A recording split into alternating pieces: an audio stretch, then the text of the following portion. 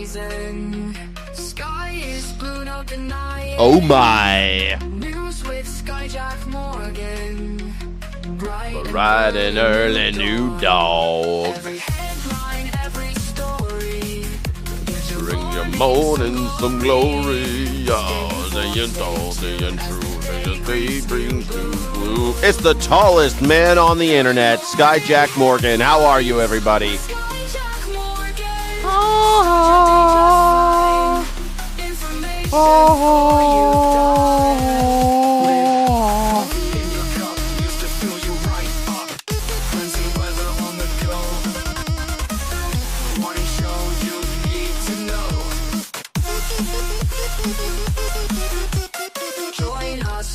Hey.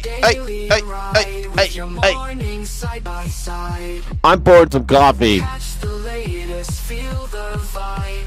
Sky will keep you well supplied. Good morning headlines with Skyjack Morgan.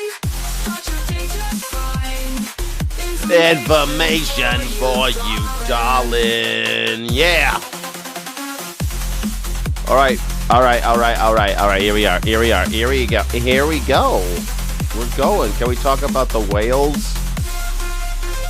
Yeah, we can talk about whatever you want, Positrek. What about the whales? Whale.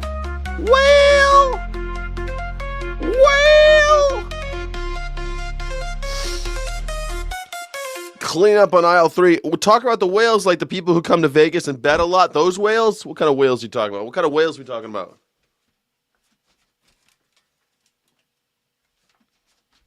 You almost saw my secret passage back there. Don't look out. Look out for my secret passage. What's the deal and how you feel? My name is Skyjack Morgan. I'm an independent news and culture commentator, free speech and critical thinking advocate. And boy, are my arms tired. It's going to be such a great day today. I'm hoping that we're going to have a good day. I mean, I don't know. It's the ¡1 news reaction show on YouTube. It's the biggest one since YouTube started. It's the #1 news reaction show ever in the history of YouTube. And it's that way because of you. And so I appreciate you there very, very much for being here. God damn it, that coffee's hot. But it's pretty good. Did you know about the whales and sharks don't have the ability to lose consciousness when they are skinned alive on whaling ships? They remain fully aware until they die of blood loss. AI has decoded humpback whales as having a more intricate language than the Mandarin Chinese. No, I didn't know anything about the... I knew that they're like AI and the language thing was happening, but I did not know that they were unable to lose consciousness, and they had to wait until all their blood ran out of them. It doesn't surprise me. I mean, we do horrible things to animals. Why do we do so many horrible things to animals? Why do we keep doing it? It doesn't seem right to me. Does it seem right to you? I bet whales hate us. For sure they hate us. Are you kidding me? It's surprising that they don't tear us down more. That's not even orcas. Shit. Orcas definitely hate us. If I were an orca, I would definitely tear down. I'd definitely sink some yachts, if I were an orca. But orcas, what are you going to do? You know what I'm saying? Oh, man. Well, today I saw that Donald Trump said that he doesn't care about the midterms. What do you care? I don't care about the midterms. I don't care. And I just don't even care anymore. It's fun. I think it's great. Good. That's awesome. Maybe you could stop trying to steal the elections then. I don't care. I don't care. I think he said that after he got really bad news at the doctor. If you found out that you were going to die before the end of 2026, I think that you'd be like, I don't care about the midterms. I might not make it to November. I think that's what's happening. Donald Trump he might not make it to November. So he's like, I don't care anymore. I just don't care about the midterms. Okay. I don't care about Iran. I don't care about anything at all. All I want to do is spend time with my family in these darkest days, in the twilight, as I look at the sun setting on all my misdeeds, and I stare off into the distance wondering, why did I say all that about Arnold Palmer Schlong? Maybe I should have spent more time thinking about my family than Arnold Palmer Schlong. Maybe you should have, Don. Maybe you should have, Donald. But he says he doesn't care about the midterms anymore. I think it's because They'll hide that corpse until January 21st. January 21st, 2029? And I think he's gone by 2026, end of 2026. Only homosexuals care. Only the homosexuals care. Donald Trump has cared a lot about the midterms until all of a sudden he says he doesn't care. All of a sudden it's gay to care about the midterms? How do you keep up? How do you keep up with all this flip-flopping, May? Jesus, your head must be spinning. You care, you don't care. Trans are good, trans are bad, abortion's good. Oh my God, you guys must be just like the guru. It's so hard to keep up with Donald Trump. It's amazing that you're able to. It really is incredible. You must just like shut that thinker all the way off, huh? Just shut it all the way off. Bum ticker, bum thinker. Nothing's working. Lights are on, nobody's home. I'm sure they have passed down verbal knowledge of what we've done to them. The whales. I don't know, man. Animals learn stuff. I don't know. Maybe makes sense. Yeah, indeed. Does May J gives 12-year-old vibes to anyone else? Yeah, I mean May definitely has a lot going on there. Arnie Palmer. Arnie has a large. He had a big one. He was all man. JD is lame ducked before January 20th, 27. Maybe that's what it is. I mean, like I said, I've been saying for 2 years now almost that Donald Trump is going to be out by the end of 2026 and we'll have 10 years of JD Vance if we're not careful. I mean, maybe we could stop it, but that's my prediction. 10 years of JD Vance. That's all we got to do. 10 years, man. Trump is a closeted homosexual. Well, I don't think he's that closeted about it. I think he's very openly gay. I think that he's our first gay president, but he's not gay and like he loves men. He doesn't love anybody. He loves power. And if he can own you, he'll fuck you. I think that's what it is. If you're a 12-year-old girl, great. If he can own you, he'll fuck you. If you're a man in Studio 54 with cocaine on your erect penis, great. Donald Trump will take some of that cocaine and he'll fuck you. This is, or be fucked by you. This is a whole thing. Ooh, my camera just died. Why did my camera just die? That's a strange phenomenon. I don't know why that happened. Strange.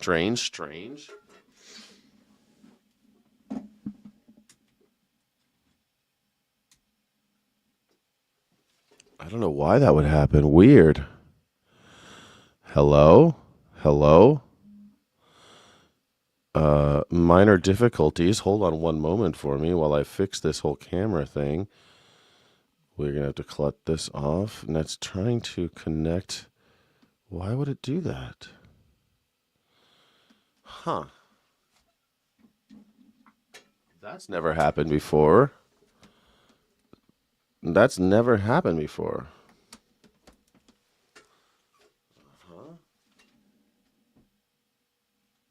Okay. We're back. Are we back? I think we're back.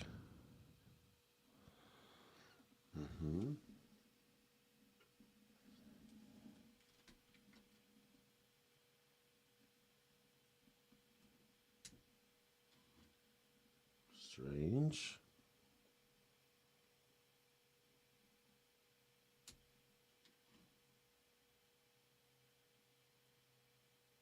Come on, baby, you got this.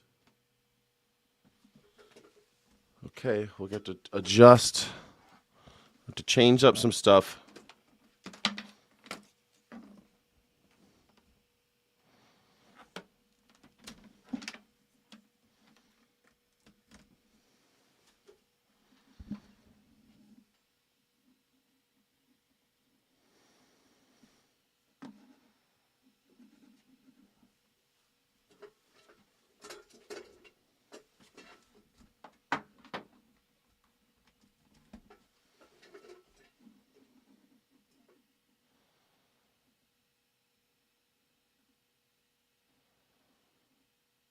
Weird. That's a strange glitch that never happened before. Welcome to the show, everybody. David Bork, Buy reported. Star Trek movie references when I'm and I'm the child. What's wrong with Star Trek movies? Star Trek was a movie made for adults. That was made for grown-ups, May. Thank you so much. Star Trek was made for grown-ups. It was one of the first ones. Did I pay the bill? Yeah, Studio 54, Donald Trump was it's very common. Like there's pictures of him at Studio 54. Supposedly he was really into doing lines of coke off of men's erections at Studio 54. And that was a long time ago. But hey, how many boner bumps do you have to do to be called gay in this city? You know what I'm saying? He was really into it. Like, I didn't make that up. That's just a thing that happened. Trump molested a 13-year. Yes, he did. Yes, he did. That was the part of the whole thing. Sorry, everybody. That's how it happened. And sorry for the weird technical difficulties. Doesn't normally happen. But anyway, we've got a brand new show for you today. Welcome to the #1 news reaction show on YouTube. My name is Skyjack Morgan. I'm an independent news and culture commentator, free speech and critical thinking advocate. This is the #1 news reaction show on YouTube, and I'm glad that you're here. All right, so the way we're going to do this today is the same as we do it every day. But I don't know if you heard that it looks like, do you remember during the embarrassing Trump-Biden debate? Everyone remembers that, right? I was driving. I think I was in Kansas City. It was late at night. I forget where I was exactly. I was driving. It was nighttime for me, and I was listening on the radio, and I remember listening on the radio. I'm like, holy shit, Biden's having a stroke, and it's like, and I kept on hearing Donald Trump saying all this crazy normal shit that I can't believe any human would fall for. I can't believe any human being could ever listen to Donald Trump and believe him. And if you do believe Donald Trump, then you should buy some Melania coin. This episode is brought to you by Melania coin. If you believe Donald Trump, then you need to believe him hook, line, and sinker. He said that Melania coin is the most important financial tool for the future prosperity of America, and it's endorsed by the one and only First Lady of the United States, Melania Trump. Look, I sold my house and bought Melania coin. That's because I'm a real true believer in Donald Trump. So please, all proceeds today going to Skyjack23 Venmo or Skyjack Morgan Cash App will be going directly to Melania coin. I'm investing every penny in Melania coin because I trust the president of the United States. But you know what? Remember when I said I thought he was having a stroke, and it turns out up about her husband. So did Jill. Jill thought he was having a stroke as well. Why did everyone thought that Joe Biden was having a stroke when he was talking up there? Remember this shit? Husband's infamous 2024 debate performance. Look, folks, we beat cancer. What do you say? We beat Medicaid. I was frightened because I had never ever seen Joe like that before or since. Sure. She says she feared her then 81-year-old husband was experiencing a medical condition. I don't know what happened. I mean, as I watched it, I thought, oh my God, he's having a... Bro, I'm not paying my rent anymore, man. I'm buying Melania coin. I don't know what you don't understand. You need to stop paying rent, start buying Melania coin. Donald Trump tells the truth about everything. Boner bumps, drugs. Look, man, if Donald Trump is doing boner bumps in Studio 54, is that gay? Look, I'm not saying, you know what? Charlie Kirk said it's not gay unless you do it. That's how he defended his porn addiction, his gay porn addiction, his trans porn addiction. It's not gay if you don't do it.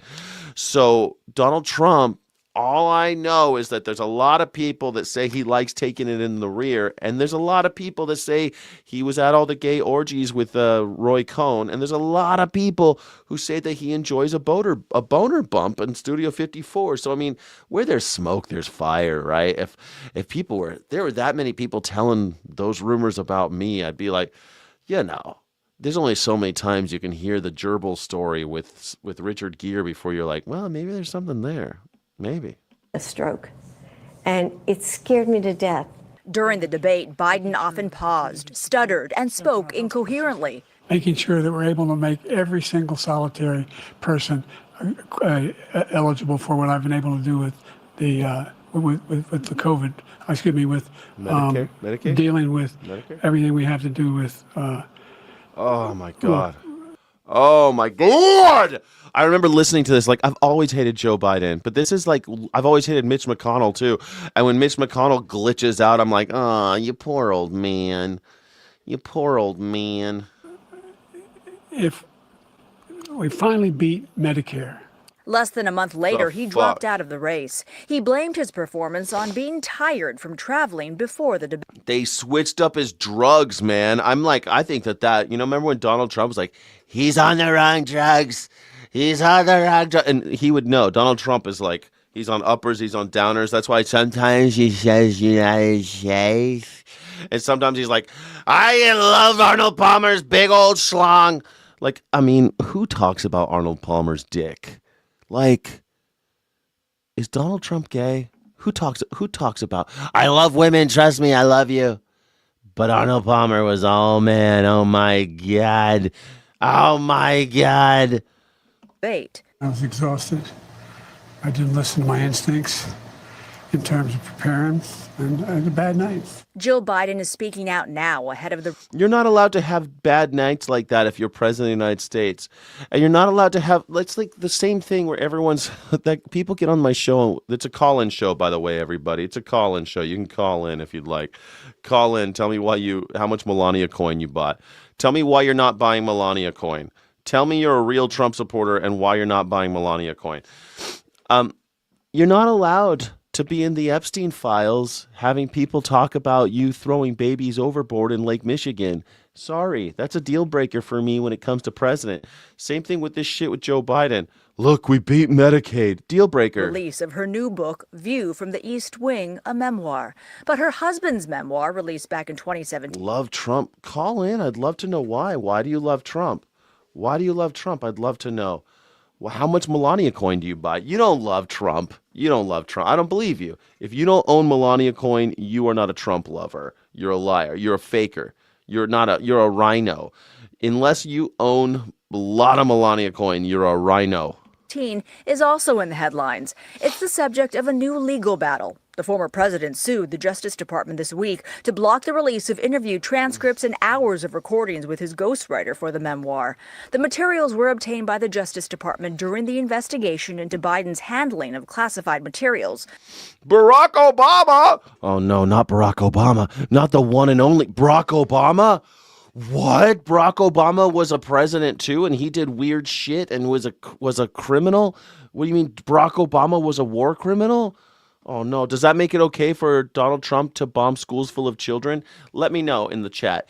If Barack Obama killed an American citizen with a drone strike overseas extrajudiciously, does that make it okay for Donald Trump to bomb a school full of children? I never understand this thing. Oh, Barack Obama though, I never get it.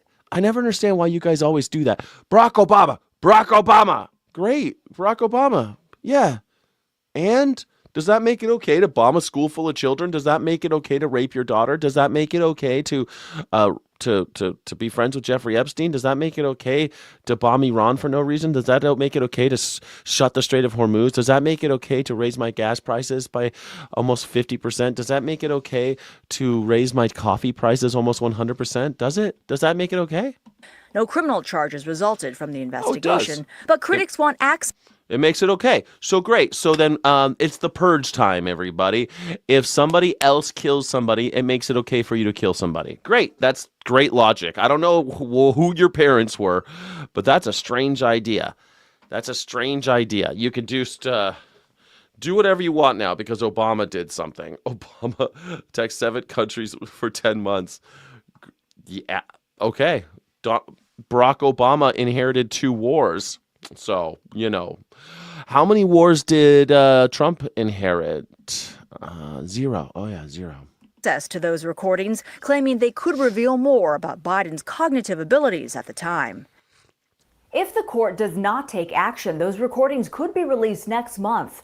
A Biden spokesperson insists they serve no public interest and says releasing them would violate Biden's.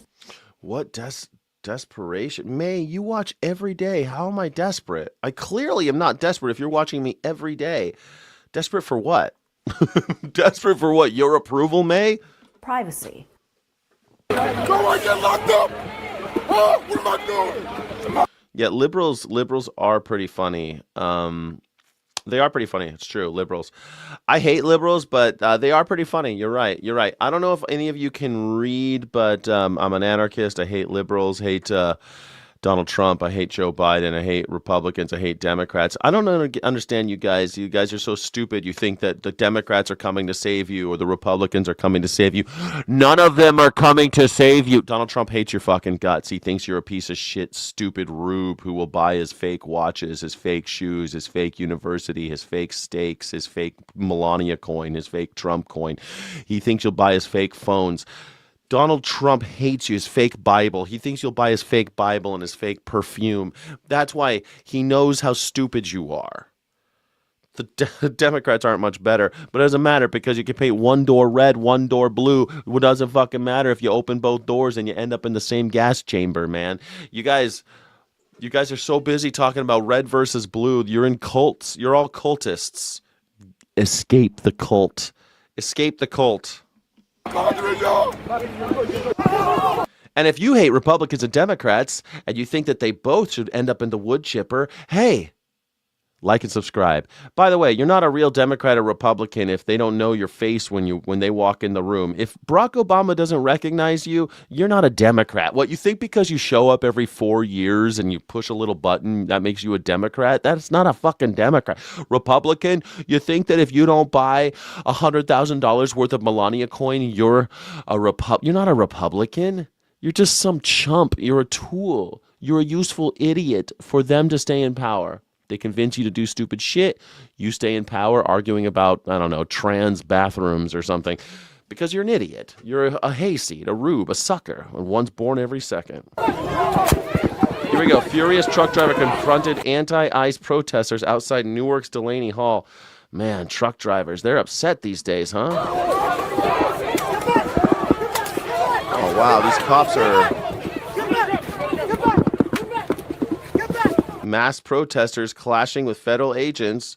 Masked protesters clashing with masked federal agents as tensions escalated during ongoing demonstrations tied to reported detainee hunger strikes. People are on hunger strikes because they're in concentration camps, and most Americans are totally okay with it. Totally fine with it. Hunger strikes in the concentration camps? Ah, ding dang do. Totally okay with this, huh? This is what you voted for, remember? Rad. Trump stole my money through illegal tariffs because he loves me. He did do that, yes. He doesn't believe in the free market economy, so he thought that he would, do a totally dictatory thing, declare a state of emergency and illegally levy tariffs on you that you paid. But don't worry, he's going to take your money again in the form of taxes in order to pay it back to the corporations. So the corporations had to pay taxes. In return, they raised the prices on you. You paid those prices to keep those corporations afloat. Then the corporations sued the federal government and won for it being illegal. And you are going to now have to pay taxes in order to pay off the... You're getting at both ends, man. You're like Stormy Daniels in the beginning of her career. You're DPing, man. You're getting DP just like Stormy Daniels. You poor suckers.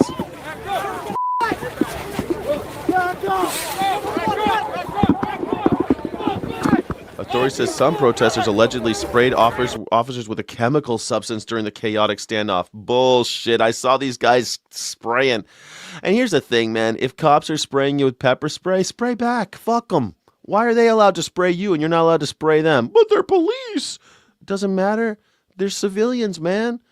They can't just do whatever they want to you.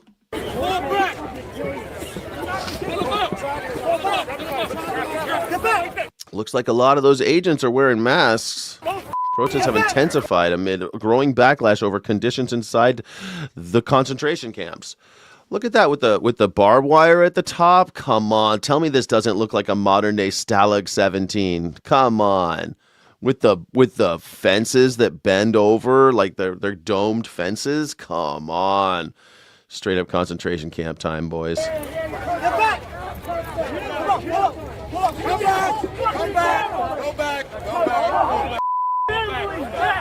come on. You just say come on. You know, honestly, I'm kind of proud of America. When I lived in Germany, I always wondered, what did all you Germans do? You tell me none of you guys went to the concentration camps and said, hey, stop?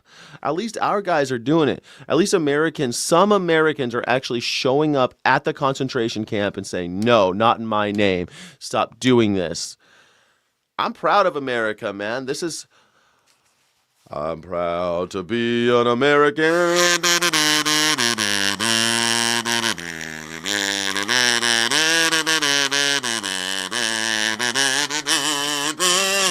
I'm proud of you, America. Some of you are standing up to the concentration camps. Thank you so much. Go and get locked up. What am I doing? Am I bothering y'all?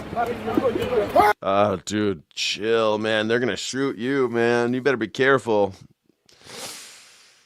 You better be really careful. If I hit one of y'all, I ain't going to jail, right? No, I ain't going to jail. If I hit y'all, going to jail, right? Come on. Yeah, if you hit him, you will go to jail. It's called assault. Why don't you calm down, big boy? Big boy, big boy. Big boy's neighborhood. Calm down. What's wrong with y'all, man? Come on, man. Jesus, chill. You're getting paid by the hour, worker. What are you caring about, man? It's the problem with the workers rebellion, man. You're always going to have workers like this. Like, why can't I work harder for the man? Why can't I just work harder? Communist? Man, communist, Bramble. Who's a communist? You a communist? Bramble's a communist, everybody. Look out, we got a communist in here. His name is Bramble. He's named after that vegan dog. Brambles, the vegan dog, lived to be 30 years old in the Guinness Book of World Record. The longest living pooch who ever lived on Earth. The longest living pooch who ever pooched. Ain't nothing but the dog in me. Wow, wow, wow. I can't believe that dog lived to 30, man. I never met a 30-year-old dog. Brambles made it to 30. Vegan dog. Vegan dogs live till 30. It's crazy.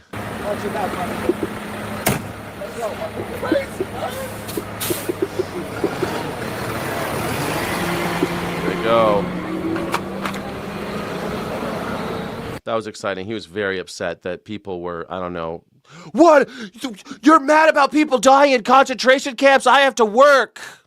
I have to sell my time for money to the man, to a billionaire, to a faceless bureaucrat who will in turn steal everything from me. $50 billion a year is stolen in wage theft, but it's rad. Thank you so much for being here. Well, in Germany, they probably were not as aware of misinformation. I don't think so, man. They had the White Rose. There were people putting out pamphlets and stuff about what was happening. They watched they watched the ghettos get liquidated. Their neighbors were ripped out of their homes, just like our neighbors were ripped out of our homes. I mean, face it, like we've got tons of misinformation and lies on our news.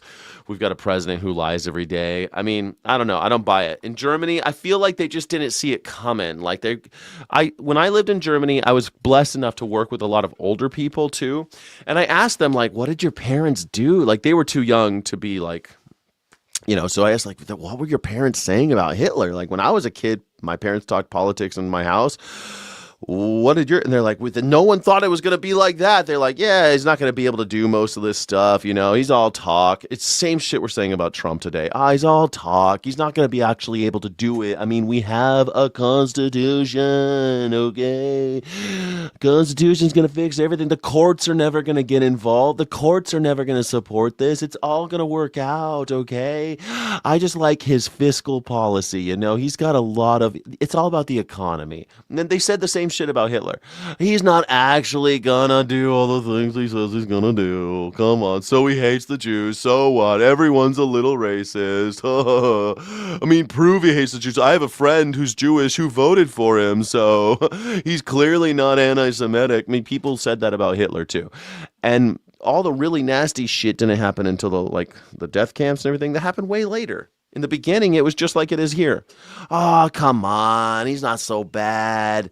Just a normal guy. He's just a little racist. He's just old. That's how people are who survived World War I. They blame the Jews for losing World War I. That's normal, okay? That's just his generation. Same excuses. All right, let's see. Body cam from a policeman. Yeah. Well, I lived in Germany. I lived there. I knew a lot of people who survived those times. I was fortunate enough to meet a lot of people who survived the dark times of Germany. I was very lucky to know those people. So, yeah. Hey, Sky City Rebels, you're watching me in horizontal. Some of you guys, most of you guys are watching me in vertical. Thank you all for being here. I'm looking at the horizontal feed, so if ever it looks kind of funny on the vertical, that's why. But if you are a Sky City Rebel, I am broadcasting in horizontal as God intended, as YouTube God intended. Oh my God, I love this. Oh, thank you, Bramble. This traffic ticket Bramble, was just... thank you so much. This is one of my favorite things is when people can't spell and they're insulting me. I love this shit. Lying piece of shit. That's not how you spell lying, but thank you. I appreciate you. Regular YouTube, that's right. Dismissed after a Florida sheriff's deputy asked the court to dismiss the charge just before a scheduled court hearing.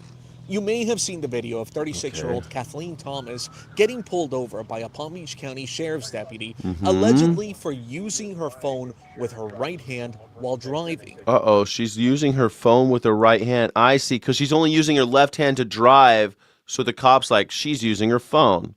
Okay. Interesting deduction, Sherlock cop. But there was one problem. Watch what happened next. The cop, and it took everything I had to not throw up in his back seat. That wouldn't bother me. Could you smell it? I mean, if I could smell it and it was like all up in my nostril, I think then I'd be upset. But You're a very tolerant person. if I couldn't smell it, I don't care what you're doing. Okay. It doesn't bother you, huh? Yeah, a lot of times you can. Maybe it's Who's this guy talking to? it's not much world. That cop's in an unmarked car? The cop's in an unmarked car? These cops. It should be illegal to have an unmarked car if you're a cop. Why are these cops able to sneak around? I'm going to catch you doing bad things. You better not do anything bad. We're secret police. Oh, wait. Secret police. Geheimstaatspolizei.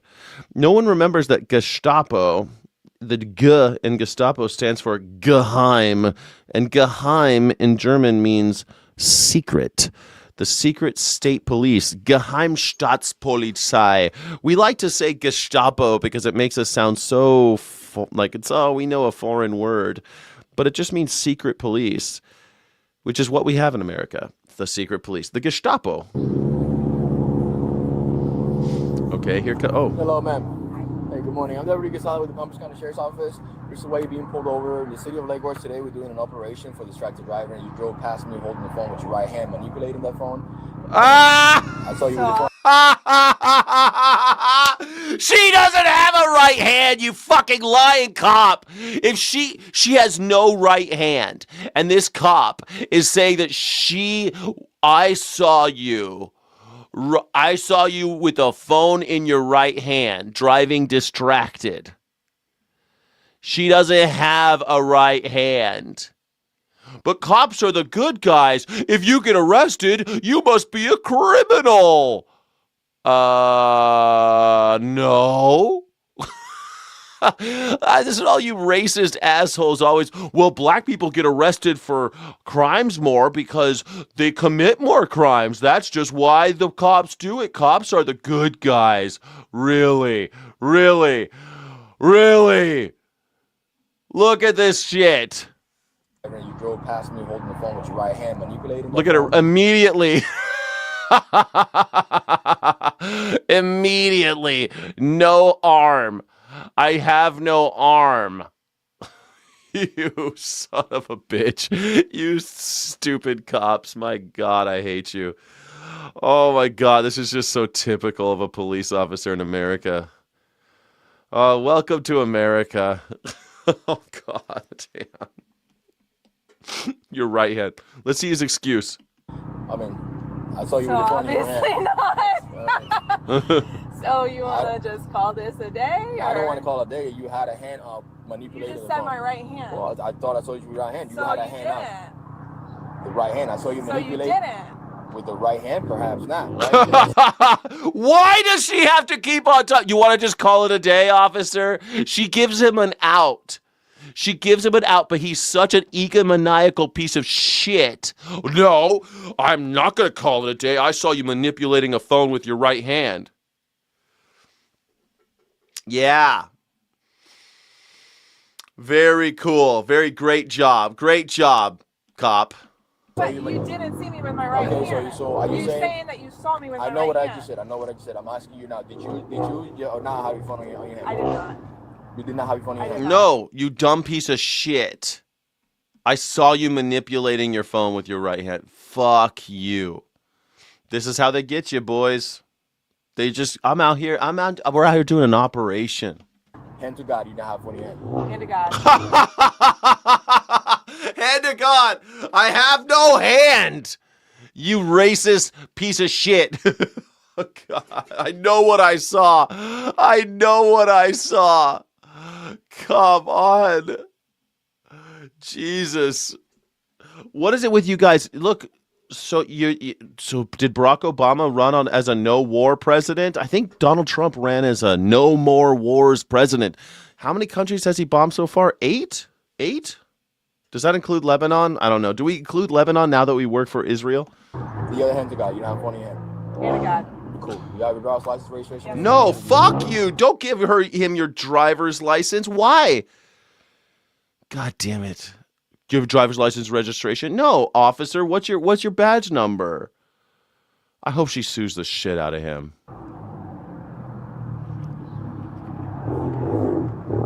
Stupid cops. Ableism? Ableist superiority is not racism? Okay. Okay.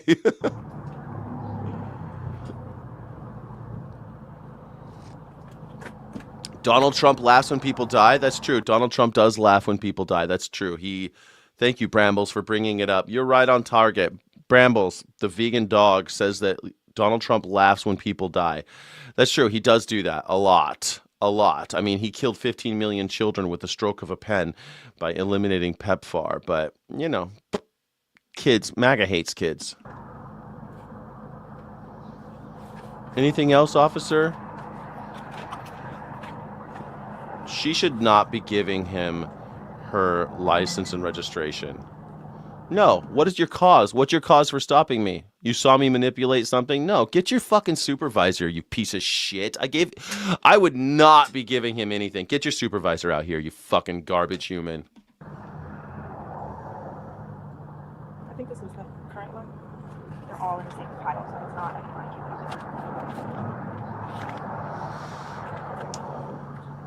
Insurance too? This is the insurance. MAGA loves pedos. MAGA does love pedos. I mean, they keep voting for one. I mean, shit. They love chomos. It's a chomocracy. And MAGA well, it's not that they love pedos, that they just really hate children. Like MAGA, there's no ROI on kids until 18 years, and MAGA's always trying to shorten that shit. They want to get ROI today.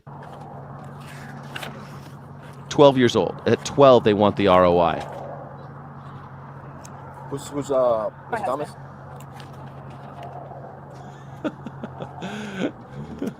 My mom's been dead for 5 years, Colonel Olds, you piece of shit. I'm just going to time you out right now because you're a piece of garbage. There you go. My mom's been dead for 5 damn years, and someone says I live with my mother. Fucking garbage human. You're a garbage person. You deserve to die.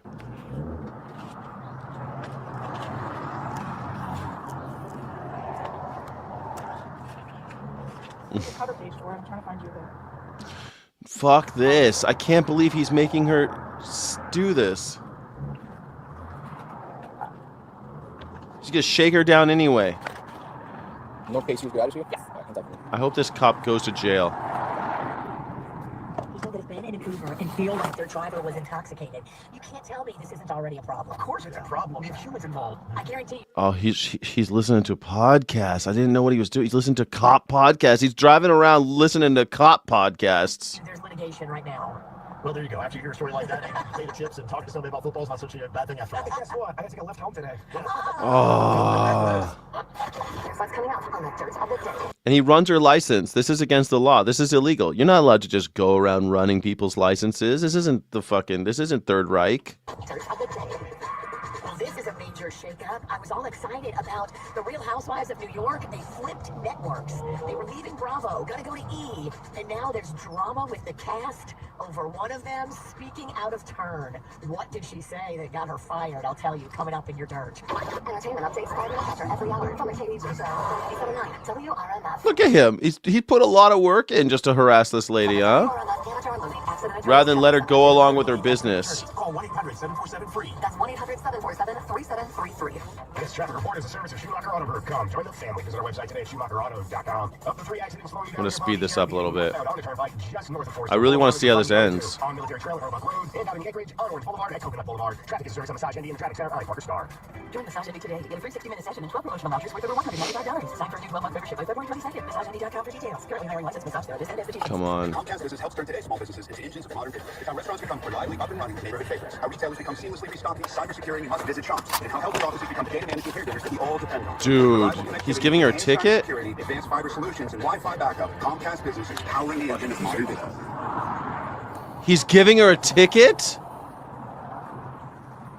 All right, ma'am. So you're going to receive a citation for wireless communication device handheld while driving. You got to put the phone down as you operate a motor vehicle. Oh, and you put on there that you saw me with my right hand holding it. I did not put that. No, if you want to take a But report. that's what you said when you pulled me over. Yes, Yes, that's what I that said, you yes. saw me holding my device with my right I'm hand. not disagreeing. Holy shit.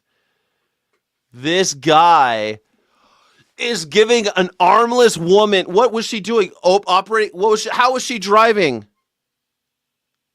That's so perfect, man. I love it. Thank you. Thank you. This is how cops do it. Gave her a citation for driving while on the phone with her right hand. Yes, that's what I said. Okay. Yes. Yes. If you want to take it to court. And that's what you saw. That's what I said. That's what you said you saw. Yes. Okay. Okay. If you want to take it to court, option 5 on the back of the ticket, that's how you take that ticket. Fuck you, officer. Get the fuck out of here. The actual citation was issued back in February in Lake Worth, Florida, and there was supposed to be a court hearing today, but the police officer requested for the court to dismiss the ticket on Monday. Oh, yeah. All of a sudden, you could dismiss it after. Yeah, well, now I want it dismissed. I just wanted to ruin your day. Holy shit, man. This is so typical in America. Good morning, America. We're giving people tickets for having one arm in America. Thank you, America. What a great place to wake up into, America. Sheriffs, am I right? What great people. What great people. These are the good guys. These are the ones you can rely on. These are the ones you can trust. Always trust a police officer. They're the good guys. I was in President Donald Trump's cabinet meeting today. These can be marathon meetings that can go on for hours. Oh my God, it's embarrassing. Did you see the cabinet meeting where they're all like, Mr. Trump, you're the greatest. I can't believe how wonderful you are. And I love you. And I love all of your children. And you are just a perfect president every single day. The president today didn't want to call on all of his cabinet secretaries to try to move the meeting along, but it still lasted for about an hour and 20 minutes. At every seat in the room, there were red hats commemorating America's 250. Are you kidding me with the red hats? Got new red Chomo hats for everybody. Hey, these are different Chomo hats. We gotta know who all the Chomos are. If you're wearing one of these red hats by now, I assume you're a pedophile. That's just, sorry, you're a pedophile. It's the pedophile look of the season, a red hat. If you're wearing one of these red hats, you're a pedo. The anniversary this summer, the hats featured images of Mount Rushmore and the Statue of Liberty and an eagle and an American flag. The president spent much of the time talking when he called on a couple of members of his cabinet.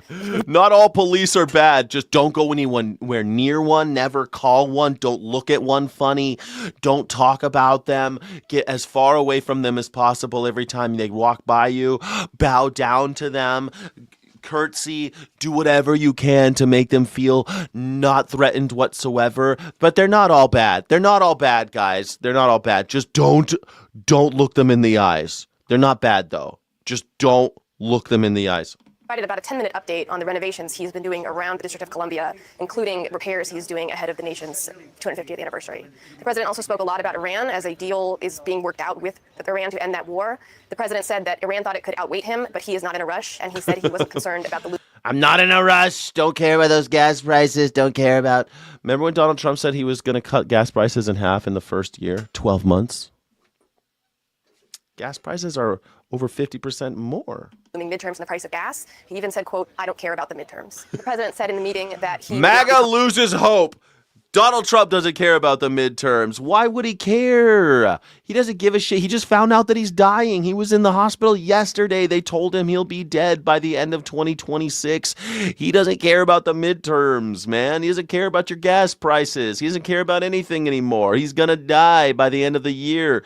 He is a very sick man. He is ill. He is not okay. He will be untrumped. They just gave him the ultimate Trump card. The goddess just dropped the ultimate Trump card on Trump. He ain't gonna make it, folks. This is it. This is over. It's over. You hockey puck. It's over, hockey pucks. He's done. You don't care about the midterms. Comfortable if Russia or China took Iran's stockpile of highly enriched uranium, which could potentially be used to make a nuclear weapon. It's not clear what would happen with that material in any kind of deal. The president also said that he thinks things are going well in the talks with Iran, but he said a few times that the U.S. may have to return to war with Iran if the talks do not work out. Trump is a Nazi. Yeah, everyone knows that Trump is a Nazi maggot. Of course he is. Yeah, he's a fascist piece of shit. But, I mean, he's just a little bit more fascist than the other presidents. But, he's just meaner about it, which makes him like I think a Nazi's just a really mean fascist. So, Donald Trump is just a Nazi. Yeah, absolutely. You're absolutely right. How the fuck do I know? Because he's gone you don't give old people CAT scans over and over again for fun. You don't do it. You don't go put it in there. You don't go put some old man through the magnetic tube for funsies over and over again. You don't keep giving him cognitive tests just because you enjoy doing it. You don't constantly send him back for checkups at Walter Reed when there's a perfectly good hospital inside of the White House. You don't keep doing that. Homeboy, that bruise on his hand, he's on his way out, the swollen ankles, the weird bouts with dementia. He's short timing, man. He's sundowning. This is it. Welcome back. Well, the Department of Homeland Security enacting new policy measures to crack down on fraud in asylum claim cases. ICE agents and attorneys now with greater authority to penalize those with fraudulent documents. The DHS General Counsel said this: it is standard practice for immigration attorneys representing illegal aliens to assert that virtually every illegal alien is going to be persecuted or tortured in his or her own. What do you mean Trump is lying about everything?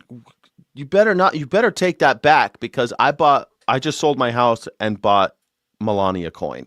I am converting all of my material assets to Melania coin. You can find my eBay. My eBay is ebay.com/buy all the Melania coin. Buy all the Melania coin. That's what I'm doing with my money, because Donald Trump always tells the truth. How dare you make me you're just fudding, man. You're just trying to fud. Own country. Now, due to this directive, ICE attorneys have greater authority to enforce the law and stop the abuse of our asylum system by illegal aliens and attorneys. Joining me now is former federal prosecutor and former acting ICE director Jonathan Fahey. Oh, I love this. What's a clock, bruh? What's a clock? Is that what Donald Trump says when they give him the cognitive test? Because the cognitive test is usually like, hey, draw a clock.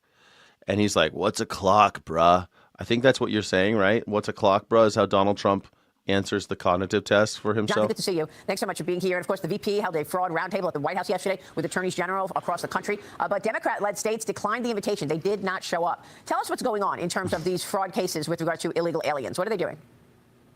Yeah, what they're doing is essentially a continuation of what they did under the Biden administration, because one of the... Then you love Biden then, huh? You guys love Biden.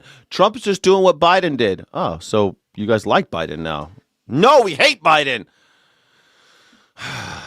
You hate Biden, but you love Trump for doing Biden shit? Is that what you're saying? You hate Joe? I thought Joe Biden was asleep the whole time. Tricks that the Biden administration used to bring in so many illegal aliens was claim that they're asylum seekers and implicitly encourage them to falsely claim asylum so they could come into the country with the understanding that they would basically get to stay. But what they're doing is asserting that they have a legitimate fear of torture and persecution. Stop Nick Shirley.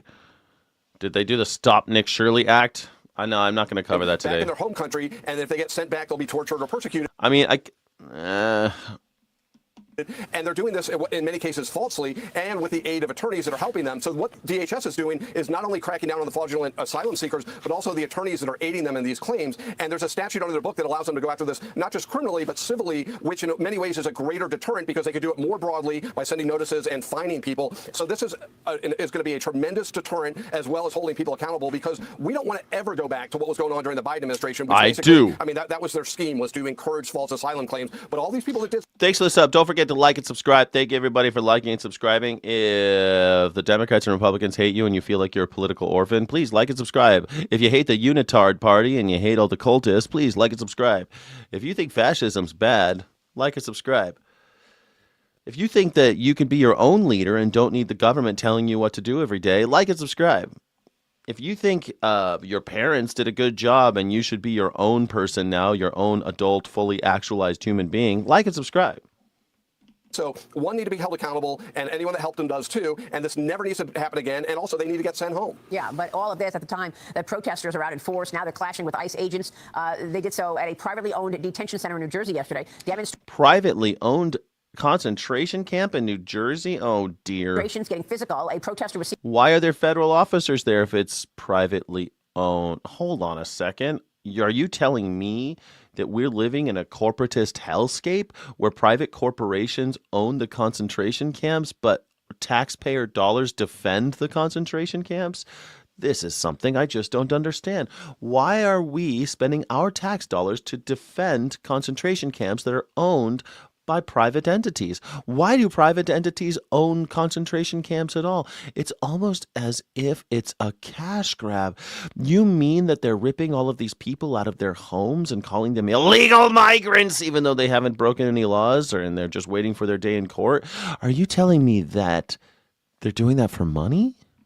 Shoving a megaphone in an agent's face, and the chaos broke out after a letter. That person was not shoving a megaphone in the agent's face. She had a megaphone. The agents always come right up into your face, and so you just keep yelling. They're trying to intimidate her. From 300 detainees, the letter alleged that they are not receiving proper care or they're not being fed properly. Here's New Jersey Governor Mikey Sherrill, who showed up and joined the melee in the protesting yesterday. Watch that. Of course they're not being fed properly because it's a private company. That's how you cut costs, you see. You need to charge as much as you can and pay out as little as you can, which is why you feed them nothing. You feed them as little as possible. This is how it works, folks. This is how concentration camps work. You think that private companies weren't involved in the concentration camps in Germany? Absolutely they were. They had logos on them. I've been to the concentration camps. I've seen the logos. There literally was, the ovens had the logo from the oven manufacturer. The ovens were made by the same people that were making household ovens. They literally just made big ovens for humans. How are we different again? I remain opposed to Delaney. I will say that I'm proud. I'm so proud of Americans for actually standing up and going to these concentration camps. I'm so proud of America because some of us are actually standing up and talking about this with great, at risk of great personal harm. People are getting shot in the face at these protests. People are getting pepper sprayed. They're getting beaten, and people are still showing up and saying this ain't right. Especially given the recent information we've been having about some real concerns, not only the concerns about what's going on inside, but the fact that, they wouldn't let me in there gives you some sense that there is some there. Essex County put up a hospitality tent because we believe deeply in the right to exercise free speech and to assemble. Obviously, the federal government's trying to shut that down, adding ICE agents into the mix last night to see. There you go. Send ICE agents to defend a concentration camp that's owned by a private company. Why can't they use private security? Try to increase tensions and ratchet them up rather than to give people the peaceful means of expression. Jonathan, both the DHS and the group that owns that facility are denying these accusations in the letter, by the way. Your reaction to all of this? Of course they are. It's hard to believe she's even saying that with a straight face, quite honestly, because paid protesters. Oh, is that what they are? Those are paid protesters? So Kat Abigazela is a paid protester, yeah? I've been to those protests. Am I a paid protester? I wasn't paid. It's funny. Everyone likes to say, oh, they're paid protesters because you can't imagine anyone actually standing up for their values. Anybody who says something like, oh, they're paid protesters are people with lack of imagination because they have no principles, no values, no scruples. They would never stand up for somebody else because they have a low testosterone level. See, Kat Abigazela has more testosterone in running through her veins than Joe Rogan or any of these simps who suck Donald Trump's ass every day. Testosterone gives you the masculine urge to stick up for the innocent, to stick up for those who can't stick up for themselves, those who were willing to fight for the innocent. That's what testosterone gives you, the masculine urge to make the world a better place. But there's a lot of people who are just such simps, such hall monitors, such suckers, such bootlickers. They couldn't imagine actually standing up for their own principles or values. They couldn't imagine standing up for somebody else. So they say, oh, they must be paid. Because the only thing they can imagine as a motivator is money. But if your motivator is money, if money is truly the motive, you're lost, man. You're just a sucker. You're a loser. Everything she does, putting this aside, is to undermine ICE and their legitimate enforcement of immigration laws. You know, she's passed laws against masking. She fights ICE at every step of the way. Thanks. It's not really a suit. It's just a cheap blazer. I have suits, but I never wear them because like they fit a little tight these days because I'm working from home. I'm getting just a little. I need to get back in the gym a little bit more often, you know. But no, it's just a cheap blazer. A nice tie and a pretty decent shirt, but just a cheap blazer. I'm not really wearing a suit. It's all just make believe, guys. I didn't even shave this morning. So this is just another subversion tactic as part of this overall subversion campaign to prevent people here illegally from being deported. This idea that these people aren't being fed or get medical care is completely false, or my guess it is, and they don't care about the conditions of these detainees. They are doing this to prevent deportations. Those that are being deported without due process, yeah, because it's illegal. They're doing it to prevent illegal deportations. Yeah, makes sense to me. I mean, this is what they were doing in Nazi Germany. Never forget that the concentration camp system for Nazi Germany was invented for deportation. It wasn't invented for murder or for any of the things that we know it for. It was invented for deporting people. The Jewish diaspora. They were saying, these are Eastern European Jews. Let's get them the fuck out of Germany. And so that's what they were doing. They didn't like the blacks because they weren't German. They didn't like the asozial. Those were probably going to get murdered or just end up in labor camps. The asozial, which are just asocial, really. And then they had the gays. They didn't like them. They were going to end up in insane asylums. And the invalids, those who were mentally disabled, they put them in insane asylums. Concentration camps didn't start out with ovens and nooses and all the rest and firing squads. They started out as deportation centers, places where they processed people for either labor or deportation. Most of them, almost all of them, actually.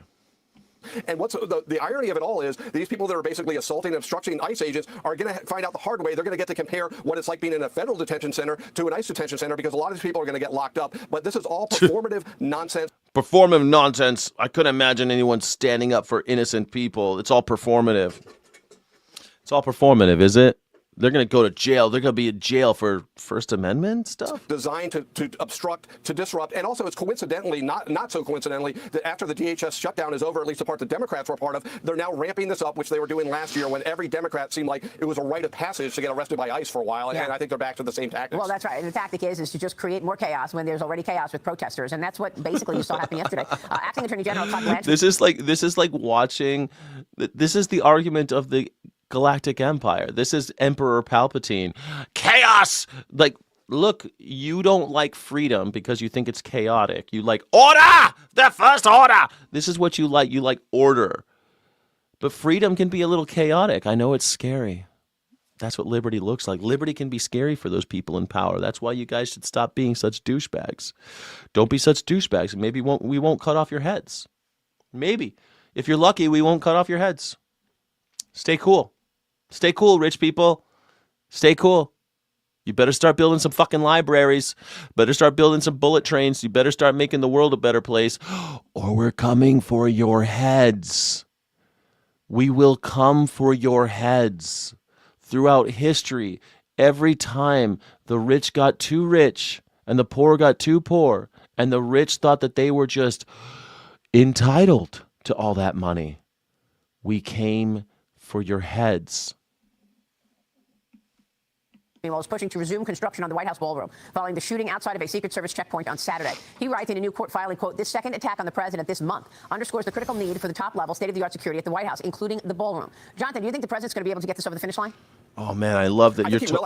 You're totally right, Chris Schultz. I mean, Donald Trump is, super liberal, and he does drugs in the street all the time. Like, he's always on drugs. I completely agree with you, Chris.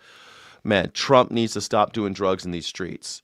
We need to fix the drug problem in America, starting with Donald Trump. That dude is always high on something. He is a major drug user, has been since the 80s.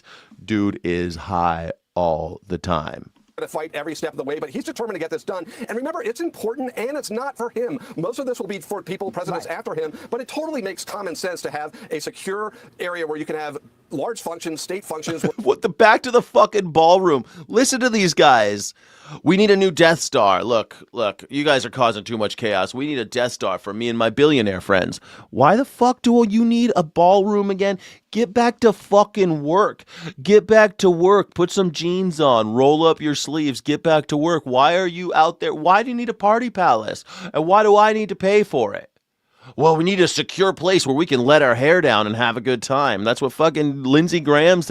They need a secure place so they can let their hair down and have a good time. Donald Trump says, oh, the ladies' hair, it's so frizzy when it's in a tent. And I don't like it when ladies' hair is frizzy. Do you like the frizz? We don't like the frizz. Their hair's so frizzy. Remember when Donald Trump said that? That's why he doesn't want to have parties in tents? Because ladies' hairs get frizzy. No straight man has ever said that shit, ever. No straight man in the history of the fucking planet has ever said, we don't like tent parties because women's hair, they get so frizzy. It's so frizzy. And then he said the whole thing about how I had to pave the rose garden because women in their heels they can't walk in the rose garden because they have heels, and ladies, I love your heels. They're so nice, and your hair is not frizzy at all today. It's not frizzy. People are safe. And these recent incidents just show how important that is. And remember, this is all part of the same thing we just talked about. The Democrats fight everything tooth and nail. If Trump wants it, they're against it. They never take a step back to say, hey, maybe this is actually a good idea. Or maybe we don't agree with every aspect about it, but this makes sense. And anyone really thinking about it really recognizes how important security is. And also, I love how these simps, it started out that, oh, the ballroom, it's getting paid for by billionaires. Okay, what are you arguing? And I said, this is a bad idea. Why the fuck would I let billionaires build anything on the ballroom? What are you talking about? Why would you let the billionaires build fuck all? Build schools, assholes. Build railroads. Build something good for people. Build something that helps people, not billionaire party palaces. What the hell are we talking about? And then now, because Donald Trump all of a sudden has flipped the script, now he wants billions of dollars of taxpayer money. What do you know? What do you know? And now you'll still simp for him. You don't care. You don't care. I'm going to put, I really want to know, please tell me, here's a chat. Tell me why you think, come on in, come, it's a call-in show. Call in and tell me why you think I should buy a party palace for billionaires. Please tell me. I really want to know. I want to know so bad. Building schools, bridges, anything, infrastructure should be done by your state governor. Let them handle their business. Oh, really? Oh, really? Really? Fine, that's great. Then California could stop giving you money. All you flyover states, all you piece of shit. Missouri, no more bridges for you. No more schools. What the fuck are you talking about? The governor should pay. Listen, man, why should I pay for a ballroom in Washington, D.C.? No, I should pay for bridges? Fuck you. The corporation should pay for bridges. Those bridges are so that I have to go to work. I gotta pay for the bridge so that I can go to work? You're crazy. You're crazy. You're crazy. People like are approaching. Oh my gosh. Oh no. Fox News reporter searing response to foul-mouthed anti-ICE protester who interrupts live shot. Out here and you have mouth, but okay, so that's just what we deal with. So just for people that want to know what it's like to cover. Well, yeah, I mean, Fox News, I feel like it's fair game. Fox News, it's fair game. Fox News goes and lies about the protests all the time. If protesters want to talk shit into a microphone for a Fox News broadcast, I think it's perfectly acceptable. These protests, it's constant with this. This is what these people do. They want people who are in this country illegally to be released out onto the streets. DHS says that's what they're going to not. Nazi you are. That is an eloquent argument. Yeah, Yeah, because you're a bunch of fucking liars. Fox News is a lie factory full of propaganda, and the fact that protesters would be pissed about how you're portraying them makes perfect sense. It is an eloquent argument, you Nazi piece of shit. Against the presence of Alexis McAdams, reporting on what's happening there outside of Newark. She's not reporting. She's misrepresenting. You heard what she said. Stay safe.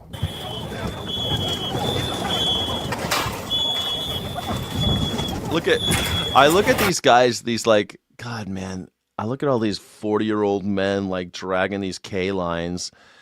Man, I just think, man, you guys are going to pull your back out. You guys got to pull your back out being, this job's not for you.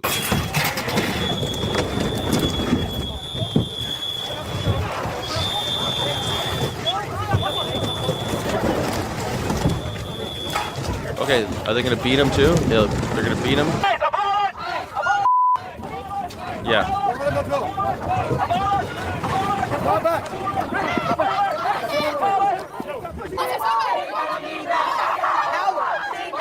God, how do you do this job, man? You got to put this mask on and hate your fellow Americans so much. You have to hate America so much to be an ICE agent. You must hate it. Why isn't he building the world's largest gym? Good idea. Why don't you just build a free gym for everybody? How many billions of dollars does it cost to house every homeless person in Washington, D.C.? Just a couple billion? Oh, interesting. Remember when I looked up how much it would cost to house every homeless person in Washington, D.C.? It was cheaper than $300 million when the original ballroom plan was $300 million. Bullshit.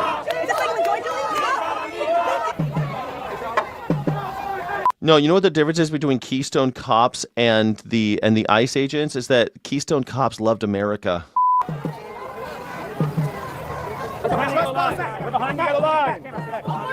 Get behind the line! Get behind the yellow line! Get behind the line! Oh, you're the line! There's a line here! Tough guys with the bar.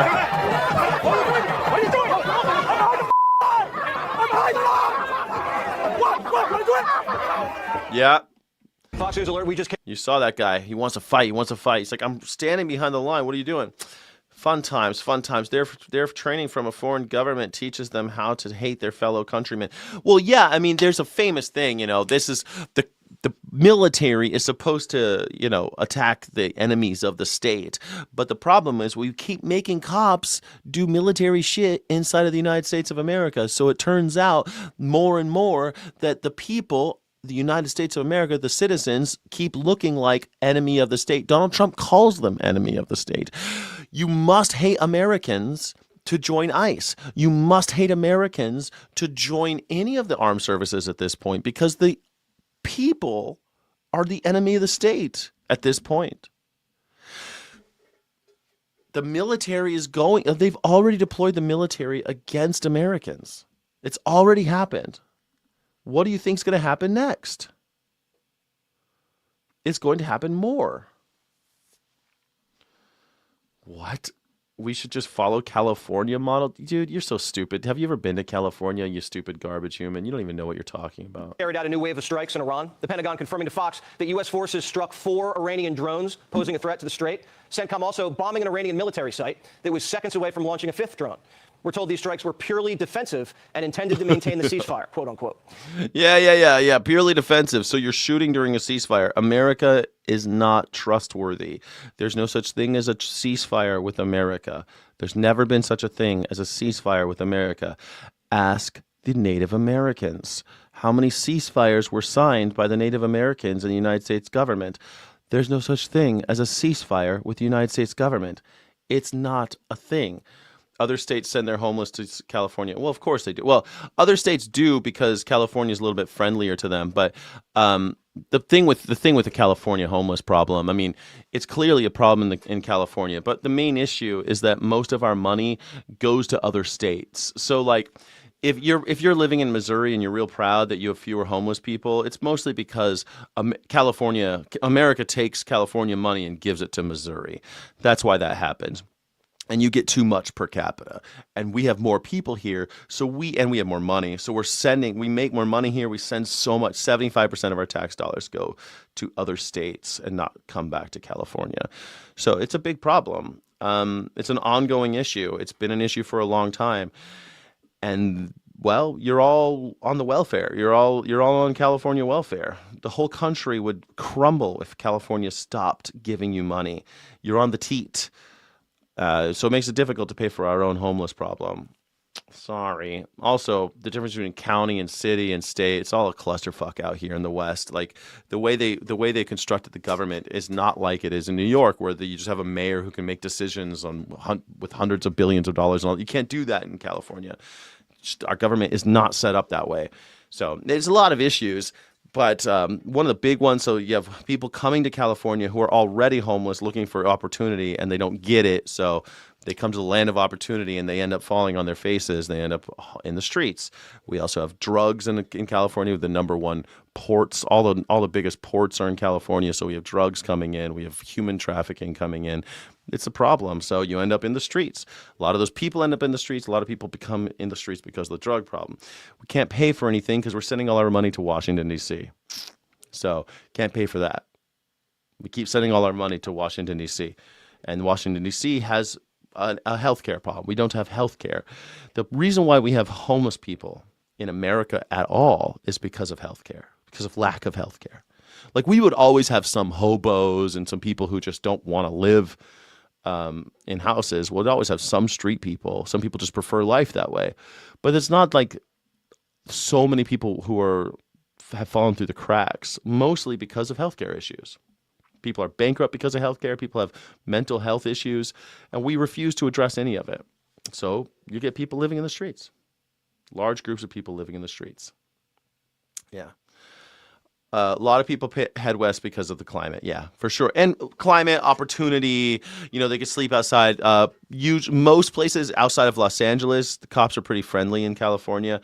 Not really in LA, but other places in California, cops are pretty cool. So they're not going to be as bad as, us in Mississippi. If you're a homeless person in Mississippi and you can get to California by hitchhiking and riding the rails, you're going to do it. You're going to get as far as you can. You're going to move west for sure. Mm-hmm. Yep. This comes just after the president called a high-stakes cabinet meeting at the White House today. The main topic, Iran. Well, I think we're doing very well. I think starting to give us the things that they have to give us. And if they What? We're doing really well. Hey, guys, we're doing really well in Iran. Just so you know, we're doing great. That's great. And if they won't, then the man on my left is going to finish them off. The man on his left? What? Pistol Pete. We're going to use maximum lethality. I'm going to bring them to their knees. And so whether it's their Navy that's at the bottom of the Persian Gulf, their Air Force, their air defenses, or their defense. This guy's such a simp. We're going to bring him to their knees. Who talks like this, man? Industrial base. They may have missiles, but they can't build more right now. And they can't build more drones right now. And they can't build more ships. And so they came and cried uncle to talk. Administration sources believe a deal is still imminent. We're using the carrot and the stick. I think there's been some progress and some interest, and we'll see over the next few hours and days whether progress could be made. I just want to remind everybody, Mr. President, you know this well, you have other options available to you if that doesn't work. But the bottom... Look at this piece of shit. Look at his tie. Look at his shoulder. Like, he's got Rubio wearing the big stupid shoulder pads now. Look at this guy. He looks like an 80s mom or something. He looks like an 80s drag queen. That's what Donald Trump looks like. Who wears... I'm not even wearing shoulder pads right now. This guy has He must have the tiniest little shoulders, but he wants to look like a big, tough guy, so he's in drag. Donald Trump is a drag performer. Line is that we prefer the negotiated diplomatic route, and we're going to give it every chance to succeed. The markets are bullish on the deal. The Dow and S&P hit record highs today, and oil fell to the low 90s. That's after we gave them another love tap earlier this week, and then just now. Love tap. Why does he say love tap every day now? Wiping out members of the Guard after catching them. Every day. He calls it a love tap. Every day that we shoot and kill someone in Iran, Jesse Waters calls it I watch this every day, and every day he says love tap. What is this? Is this a secret message to his gay lover? When I say love tap, I'm thinking about you, honey. Watch the show tonight. Watch the show tonight. I'll say love tap again, and that's you. I know I want to give you my phone number, but we're going to keep communicating through Grindr because it's safer. Laying mines in the Strait. The regime's response? Not much. Their negotiators kind of ignored it to keep peace talks on track. And they're trying to put a leash on the Guard, telling them to quit with the Strait shenanigans if they want to live to see another day. The mullahs have no choice. The clock's working against them. They're just going back to the internet because they're getting... The Strait shenanigans? I mean, why does everything coming out of Jesse Waters' mouth sound like gay porn cues, like little like coded messages. Why does everything he has to say? We don't like them with their straight shenanigans. Iran and their straight shenanigans. Why would he say it like that even? Their economy is in free fall. They have 250% inflation. Their money has no value. Their whole economic system is broken down.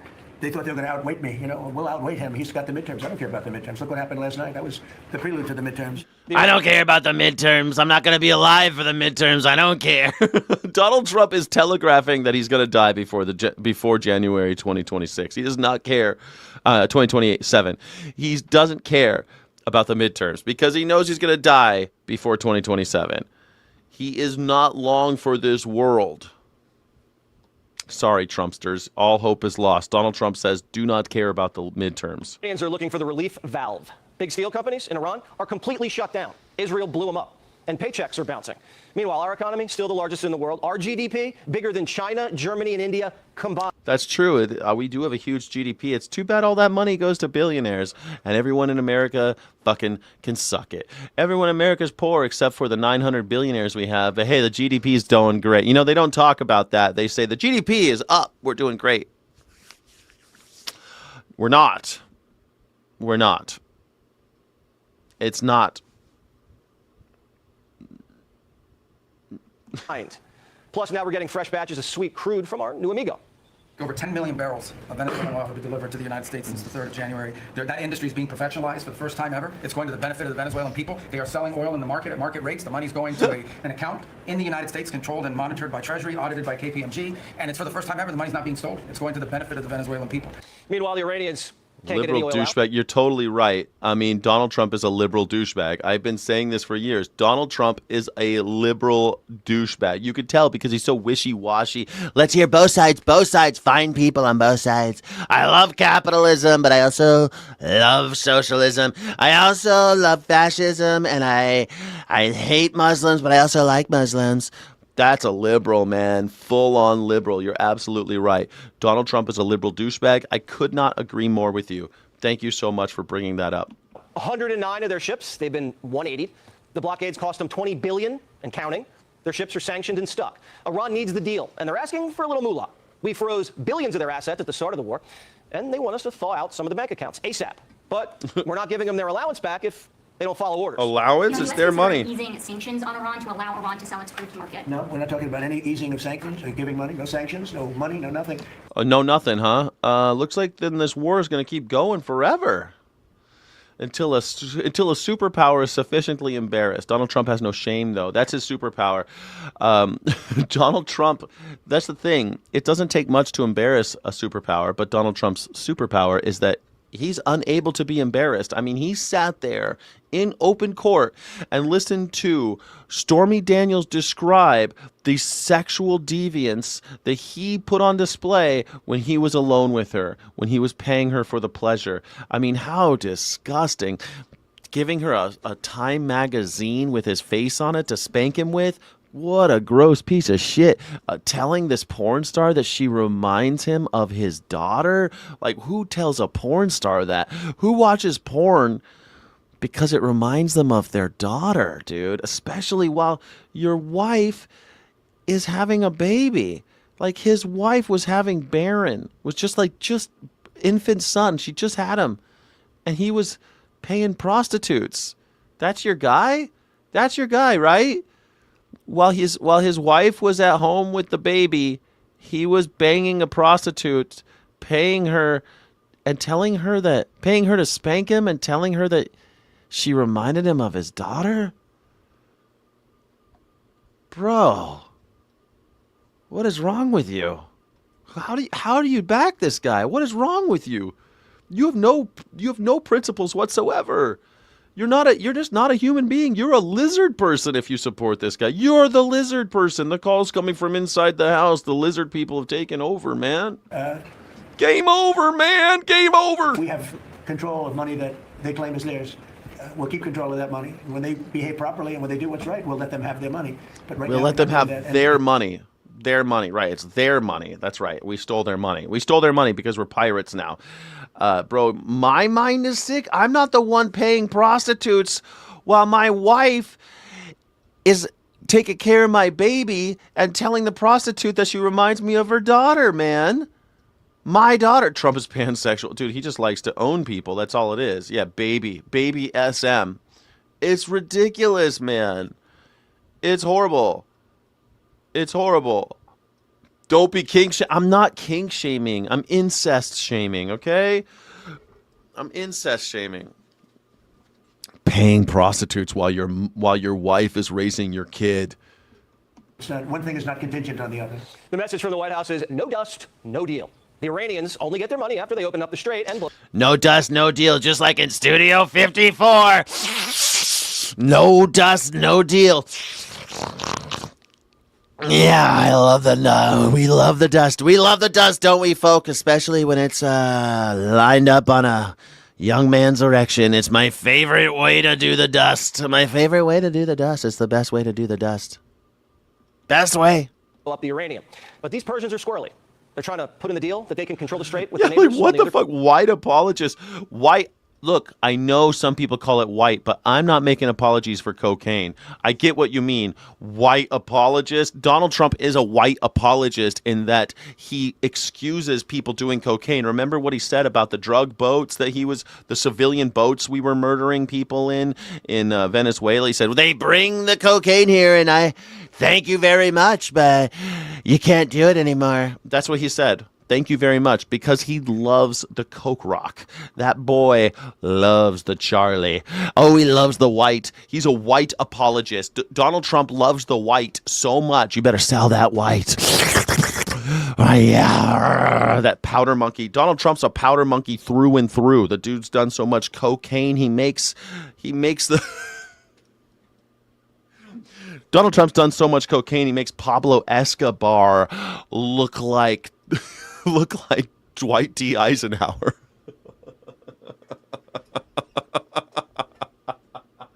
Donald Trump has done so much cocaine, he makes Pablo Escobar look like Dwight D. Eisenhower. Coast, Oman. Trump's like, that's a joke, right? The strait's going to be open to everybody. It's international waters. Nobody's going to control it. We're going to watch over it. We'll watch over it, but nobody's going to control it. That's part of the negotiation that we have. They would like to control it. Nobody's going to control it. Nobody's going to control it. We're not going to control it. They're not going to control it. It's all going to be on. So, like it was before you bombed that school full of kids.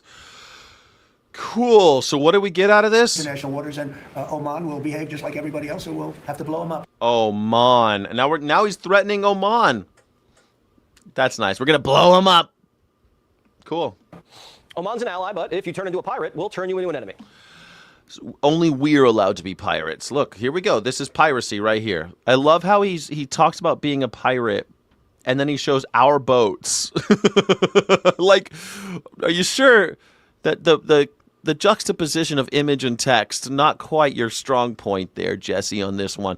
If you're going to turn into a pirate, dude, we rule the seven seas, yarg. The Russians and Chinese also want to help with the uranium.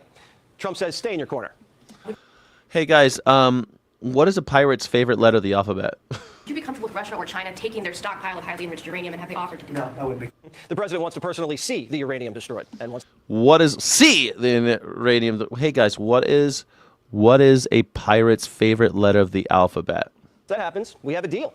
But R? No, it's not R. R! It's not R. You'd think it's R. You'd think it's R, but it's not R. It's not R. He's throwing a curveball in the negotiations. He wants the Arab world to sign on to the deal, too. And if they don't, there may be no deal. We'd like to have them. It's not R. I'm telling you, it's not R. Everyone thinks it's R. The pirate's favorite letter is not R. Immediately join the, and see, Woodcoff is working on that with Jared and some others, but would like to have them join the Abraham Accords. It'll be historic if they do it. Why the Abraham Accords over and over again? We're going to force all of them to recognize Israel, and they're all going to have official ties to Israel if they want to stay alive. We're going to blow them up if we don't. They're going to blow them up. No, the favorite letters of the alphabet. It used to be the C. That used to be the joke. The joke was the C.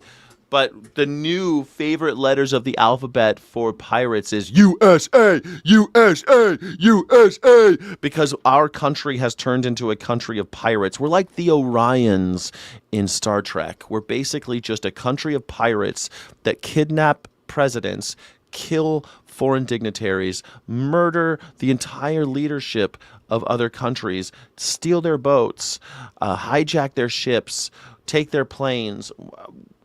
We command the seven seas. Yarg. We love USA. We are so proud. America. Yarg. R was never the joke. The joke, it used to be the C. That used to be their favorite letter. The C. I think they owe that to us, to be honest. I think because that really would be a tremendous sign. And I think those countries owe it to us. I'm not sure we should make the deal if they don't sign. You want to What the fuck? How could you say that the countries of the Gulf owe it to us to recognize Israel? What the fuck does that have to do with us? I mean, do you guys really, like, all you maggers watching right now, you're cool with that, right? Donald Trump saying that we lost blood and treasure in Iran, and we want all of the countries of the Gulf, all of the Arab Gulf states, to recognize Israel, or we're going to blow them up. What the fuck? They owe it to us.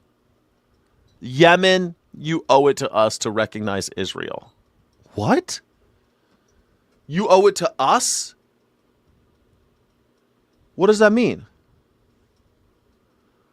You're fine with that. Okay. You're fine with us Americans dying for that. Okay. Daddy Putin and Daddy Bibi doesn't want the war to end. Trump does whatever Putin and Bibi tell him to. That's true. I mean, he's a foreign asset. That's clear. That's obvious. Donald Trump's an idiot. But, okay, calling him an idiot isn't helpful, Nick Piper, calling Donald Trump calling him an idiot isn't helpful. I'm asking you, are you okay with us sacrificing American lives and killing children and spending hundreds of billions of dollars, billions and billions of dollars, so that they'll recognize Israel? Is that what the fuck? Oh, it's good karma. Now we believe in karma now. Okay, cool. Karma. That's karma. That's what we want. We wanted karma. That's why we went to Iran for karma now. That's the brains of the MAGA now. It's karma, baby. It's just karma. We do it for the karma. In fact, why don't... It's so funny when the comments are twisted. What do you mean twisted? What do you mean? They're not twisted. This is how... I just answer the comments. Your president is the unfunniest joke ever told. He's unfit for office, and he's an embarrassment for the Western world. It will take a decade to recover from this shit show. You're totally right about that. I agree with every word. It's in the chat is the link for today to join the show. I'd love for you to call in and tell me. You can call in, but with that link that I just posted, call in and tell me why you're okay with Donald Trump. Israel is already recognized worldwide as genocidal maniacs. That's true. Why am I killing Americans and Iranians and dropping billions of dollars in the sand in order to convince everyone that Israel's cool? Why is that okay? I'm just answering them as they come. God will solve it. So God and karma. Cool. God and karma. Nailed it. All right. God and karma. Cool. Trump will rape it. Trump, that's why he's like, I want to... It's all computer in here. Remember when he got into the Tesla and he's like, can I rape this thing? No, it's a car. It's all computer. It's all computer. There's nothing to rape. Why did you put me in here? Why did you put me in this Tesla? I thought you could rape a Tesla, and you told me they could do marvelous things, and it's all the beautiful things, beautifully done, beautiful. I love Tesla. Yeah. So we should about babies and funnel those billions into former fraud instead? Former fraud? How about we funnel those billions into, I don't know, infrastructure, or I don't know, homes for homeless people, or I don't know, fucking literally anything. How about Medicaid, Medicare? Literally anything. It would cost us $50 billion for single-payer health care per year. $50 billion per year for single-payer health care because of all the elimination of waste, fraud, and abuse that would happen by just by just streamlining the payments. Everything would be streamlined. $50 billion a year is what it would cost to have single-payer health care in this country. And we spend $3 trillion a year on health care in this country. We have the worst health care in the world, in the rich country world. So, yeah, I think we should literally do anything with that money. Fucking anything else. Anything. A transcontinental bullet train would be better. How much would... I know people have already done estimates. Are there any estimates about how much it would cost to make a transcontinental bullet train in the United States of America? Let's see if there's any. Yes, $1 trillion. It would cost $1 trillion to make it all the way. High-speed rail in California, the richest state, would cost about $230 billion to finish it. They've already spent some, I think the grand total will be $230 billion. It would cost $1 trillion to get across America with a bullet train. I love it. I love it. I love it. I love it. I love it. Let's see. Central Texas Railway. There's one for 240-mile high-speed railway from Dallas to Houston, $30 billion. That's perfect. We could build all these projects. I love all these projects way better than bombing schools full of children in Iran. Let's do it. That's American jobs, man. You can't export those jobs. We'll just have people build bullet trains in America. Let's modernize this goddamn country. But no, we want to drop billions of dollars in Iran. Rad, so that they'll support Israel. Odd, strange that that's now the new goal. That's the goal now. This is what we're doing. Sorry, that was my Tucker Carlson. That's the goal now. This is what we're doing. Perfect. I love it. I love that you maggers are totally cool with it being all about Israel now. I think it's fantastic that you guys are so easily manipulated. You're so malleable. Oh, Iran, I thought it was about the nukes. This whole time, I thought it was about the nukes. Scott Mann's a retired lieutenant colonel, former Green Beret, and co-founder of Task Force Pineapple. Okay, the latest strikes, I guess, against some drones and some drone launchers. Tell me what you think about that. Well, there's never been such a thing as a ceasefire with the United States of America. That's all there is to it. Do not trust. If the United States of America comes in and says, hey, sign this contract, and you sign it, just know that they don't believe in the contract. That's for you. That's for you. You signed the contract. They don't need to sign it. They'll sign it to make you feel better, but that doesn't matter because they don't give a fuck. They do not care. Never forget that the Trail of Tears was moving Indians off of land that they already put them on reservations. They moved them out. They killed a bunch of Indians, put them on land, and then they found out, oops, we accidentally put them on land with gold. So they decided that they're going to move them again all the way out to the west, and they marched them out in a thing called the Trail of Tears.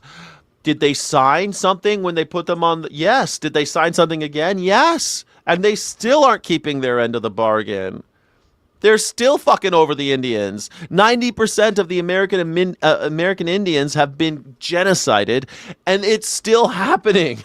We are still genociding the American Indians in this country. Don't trust the United States government when they sign a piece of paper. That piece of paper is for you. You have to do your side. They're not going to do their side. You sign so that you agree to everything that you're going to do, and if you don't, they'll murder you. That's how that works. Enough. CNN proves once again they're an idiot's best friend. After Trump's physical, the media septic tank, that is CNN, posted this headline reading, quote, Trump's advanced age and threats to life serve as reminders of his own mortality.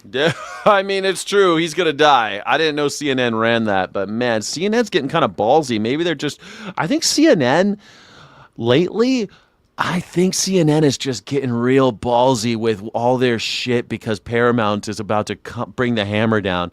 Because Paramount owns CNN now. They're not going to be the same at the end of this. CNN's going to be like Fox News. So I think CNN is just, I think the people who work there realize it's all short, they're all on borrowed time. because lately their reporting is getting like a little spicy. I'm liking spicy CNN. How do you feel about spicy CNN, everybody? I mean, I watch Fox News and CNN every day, and CNN's getting spicy. I think it's because the people who work there realize they're fucked. Basically saying that despite the White House denying Trump's physical decline, he's still a target of getting killed, which is somehow equated to being unhealthy. CNN acts like getting shot. It's like the #1. How are you going to put people on their own land? And then they move them off of it and move them onto other land. Why don't you call in? Anybody could call in. Let me know what's the deal and how you feeling. Tell me why you bought so much Melania coin, or tell me why you love Donald Trump. I'd love to know. Why is it okay that we're killing Americans and Iranians in order to force all of the Middle East to somehow support Israel? It's so weird, man. When did this all become about Israel? I thought, you know what's crazy is people said this is all about Israel, and Donald Trump's like, no, I told Israel that we're going to go to Iran, not the other way around.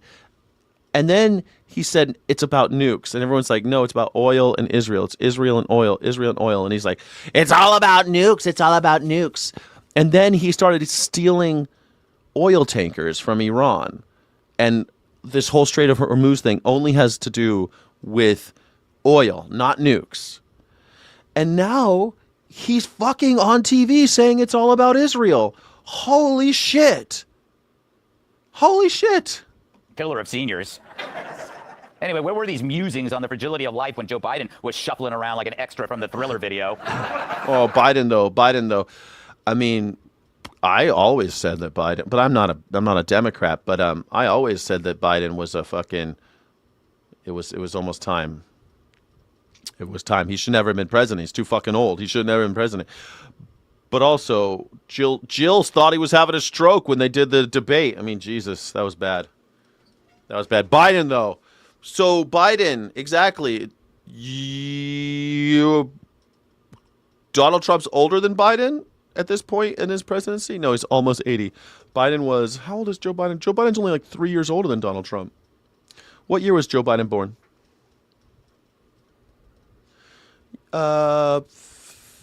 2 years older? Let me see. What year was Donald Trump born? 4 years. So 4 years, Donald Trump is 4 years younger than Joe Biden. So if you think that Joe Biden was too old to be president, and he was, then Donald Trump is also too old to be president, and he is. He should not be president. I mean, there's a lot of reasons why neither Joe Biden nor Donald Trump should ever be qualified to be president. Both of them are fucking assholes. I hate them both. But just on the age thing, if you're going to make jokes about Biden's age, then the same is true for Donald Trump. They're only 4 years apart. And that means that Donald Trump is the same age as Joe Biden was when he became president. He's the same age now because it's 4 years later. Donald Trump is the same age as Joe Biden. Donald Trump is now the oldest person to ever serve as president. He's the oldest person to be elected president. Donald Trump is. So if you got a problem with the age thing, I understand. This fucking guy was too old. But if those clowns could recognize signs of impending death, they never would have launched CNN Plus. Already forgotten. Could have been CNN minus. Kat? C minus. That got me my degree from Wharton. I got all C minuses. Did somebody say C minus? That was my GPA. And I got into a prestigious university. Sir, Wharton in the 70s when Donald Trump went to Wharton, or maybe it was even the 60s, they had an over 75% acceptance rate. Wharton today is prestigious, but when he went there, if you were white, you got in. It was no big deal. That's kind of funny. It's like, you know what? He's going to die. This is a story on CNN. It's breaking news. Yeah. Like, he's mortal, and his health is affected by lead poisoning. I mean, yeah, it probably is. Probably a lot of the dementia we see in people of his age are at least due in some part to lead. That's a real thing. People who are older than us, a lot of the reason why they're losing, like my father losing his fucking brain, a lot of that is because of things like lead poisoning and just the shit that they breathed in. That's true. That's real. I mean, we're all gonna die, guys. Like, being alive means you're gonna die. Yeah. That doesn't mean that we should have someone who's almost dead be president. Do you not understand that, MAGA? Maggers, I'm going to put it in the chat again. Here you go. I'm going to put it in the chat. It's a call-in show. You can click on the link or copy and paste it, do whatever you have to do. Call in. I'd love to see you. I'd love to have a conversation with you as to tell me why we should have a very old person as president. Someone who seriously forgets where he is and falls asleep in meetings. So, I mean, I guess that could be a headline, too. Yes. Like, person's breathing won't be eventually. Yes. Especially if he's shot. But they equate that to create a rounded... I think Gutfeld just said something really nasty. How dare you joke about the president being shot? How dare you, Gutfeld? You just made a joke about the president being shot? What are you, Jimmy Kimmel over here? You can't make a joke about the president. He literally just made a joke about the president getting shot. I want you to remember this, because every time you hear about how all the liberals like Jimmy Kimmel is joking about the president getting shot, Gutfeld just did it because it's funny. That's the funniest joke he's told in years. I'm still not laughing. Like a description of Trump's poor health. They had to put in the assassination. I mean, I more than ever see health as and who lives and dies as a crapshoot. Mm-hmm. You can't predict it, and that sounds cliche until it happens to someone close to you. Mm-hmm. You know, it's true. A lot of it comes down to luck. That's true. I mean, we can all be snapped up any moment. Say your prayers every night because you might not wake up tomorrow. I pray the Lord my soul to keep. I mean, this is why we do that. This is why we've surrounded sleeping with ritual.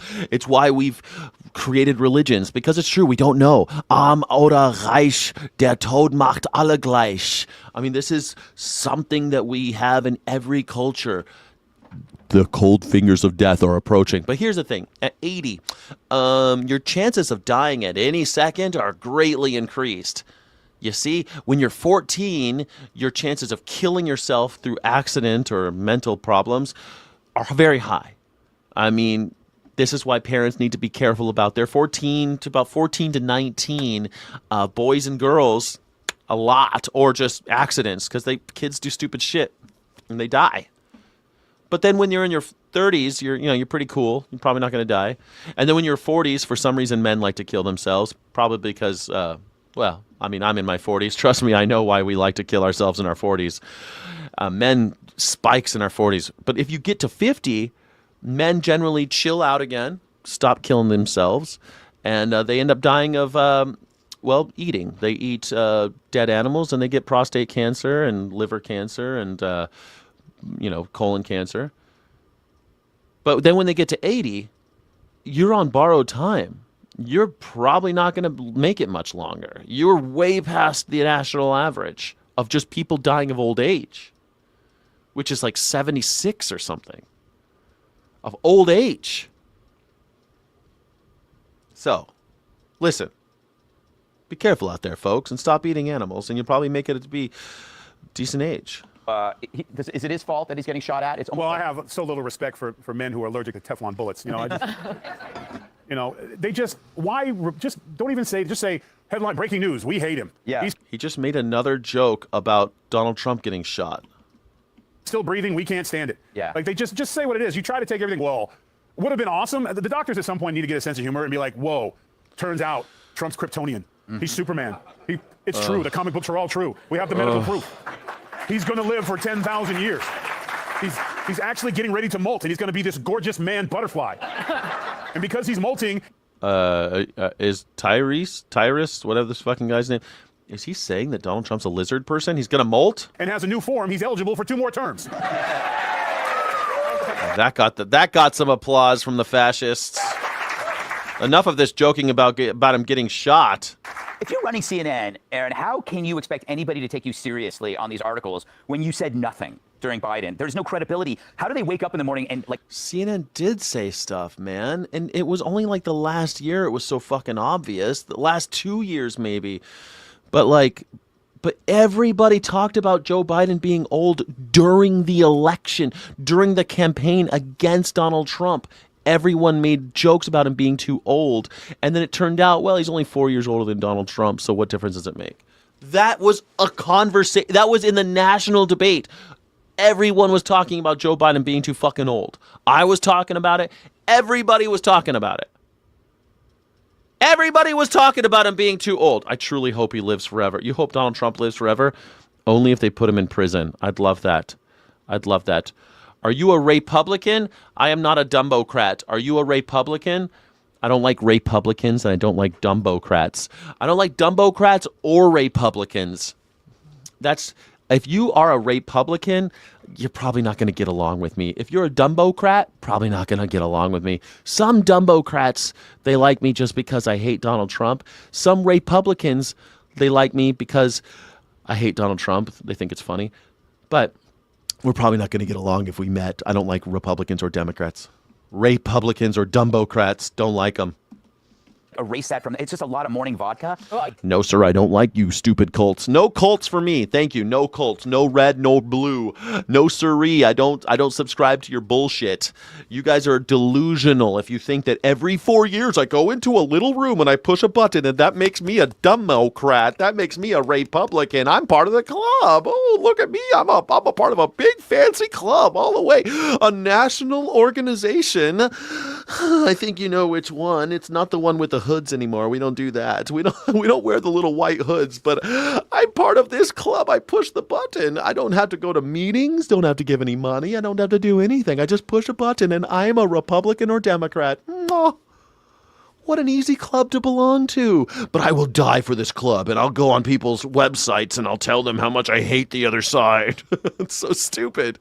Yeah, I mean, listen, you don't day drink. You can't drink all day if you don't start in the morning. You certainly can't forget your faults if you don't get yourself drunk enough, apparently. Yeah. But this is what the left-wing media has done. They've killed their credibility, but they've been doing it slowly for the last decade. The moment he came down the gold escalator, they all lost their ever-loving minds on reality, and it didn't matter. Their You guys think the golden escalator thing was cool? only answer to everything was Trump is bad. It didn't matter what the question was. So here, they're talking about Trump's mortality. That is annoying. I'm with them on this. I hate the No Kings protest because every time I went to a couple No Kings protests. I even spoke at one. I spoke at one of the big ones early on, and I realized you guys aren't No Kings. You guys just would prefer a different king.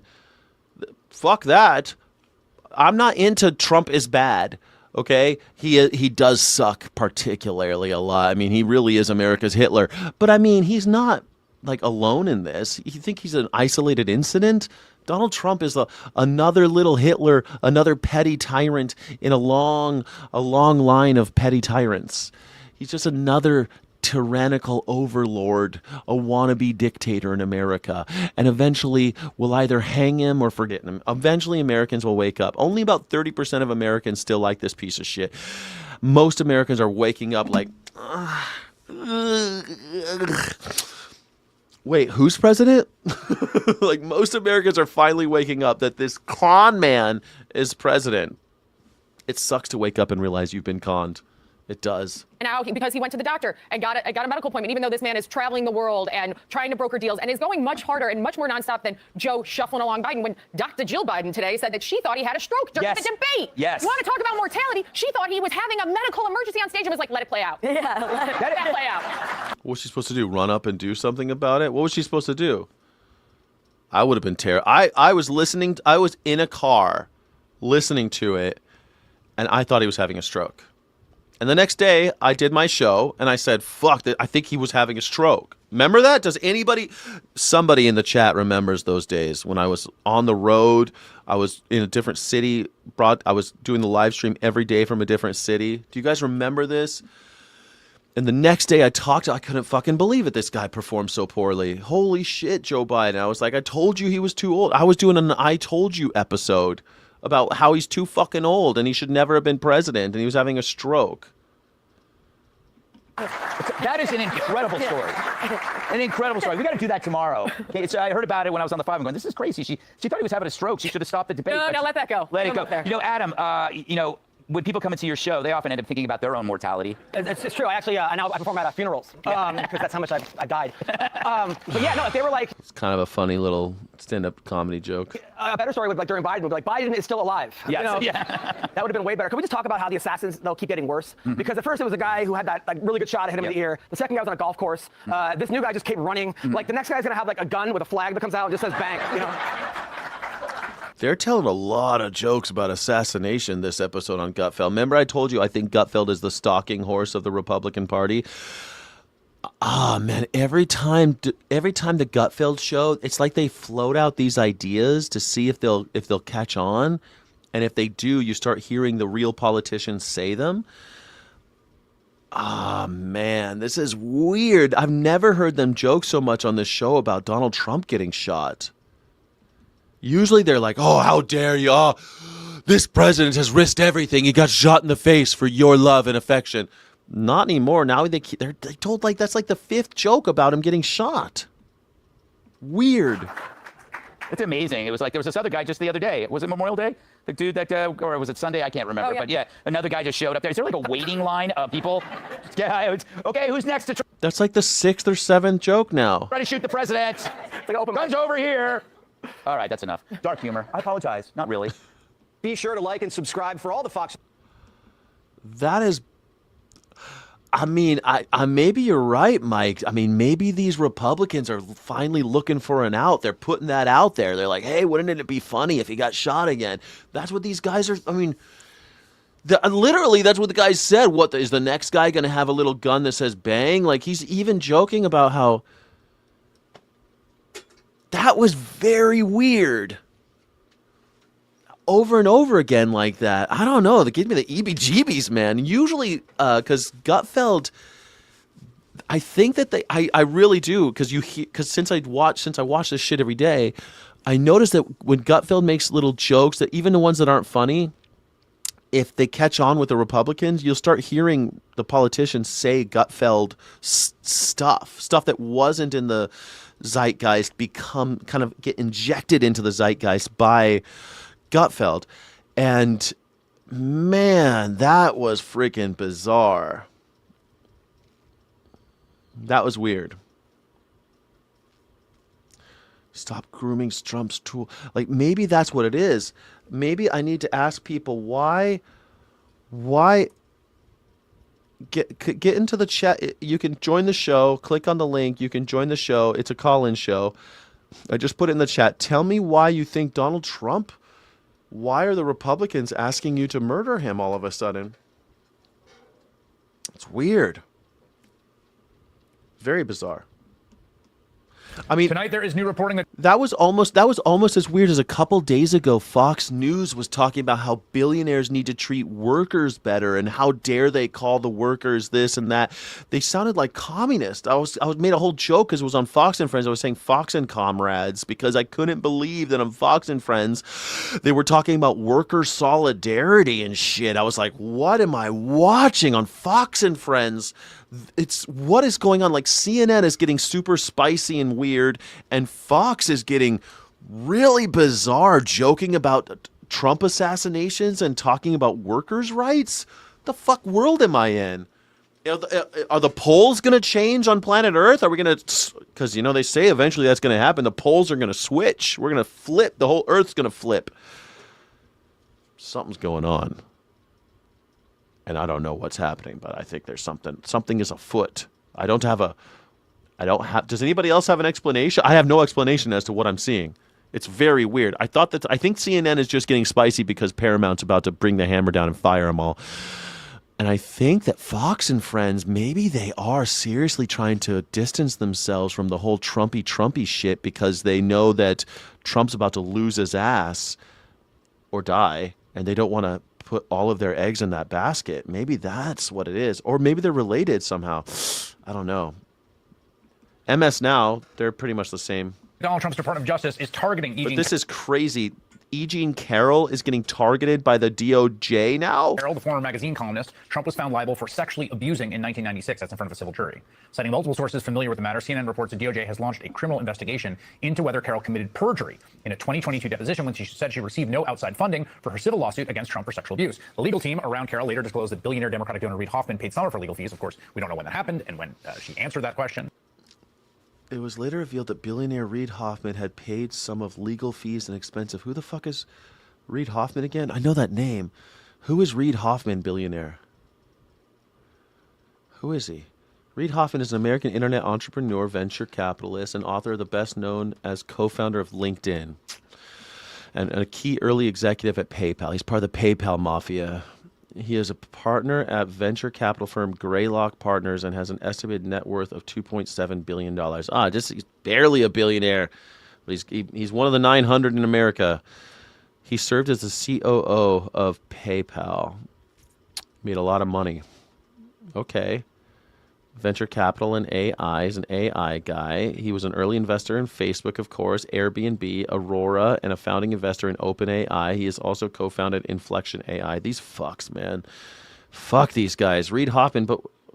Oh, he's an active philanthropist and prominent political donor. He is a signatory of the Giving Pledge that focuses on democratic institutions, human-centric technology, and civic engagement. Okay, so he's trying to give some of his money away, so he's kind of like a billionaire with a heart of gold, whatever. He's still, when the guillotines come, that's not going to save you, buddy. Give it all away.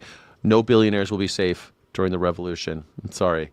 Guillotines do not care. If you've got over $999.99 million, if you've got over $999,000, $999,999,000 and 99 cents, if you have more than that, guillotine, wood chipper. Guillotine, wood chipper. Guillotine, wood chipper. We're going to wood chip everybody, but guillotine first to make sure they're dead, and then the wood chipper. If you have over $999,999,099, guillotine, wood chipper. It's a two-step process.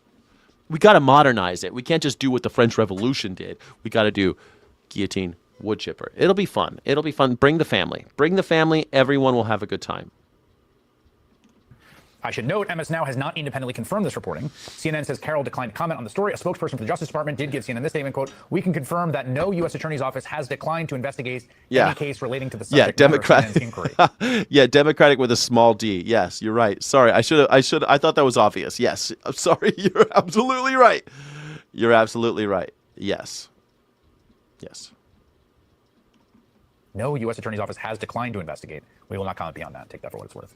MS Now senior legal reporter Lisa Rubin joins me. So you're jealous of success? First of all, are you jealous of spelling? Jesus Christ, why the fuck can't you idiots ever spell your? But no, I'm not jealous of success. These people aren't successful. They got lucky.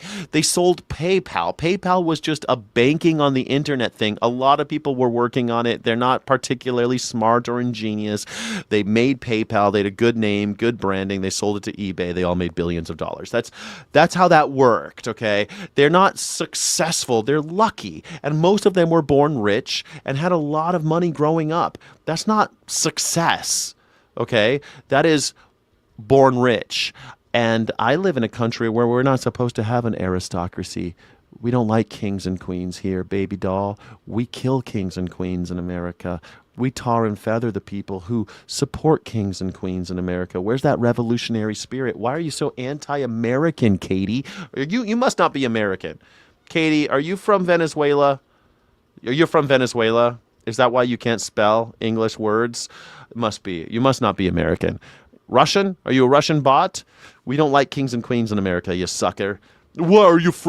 You just like success? You're against success? Yeah, that's why the French killed the Sun King. That's right. That's why they killed Marie Antoinette, because they hated her for being successful. That's it. Yep, that's totally it. Poor Katie. Poor Katie. Russian bot Katie. Now, Lisa, this reporting emanated from CNN, so we're sort of operating off the report they have. What can you piece together so far? Well, Chris, this is an issue that actually percolated at Eugene Carroll's first. I mean, hold on a second. If we're really going to get into it, they didn't just use the infrastructure built by the poor. They used the infrastructure that was built by all of us. Taxes built the internet, GPS, the flat screen, the touch screen, the microwave. I mean, it goes on and on and on. They just put a couple of them together and they're like, would you buy this? Yeah, sure. And then the government subsidized them and gave them loans. And it wasn't just the infrastructure. I mean, even Bill Gates, his daddy was a high-level executive at IBM. He had the money to go to Harvard and shit, man. These people are privileged. They're not successful. These aren't fucking dishwashers that made it. Oh, the dishwasher who worked really hard and somehow became an internet mogul. No, that American dream is dead, and it was killed by people like these billionaire fucks. People like Reid Hoffman, I guess. But at least Reid Hoffman, I don't care how much money you don't. If you don't give enough money away and you're still a billionaire, if you like, what did Abigail Disney? I love that line. Abigail Disney inherited wealth. Abigail Disney, billionaire, said that if you don't think you can live off less than $999,999,000.99, if you think that you can't live off of that, you are a psychopath. That's what Abigail Disney said. Yeah, Paris Hilton. She's just successful. What, you hate her because she's successful?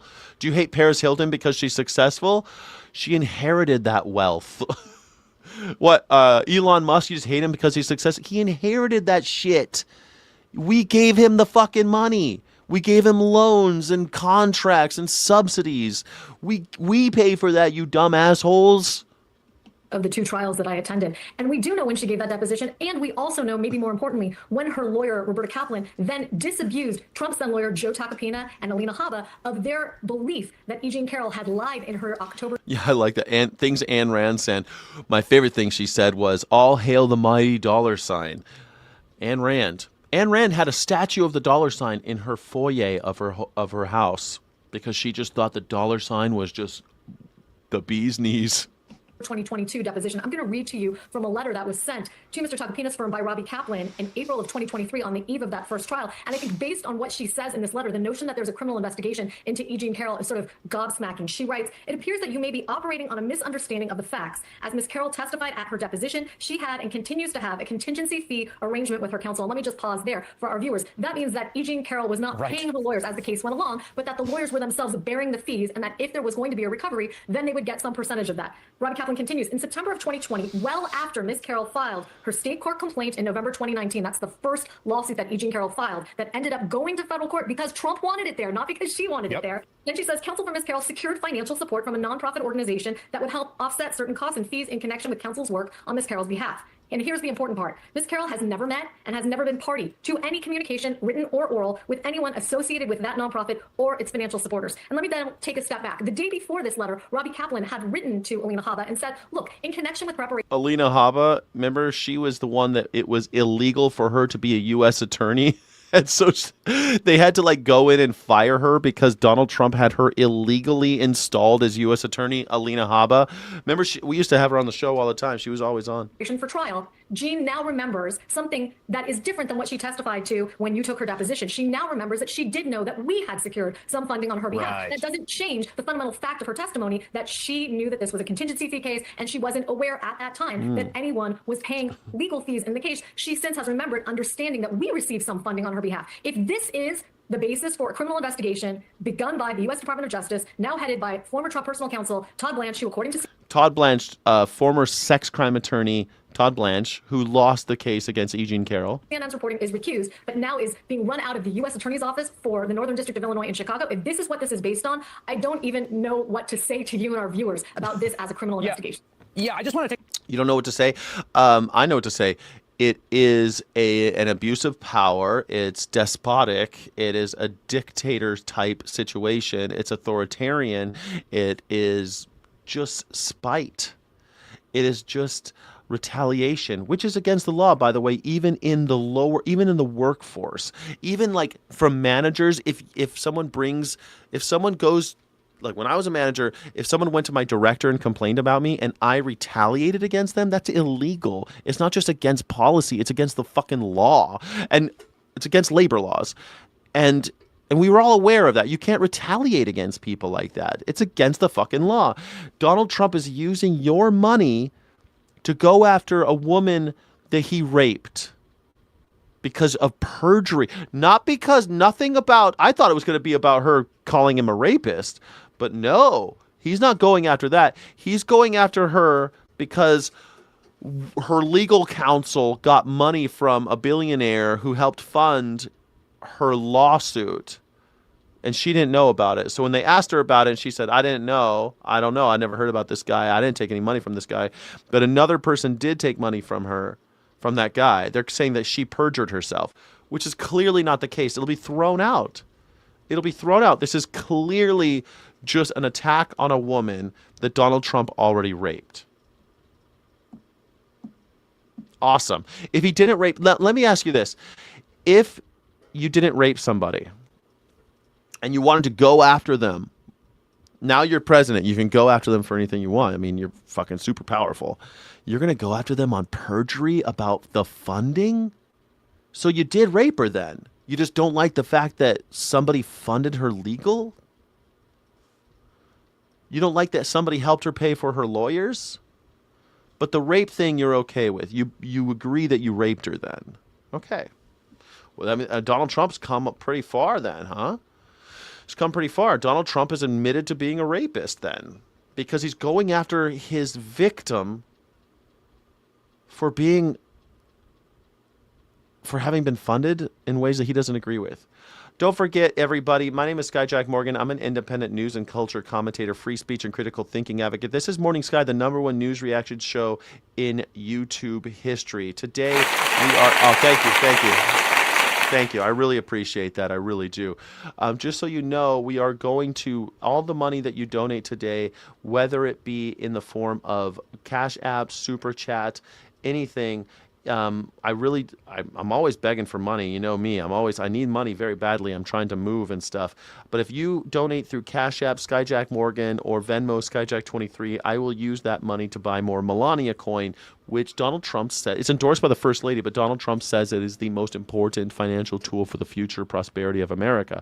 So I'm really excited about this. Please support independent media. Please support the channel. If you find any value in the Morning Sky, please consider doing a super chat. I think you're amazing and I love you. Or become a Sky City Rebel. We do Afterglow every single day. We do special content, special early access stuff, access to the vault, all the stuff that's in the members only section. And also we do a members only stream every day, nearly every day, almost every day. Thank you. Elmo says, yes, Trump is a turd. That's true. He has lots in his diapers. Thank you so much. I really appreciate anyone who would donate, because that's how I live and how I do YouTube. That's how YouTube exists. If you like independent media, please consider contributing to independent media and become a Sky City Rebel. And I promise you I'll make it worth your while. Thank you so much. Become part of dignity-based resistance. That's what we're trying to foster. But also, if you're not going to give it to me, then buy Melania coin. Make yourself rich. It's going to the moon. Melania coin. It's going to the moon. Trump paid his legal fees for that particular case with money from his broke-ass cult members. I know he did. He did do that. Yes, he did. He did. Exactly. Your intelligence, amazing. Your humor based on facts. Thank you, Sandra. Thank you so much. Oh, we're also, when GMAX coin drops, we're all going to get in on that for sure. GMAX. I mean, she used to call me Bubba, but she named her horse after me, and Donald Trump blew me. So that was pretty rad. And if you want, we're still doing, it is a call-in show for the next hour. It'll be a call-in show, and then we're going to play some guitar. So thank you so much for being here. I appreciate you very, very much. You're amazing. If God gives you lemons, you make lemonade. That's right. If God gives you lemons, you shove them up your butt until you can't poop anymore. And then you give yourself a prolapsed anus and have to wear diapers for the rest of your life. That's what they said to Donald Trump. When life gives you lemons, put them up your butt, in and out, until you have a prolapsed anus like Goatsy. Donald Trump is Goatsy. I don't know if you remember who Goatsy was, but look at that picture again. Google Goatsy. Look at the image. That's Donald Trump. That's how sickening. Thank you, Vic Morrison. Hey, there we go. $2. I'll take it.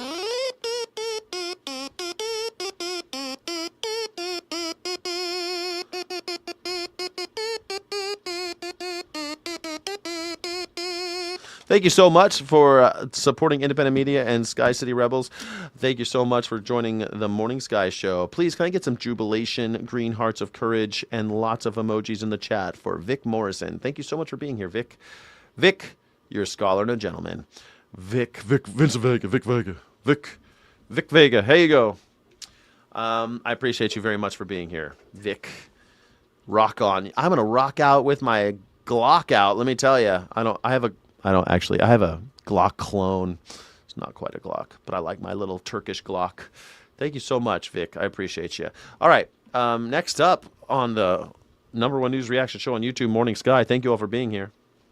Today, the New York Times got their hands on an analysis done by the National Parks. Jen Psaki. Remember when she... I wonder, Caroline Levitt has her old job. And I wonder, because, Jen Psaki, she's, got a news show. She has podcasts. She's kind of hit or miss for me. I don't know. Sometimes I like the stuff she says, sometimes not. But she used to work for Joe Biden as the press secretary. And I wonder, are we going to have to deal with Caroline Levitt having a job like this afterwards? Is she going to be on television all the time like Jen Psaki? Service that showed that when the Trump administration gave a no-bid contract to a construction company to renovate the Lincoln Memorial Reflecting Pool last month, they hired that company and had them start working before actually agreeing on what that project would cost. I mean, Trump initially said, remember, that it would cost less than $2 million. It is now slated for more than $13 million. And by the time the Trump administration... Why are we painting this fucking thing blue? Who wanted this thing painted blue? ...publicly acknowledged that $13 million price tag, Trump had already personally toured the site and publicly touted the project, and even put out a strange video stylized like an Oval Office address about the project. So by the time that he appears, they actually started talking numbers. The government... Hey, thank you, Melissa Sweetser. Thank you so much.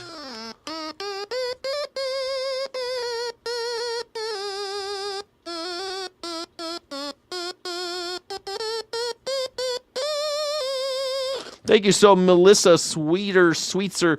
Melissa Sweetser. Thank you so much. Couldn't find you on Cash App. I'll put the Cash App thing back up. Sorry, I'm supposed to always put the cash. I'm not as good a beggar as other YouTubers, man. I try. Here you go. There it is right there. My Cash App is Skyjack Morgan. Skyjack Morgan, all one word. Skyjack Morgan on Cash App. Venmo is Skyjack23. Thank you so much for being here. Thank you so much, Melissa Sweetsters? What is your name again? Sweetsters? Hold on a second. Melissa Sweetser. Melissa Sweetser. What a cool name. I love that name. It's just a fun name to say, Melissa Sweetser. I bet Melissa Sweetser, I bet you got a sweet tooth, huh? Must have. She carries the whole team in Fox. Maybe you're right. She probably does, but Sweetser. You're so sweet, Melissa Sweetser. Thank you for being a channel member, Sky City Rebel. Thank you so much. I appreciate you so much. Peppermint Patty is so annoying. Is she Peppermint Patty? I guess she does kind of look like Peppermint Patty. Sir. I don't know, sir. No, that's not Peppermint Patty. Peppermint Patty, I forget what her thing was on the Peanuts. I remember what she looks like, though. Yeah, Peppermint Patty. She's so much smarter than the rest, it's obvious. I think that she's okay. You're welcome, Miss Sweetser. I think that Jen Psaki is pretty okay. I don't know. She's hit or miss, I said before. I think she's kind of hit or miss. I don't know. But she's way more fun than Caroline Levitt. Caroline Levitt's like, rah! Like, she's just so fucking, she's just so fucking angry all the time. And Jen Psaki never really was like that. So I guess I just kind of like her style a little bit more, I guess. was hardly in a position to haggle. I mean, they were all in on the whole thing. Just to put this all in perspective here, think about it this way. Imagine you had to fix your roof in your house, but rather than call multiple contractors and try to get them to outbid each other and offer you the lowest price for the work, you called one single contractor and had that's so weird, man. I'm talking about moving right now. I got fucking so many people calling me about moving. I could do it for cheaper, and if you get on this truck, it's cheaper if you do it this time. And I'm like, I'm like stressing out about moving and I'm like thinking about trucks and all this shit. And Donald Trump's just like, no bid contracts. Just give it to this guy. And start working before you even agreed how much you would pay them. And then once they'd already started, once you lost all your potential leverage, then you haggled over a price. That's what the Times is reporting the Trump administration did to rush Trump's pet project at the Reflecting Pool. To justify, the Russia spokesperson at the Interior Department, which is overseeing the job, told the Times that the contract price reflects the effort necessary to expedite the timeline ahead of the country's 250th anniversary this July, which just so happens to be the same justification the Trump administration has given over and over again to give out one no-bid contract after another, some of which just so happened to go to the firm that planned Trump's rally on January 6th.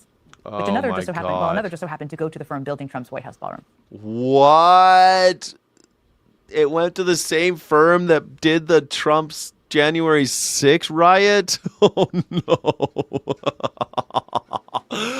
Why does everything go back to January 6th? Remember when all of the maggers were like, oh, you guys are so upset about January 6th. What's the big deal? Because it was the beer hall putsch.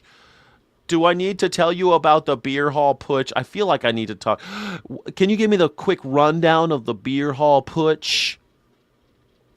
Beer hall putsch was a failed coup attempt by Adolf Hitler and the Nazi Party on November 8th to 9th in 1923 in Munich, Germany. Inspired by Mussolini's march on Rome, the plotters planned to overthrow the Bavarian and national governments, but the insurrection was quickly crushed, resulting in Hitler's imprisonment and in subsequent shift to political tactics. Yeah, basically the same thing as January 6th. The beer hall putsch was the same thing, and then all of the Himmler was there. A lot of them went to jail. Not all of them, but a lot of them did. And that's where Hitler wrote Mein Kampf, was in jail. And he came out and he ran for president again, chancellor. He ran for chancellor again. This is the fact that beer hall putsch is so similar. It's like an echo through history. The beer hall putsch and January 6th. They're very, very similar. God damn, it's deja vu. This is the problem. People have no understanding of history. They don't even have any knowledge of history. Forget about understanding. They don't even know what the beer hall putsch was. God damn. Look at this guy. Look at this guy. Look at his tie.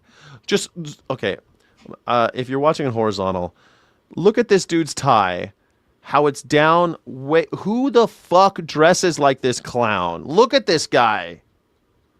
Look at his shoulder pads. This guy is dressed like a clown wearing a clown suit. Like it's a joke. It looks like he's making a joke. Like he works at the circus. Who the fuck dresses him? Oh my God. He's literally in drag as a politician. He's just a drag performer. My torso looks so much longer when I have a really long tie. And my shoulders look big and manly when I have really big shoulder pads, We love shoulder pads. God damn it, dude. Look at his hair. He looks like someone's making a joke. Go figure. What a coincidence. Now, to state the obvious, the country's 250th anniversary is not a surprise. None of this work needs to be rushed. None of these contracts needed to be no-bid contracts. But the 250th anniversary of the country is proving to be quite the justification for Trump to get away with all sorts of sketchy things. And I'm not just talking about no-bid contracts. As I mentioned at the top of the show, less than a mile from the Lincoln Memorial Reflecting Pool, the UFC, the Ultimate Fighting Championship, has started construction on an octagonal cage built for a cage fight on the White House South Lawn. Cage fight on the White House South Lawn. Super cool. The fight, which is being billed as UFC Freedom 250. UFC Freedom 250. How is this not a clown show? How do you look at this and you're like, I love it? Sometimes when I was in the South, they actually do set up rings on their lawns and they have wrestling matches. They do this in the South. They have fake wrestling or super farm league, minor league stuff. They'll do it on at people's houses. They'll have wrestling matches like Peanut Butter Falcon. And this is Donald Trump. Oh man, he's doing it on the lawn. He's having a cage match right there on TV. I can't believe it's happening, y'all. It's happening. Is being justified. This is what we voted for, y'all. This is what we voted for, y'all. Freedom UFC 250.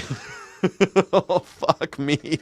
We are idiocracy. This is seriously idiocracy. It is real. You're right. This is idiocracy. Yep. It totally is. As a celebration of the country's 250th anniversary, even though the event will actually be held. That's so, you know what? This is so, God damn it. When I was a kid, I thought, man, I'm going to be old, but I'll remember. When I was a kid, I was like, well, I'm going to be alive when they hit the 250. Because when I was born after the 200, and I thought it was so cool that you see the stuff from the 70s. When I was a kid, they showed us stuff from the 70s, 1976, where they showed people celebrating for the 200-year anniversary of America, and there was all this red, white, and blue, and people were going crazy. But Donald Trump is doing it for 250, and I thought it was going to be so cool, man, but it's not cool. This is not cool. Do you think this cool? Does anybody think this is cool? This is cool. I'm going to put it in, I'll put a link in the chat. You can join Come on and tell me that you think that this is cool. Please, I'd love to know what you think. You don't look that old. Well, thank you. That's from it's because alcohol pickles the cells, and I've been eating right. I don't know. Maybe that's what it is. I don't know. I appreciate that. Thank you very much. I mean, I feel old. I feel old most days. I don't feel as old as other people. Some people, they're my age and they seem so fucking old. So I don't know. I'm lucky, I guess. On President Trump's birthday, June 14th, which is Flag Day, but it's not the 250th anniversary of the country. Now, Trump has repeatedly taken to social media not just to promote the fight in general, but to promote the fight's connection to a company called Stake, which gambling regulators say is an illegal online casino, while the company says they are simply a video game. And Trump just so happens to be repeatedly promoting this company and its role in the 250th anniversary celebratory White House lawn cage fight. What do you mean it's just a video game? Whatever you want to call it. Now, just a month after the co-owner and co-founder It's a gambling site. of the company donated $1 million to the super PAC that supports Trump MAG Inc. But all of this, the no-bid contracts and the sketchiness around the cage fight, all of that may just be the tip of the The name is Bonnie Tehrani? That don't sound American to me, y'all. iceberg in terms of what Trump is planning to use the country's 250th birthday to justify. The Wall Street Journal reports that Trump is thinking about issuing 250 pardons to celebrate the nation's 250th, which... Yes! G-Max! Yes, you got it. You got to do it, please. Donald Trump, I know you're watching. You must pardon G-Max. You know how we do, Donald. You know those days when you were calling me Bubba and you were the throat goat and she called me Bubba. She named her horse after me. G-Max, and we go way back. I think it's great. You know, you gotta pardon her, man. We're pardoning all the chomos. 250 chomos are going to get pardons on the 250th anniversary. Considering how Trump's other pardons have gone, and how despite the White House line that the many were targets of the Biden administration, many of them just so happened to go to people who enriched the president or donated to his political goals. What do you know? A giant new opportunity for grift. Happy quarter millennium, everyone, I guess. Yes, my name is Joining me now Bubba. from Eisenco- I have a shirt. On this channel. You can buy a T-shirt in the merch shelf that says "I am Bubba" because Donald Trump blew me. But you could say the same thing. I don't mind. But I was the original Bubba. When people ask, yes, I was in the Epstein files. I was codenamed Bubba. I was young. I was very young. I was only 14. I needed the money really badly, and I was taken advantage of. But I'm not going to let it slow me down. I'm not going to be a victim. I'm not going to be a victim. Donald Trump blew me, and that's just part of being in America right now. I'm sorry. When I was 14, I was blown by Donald Trump. He was the throat goat. They named the horse after me for obvious reasons. And that's just how it goes. Co-founder of Democracy Defenders Action and the publisher of The Contrarian. Okay, Norm, there's always a lot to ask you about. Corruption is rife. We're in a historic corruption phase here. Yeah, but I just want to start with the reflection pool because The Times reports that the Trump administration used a mechanism called a letter contract to get the contractor to start the renovation. Does this thing look like America Blue? It looks like it's gray to me. Is it really? Actually agreed upon a price that, as I noted, they didn't negotiate over, it seems. Have you ever seen anything like that? No, Jen. It's illegal to create an emergency by stalling and then to evade normal bidding processes. The preliminary work. Oh, that makes sense. So he stalled, and then he said there's not enough time to get it done. Let's use a no-bid contract because it's an emergency now. It's against the law. Yeah, that makes sense. Cool. That's cool. Clinton is not president. That's true. Clinton is not president. He is not president. She is not president. There is no Clinton currently president. Thank you. On the pool has created outrage. It's like 50 shades of different blue. And that's what you get when you dodge the legally mandated bidding processes, shoddy work. So the reflecting pool or the renaming of the Kennedy Center, which we are litigating, the toxic dumping of dirt out of the destruction of the East Wing, also litigating that. They're all corruption scandals in and of themselves, but also living metaphors for the incompetence of this administration. So it is shocking, and the American people are paying attention. They don't like what's being done to our precious national treasure. Raul, become a channel member. Why, Raul, become a Sky City Rebel. Thank you so much for being here. No, they don't. And they also don't like that he's making a boatload of money, and so is his family. Now, the other thing they're trying to say here is that this inflated contract for the reflecting pool isn't being paid by taxpayers. There's so much gaslighting, so that's why I have to talk to you about these sorts of things. But is instead being funded by the fees that people pay when they visit national parks. I mean, my question here is, isn't it ultimately all the same pool of, won't they then have to use taxpayer funds to fund national parks? It feels a little bit like this is definitely not taxpayer money. Who are they fooling? Those are also sums that are paid by taxpayers and others into the Treasury, and they're being squandered. Just look at the terrible. I know. I fucking can't stand that they're just like laughing about it, but like I don't need them to sit there. Look at they're fucking fleecing us. They're stealing from us all the time. Yeah, it's fucking horrible. It's disgusting. I can't believe that the guy's still, maybe that's why Gutfeld is making so many jokes about the assassination. Maybe that's why Gutfeld's people are all joking about Teflon bullets and all this shit. Maybe that's why, because they're sick of the corruption. I'm surprised by a lot of things in America. But hey, I'm also proud of you Americans. I'm proud of you Americans who are actually out there protesting and doing stuff, speaking up for the people in the concentration camps. I think it's important, and I think you're awesome. Keep going strong. It's hard to believe that we've allowed this guy to do all these crazy things, but That speaks to the strength of your leadership. It has never been a better time to be an American. This is so crazy. I think actually your efforts on the reflecting pool are actually a great segue. Just like you talked about with the reflecting pool, we didn't do the same old thing the way we've done it in the past. Just a reminder of another war you helped settle, Mr. President. God, it's so, like, I've never seen this. These guys just go around the table and, like, it's just fucking crazy, man. This is some Kim Jong-un shit. It's exciting to see your vision. You're leading us to the greatest economy that the world has ever known. Who the fuck are you, lady? That's why they tell you to tell. Who's that lady? What's her name? Kelly Lefefe? Who was the lady named Kelly in the cabinet meeting with Donald Trump? Kelly Loeffler. Kelly Loeffler, Service Administration, Small Business, and she's the SBA administrator. Okay. Great. She's the SBA administrator. Kelly Loeffler. I don't recognize her. I guess I should know everything, but I don't. This is the number one news reaction show on YouTube. This is the Morning Sky Show, the number one news reaction show on YouTube, and I'm glad that you're all here. Thank you. But thank you. But I don't know all of the cabinet members sometimes. I don't know what this lady, Kelly Loeffler. That's Mark Wayne. That's Duffy.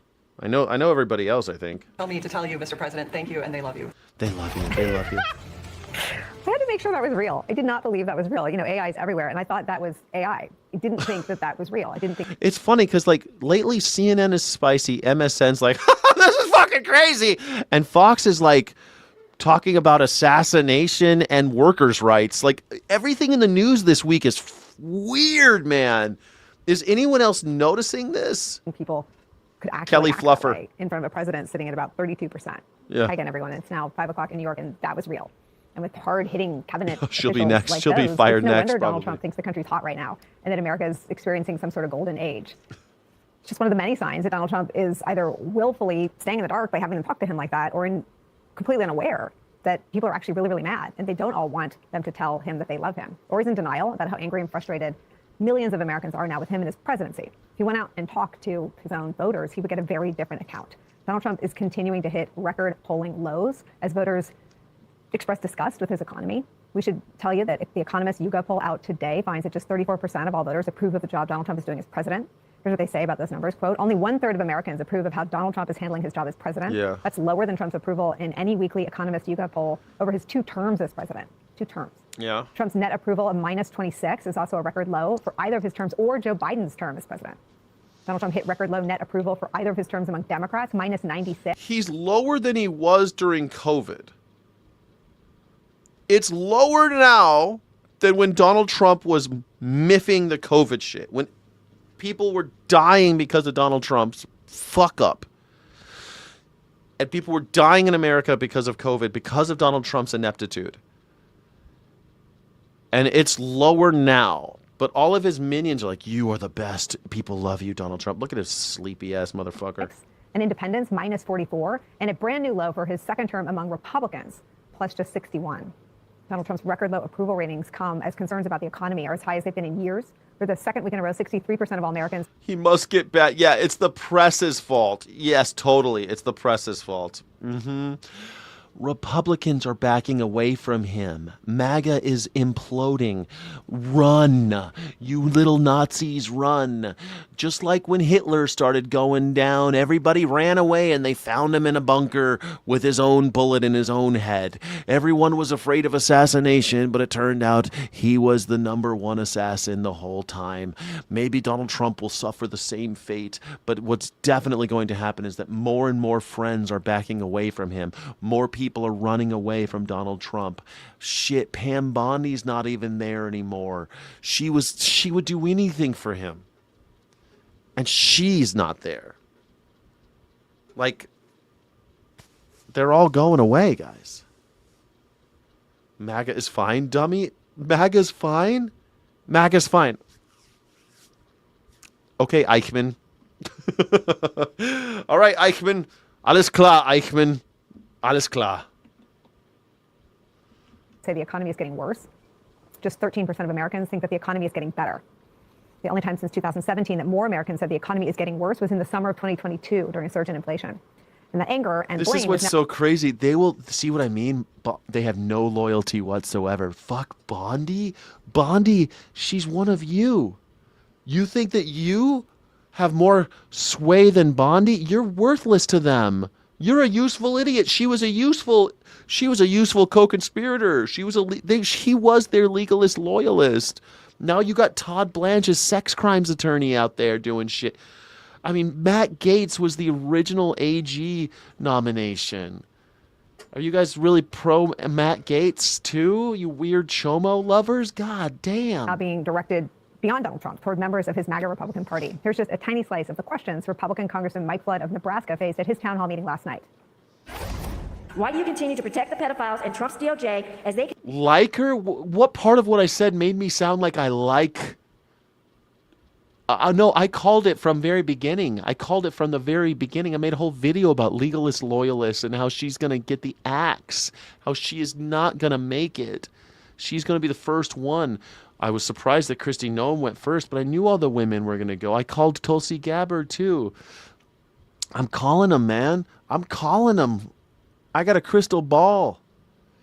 And you idiots, you just don't see it. You're dumb, deaf, and blind.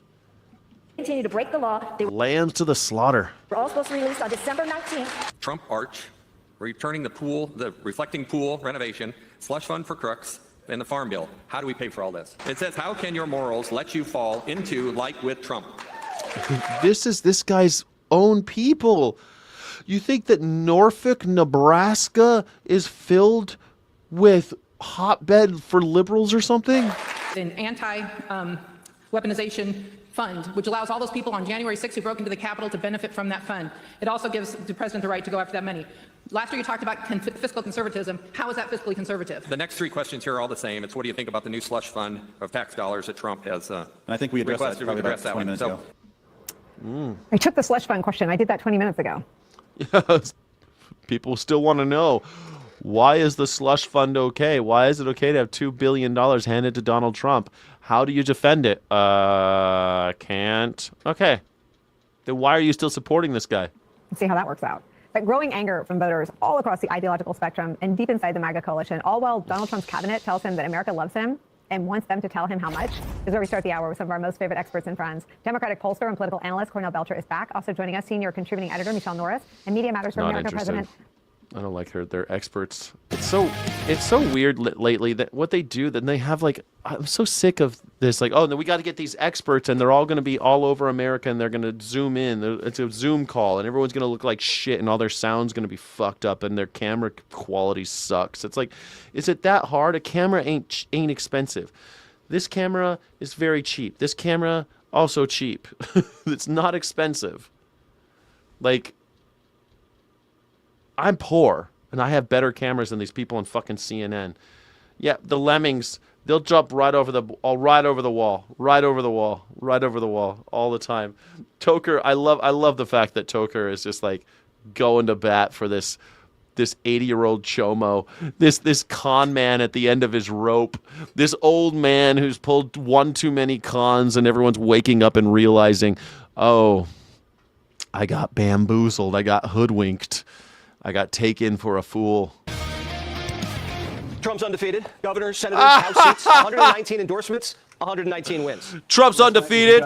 Trump's undefeated. He's undefeated. Trust me. Did he?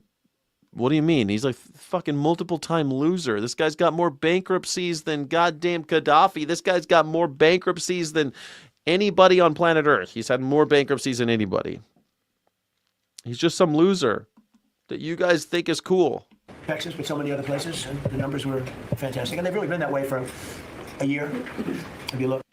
Is this fairy boy all we get? Brambles, I know, man. Donald Trump is kind of a fairy boy, but it's not cool calling him a fairy just because he likes cock. Look, man, that is not cool, Brambles, calling Donald Trump a fairy boy, okay?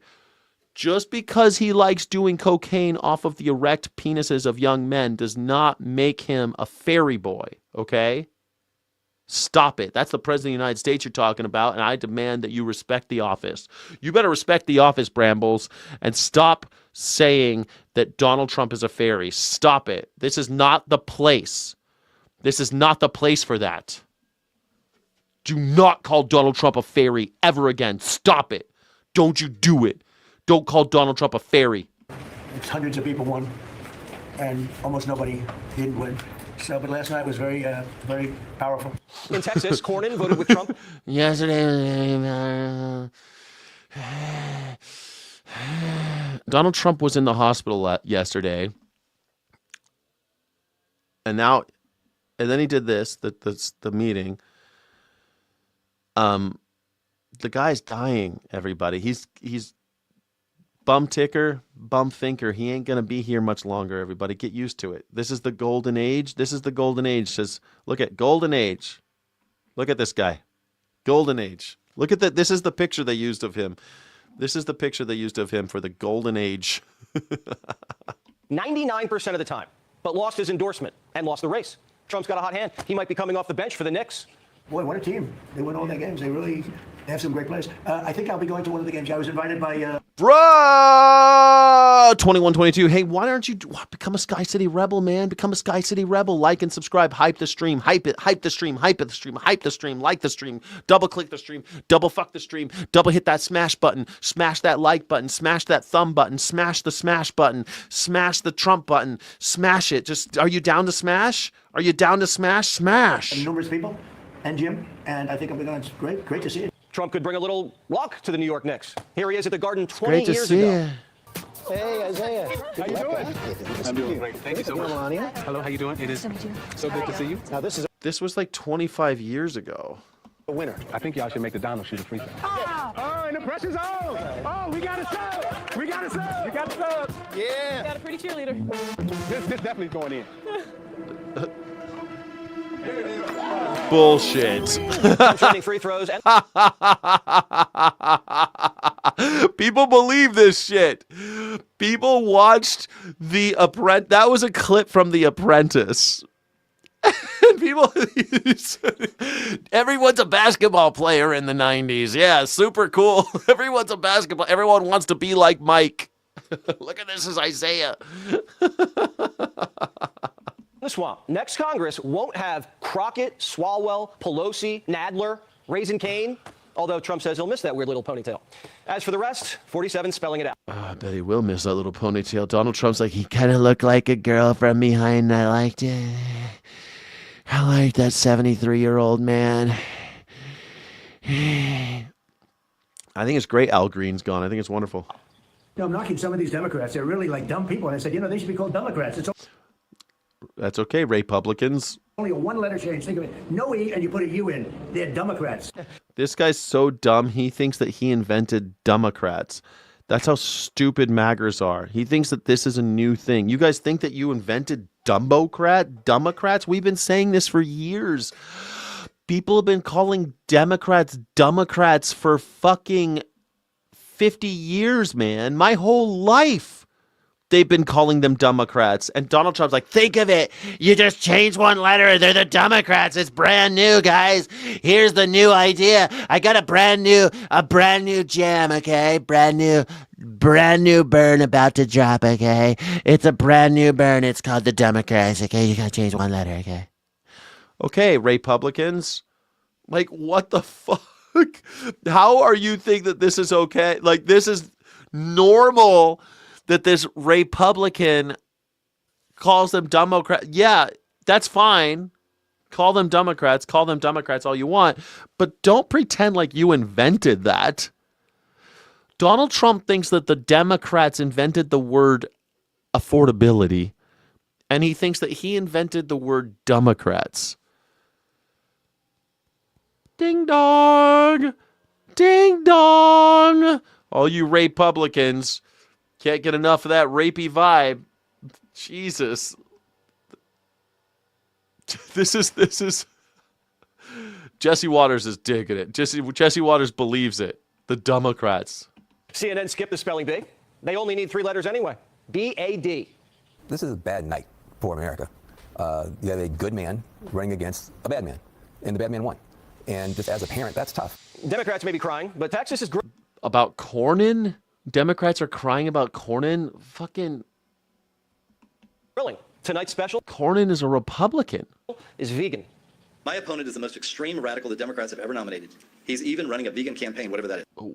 What? He was running a vegan campaign during the primary because he was speaking at an animal rights group, and he said, when we buy food for everybody, we make it vegan. It's just normal because you've got a lot of different people. If you order vegan meal, then you cut out a lot of the allergies and stuff. That makes perfect sense. Tallarico is not vegan. He is not vegan. He eats chicken and turkey and all the other animals. That's it. He goes by a few names that you may all have heard of. Some people know him as Tofu Tallarico. Some people call him Six Gender Jimmy.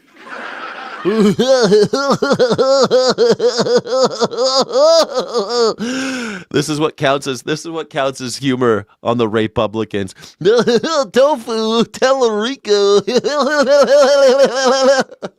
You fucking morons.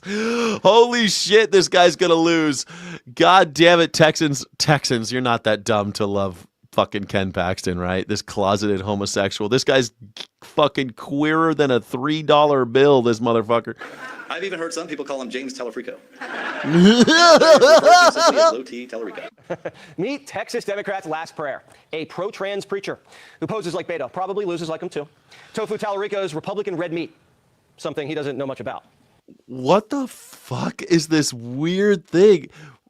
Tallarico doesn't eat red meat. Is that the scandal? Tallarico, he is on tape eating animals. I mean, what the fuck? How are you morons? Are you that stupid?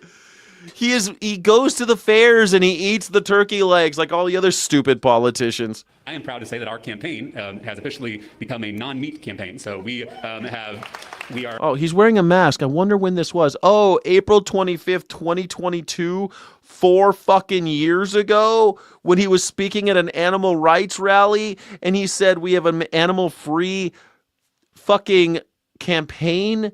Look how long ago this was. This is for like state senate or some shit. We are only buying vegan products from our local vegan businesses. Vegan in Texas? Local, yeah, in Texas. Yeah, I spent a lot of time in Houston. What up, Houston? We got any Houston people here? We got any Texans in the chat? Any Texans in the chat? Plenty of vegans in Texas. Texas is a big state, assholes. Yeah, in Texas. Why are you being so racist about Texas? Texas is a diverse and beautiful place. I love Texas. But I guess Jesse Waters is a fucktard. That dog won't hunt. So there he is eating a brisket. Look at him eating animals right there. There he is eating animals. Just like every other pro-slavery American. Tallarico's transitioning into a carnivore and serving up a Kamala special. I'm an 8th generation Texan. I've been eating barbecue since before Ken Paxton's first indictment. Nice. That's a good burn. Keep it going. Yeah. So he repeated himself. Of course he does. Was he supposed to not repeat himself? If all they have on me is lying about me being a vegan, I feel pretty good about our chances this November. Yeah. Tallarico may have changed his diet, but now he has this to explain. He did not change his diet. This guy. Oh, the propaganda is so strong, but it's so stupid. Honestly, if that's the thing, he's a vegan. I can't wait for the ads. That's going to be great. James Tellerico doesn't kill animals. Why he changed God's gender. You said God is non-binary. Yeah, God is non-binary. That makes sense, right? What did you mean by that? Well, I think I was being intentionally provocative with that statement. But what it means is that God can't be defined by human categories. God, the Father, gave his only son. Now, I'm not a preacher like Talafrico, but I'm pretty sure God... No, you're a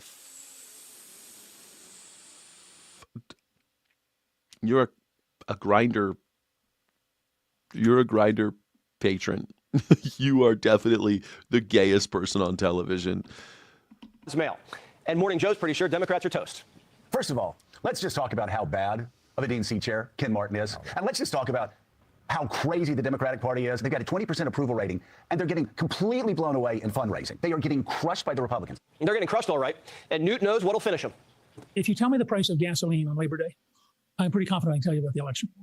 If the president can get gasoline down somewhere in the $3 range. Newt Gingrich. People are still listening to this asshole. Isn't this guy...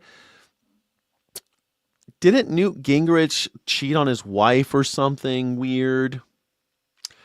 Yeah, former House Speaker Newt Gingrich has a widely documented history of extramarital affairs across his 3 marriages.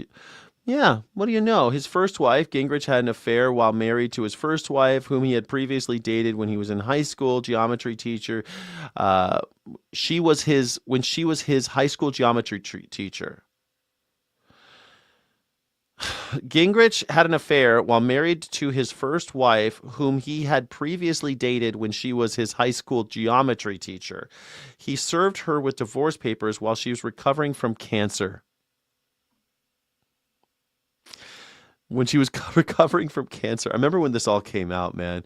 Gingrich then married Ginther in 1981, but later carried on a multi-year affair with his House staffer, Callista Bisek. After the affair with Bisek occurred during the 1990s, the exact same time Gingrich was leading the charge to impeach Bill Clinton for his affair with Monica Lewinsky.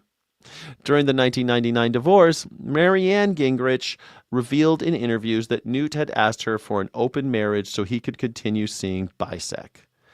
And then he finally married Bisek, Callista Bisek, in 2000. He publicly acknowledged and apologized for all of his affairs in 2007, with focus on family founder James Dobson. And we're still listening to this piece of shit, Newt Gingrich. This is who the Republicans have on. This is it. This is your guy. Holy crap, man. And people begin to feel like it's going to continue to come down. The Republicans will win the largest off-year election in modern times. One whiff of a Republican blowout, and our bald little crawdaddy crawled out of the swamp, and he's snapping at anything that wiggles. He is a sorry, convicted felon, and in my opinion, a traitor. We hate your ass. You understand that, man? The best thing we can do is come November, show you no mercy. No mercy? 47 already beat him to it, and the Pirates are finding out. The Somalians, what they've done to Minnesota, the Somalians. They just put a lady away for that Minnesota thing. 41 years she got. She was the leader of the whole operation. Was a white lady.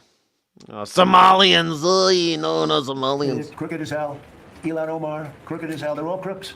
For some reason, only talking about people of color, never about the white people are going to jail. Why? Why is it that all the white people, the lady who was in charge of the entire fraud thing, just got sentenced yesterday or the day before yesterday? 41 years, white lady.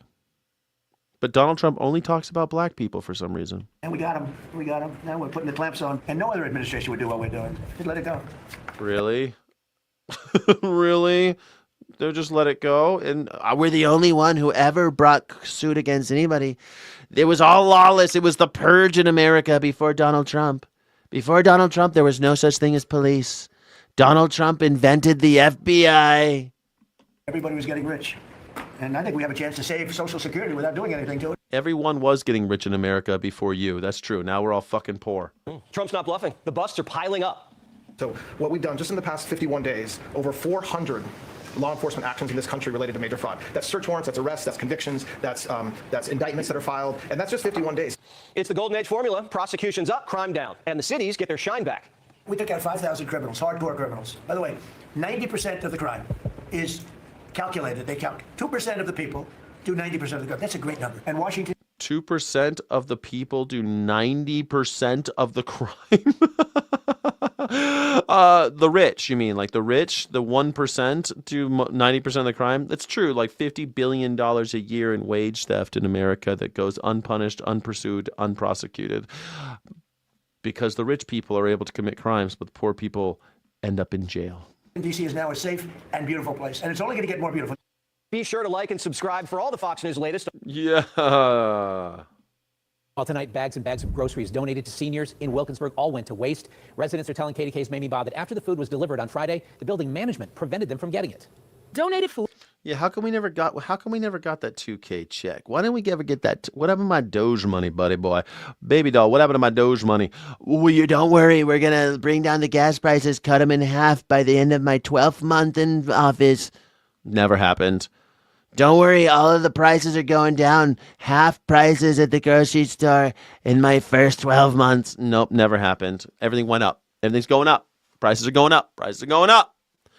Electricity going up. Remember he said that too. Oh, electricity going down, going way down. Nope, went up 30%. In some places, it went up 300%. Like in New Jersey and shit, people are paying 3 times for their electricity. Holy crap. Dems blocked it. Ah! Yeah. The Dems are blocking everything. Yeah, it's all the Dems' fault. Yeah. The Dems who don't have power in the Senate or in Congress. Totally. Yeah, the Dems. It's the Dems' fault that these guys in charge can't get anything, make any of their campaign promises come true. Remarkable. Really remarkable. I love that for you. Blame the Dems. That could have filled empty tables. Instead, filled the trash bins outside of this Wilkinsburg apartment. I'm upset because a lot of people in here don't get food stamps and they could have used that food. Elena Warren has lived at Wood Towers for 2 decades. On Friday, 90 bags of groceries were delivered to the low-income building, mainly housing seniors. Okay. Warren said the residents wanted to hold a Memorial Day barbecue. However, they never got access to the food because it was locked in the community room by the property manager. What? Fucking landlords, you know what I mean? Landlords, they're always assholes. Why are landlords always fucking assholes? Wait, what did Donald Trump do for a living? Oh yeah, he was a landlord. Donald Trump was a landlord. Piece of shit landlord. They was mad because they wanted the food. And they're upset and wondering why did she do that to us? Why did she take the food and lock it in a room until it went bad and then took it and threw it in the dumpster? The groceries were distributed by the Promise Center, paid for by Highmark Home Care. Tenants say it went bad after sitting in this room for 3 days. Michelle Snowden doesn't live in the building, but she stays nearby. She stumbled on the food in the trash. What went through your mind? Rage, hate, hurtfulness. It's very spiteful to withhold food from people who can actually use it. It is very spiteful to withhold food from people who are hungry. Maybe you should invest in guillotines? I bet you if you just... They're easy to make. Guillotines are super easy to make. I really recommend looking up how to make guillotines online. Every time somebody keeps poor people from eating, they took donated food and threw it in the dumpster. First they let it rot, then they threw it in the dumpster. And if it were to end up going in the garbage and nobody gets it at all, it's hurtful. Wilkinsburg Councilwoman Sabrina Gibson came to the building to speak with residents and get answers. I called the property manager who works for a company called TriQuest. For the property manager, please press 1. I eventually did speak with her. She was inside the building. She admits to locking the food in the community room Friday and claims it was because someone was stealing.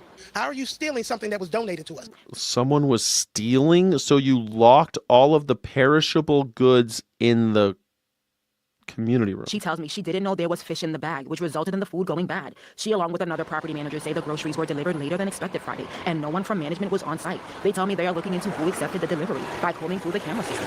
Tenants say it doesn't matter. Wasted food is hard to accept when so many people are struggling. A lot of people didn't get any of that food. And the people could have ate it. Other people could have eaten the food. I did speak with State Representative Abigail Salisbury, who represents this district. She tells me right now she, along with others, are working on a solution to replace the food. Reporting in Wilkinsburg, Mamie Ba, KDKA TV. Can you imagine, right? Like it's Memorial Day. We're just trying to have a little picnic thing, a little barbecue. Yeah, we're gonna take that. We're gonna throw it away. That's just so typical, man. That's just so typical. This is the American dream right here. Just garbage bags full of food in the trash while people are struggling. Like we do not have a scarcity problem in America. We have a distribution problem in America. We have enough food for everybody. We have enough food in America for the whole world. but we don't want to help the world. We don't care about the world. We don't care about starving kids. MAGA hates children. So killing children is A-okay, especially through the deprivation of any kind of services or help or medicine or food. Totally okay. So we'll keep doing this. It's just so embarrassing. This is America. News. Within just the last hour, we received a statement from the owner of Wood Towers saying, in part, it's unfortunate that such a generous contribution by Promise Place and our hardworking team at Wood Towers are the center of a negative story that stems from a miscommunication over the donation delivery time. I assure you that if management was aware of the shift, they would have responded accordingly.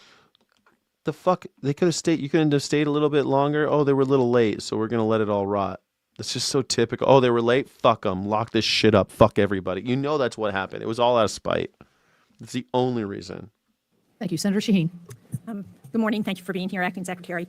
Let me first associate my comments with Senator Murphy because I share his belief that Job Corps centers have been really important. I led a 15-year bipartisan effort in New Hampshire to bring the Job Corps Center to Manchester, and I'm really proud of the center that we have there. And for more than a decade, that center has partnered with local community colleges, with trade schools to help meet workforce needs. And I know that shipbuilding is one of the priorities of this administration. They have worked with places like the Portsmouth Naval Shipyard, with Granite State Manufacturing, who are engaged in shipbuilding, and it's an important part of the solution to our workforce challenges in New Hampshire. And in fact, the New Hampshire campus recently hosted the New Hampshire Aerospace and Defense Consortium, which included representatives from Portsmouth Naval Shipyard, from General Dynamics. You notice it says acting labor secretary because the other woman got fired already. Electric Boat, from NAVSEA's Submarine Industrial Base Program Office, to learn more about how Job Corps could partner with those entities to address the shipbuilding challenge that we have in this country. So can you talk about whether the department has identified additional sectors within the Defense Industrial Base where Job Corps pipelines can help address those critical labor shortages? Well, thank you, Senator, and we're in complete agreement of the importance of shipbuilding, and this administration continues to make sure that there's pathways to do that. The industrial base has been a very big push for the president to bring back here, and we believe we play a really significant role. And we believe that registered apprenticeships across that industry is the way to get there. And you look at not only aerospace, but even just mechanics for airplanes, for the Air Force, for commercial is really a ripe opportunity to continue to use that same model as in shipbuilding to get skilled workers into these high-paying jobs. Well, we agree, and we think when we have a program like Job Corps that's working well, it doesn't make sense to set up a whole new program to do the same job that the existing program can do. That costs more money and it takes more time. So I hope that you will look at some of those successes and recognize how important they are to working with our companies in New Hampshire. I want to change topic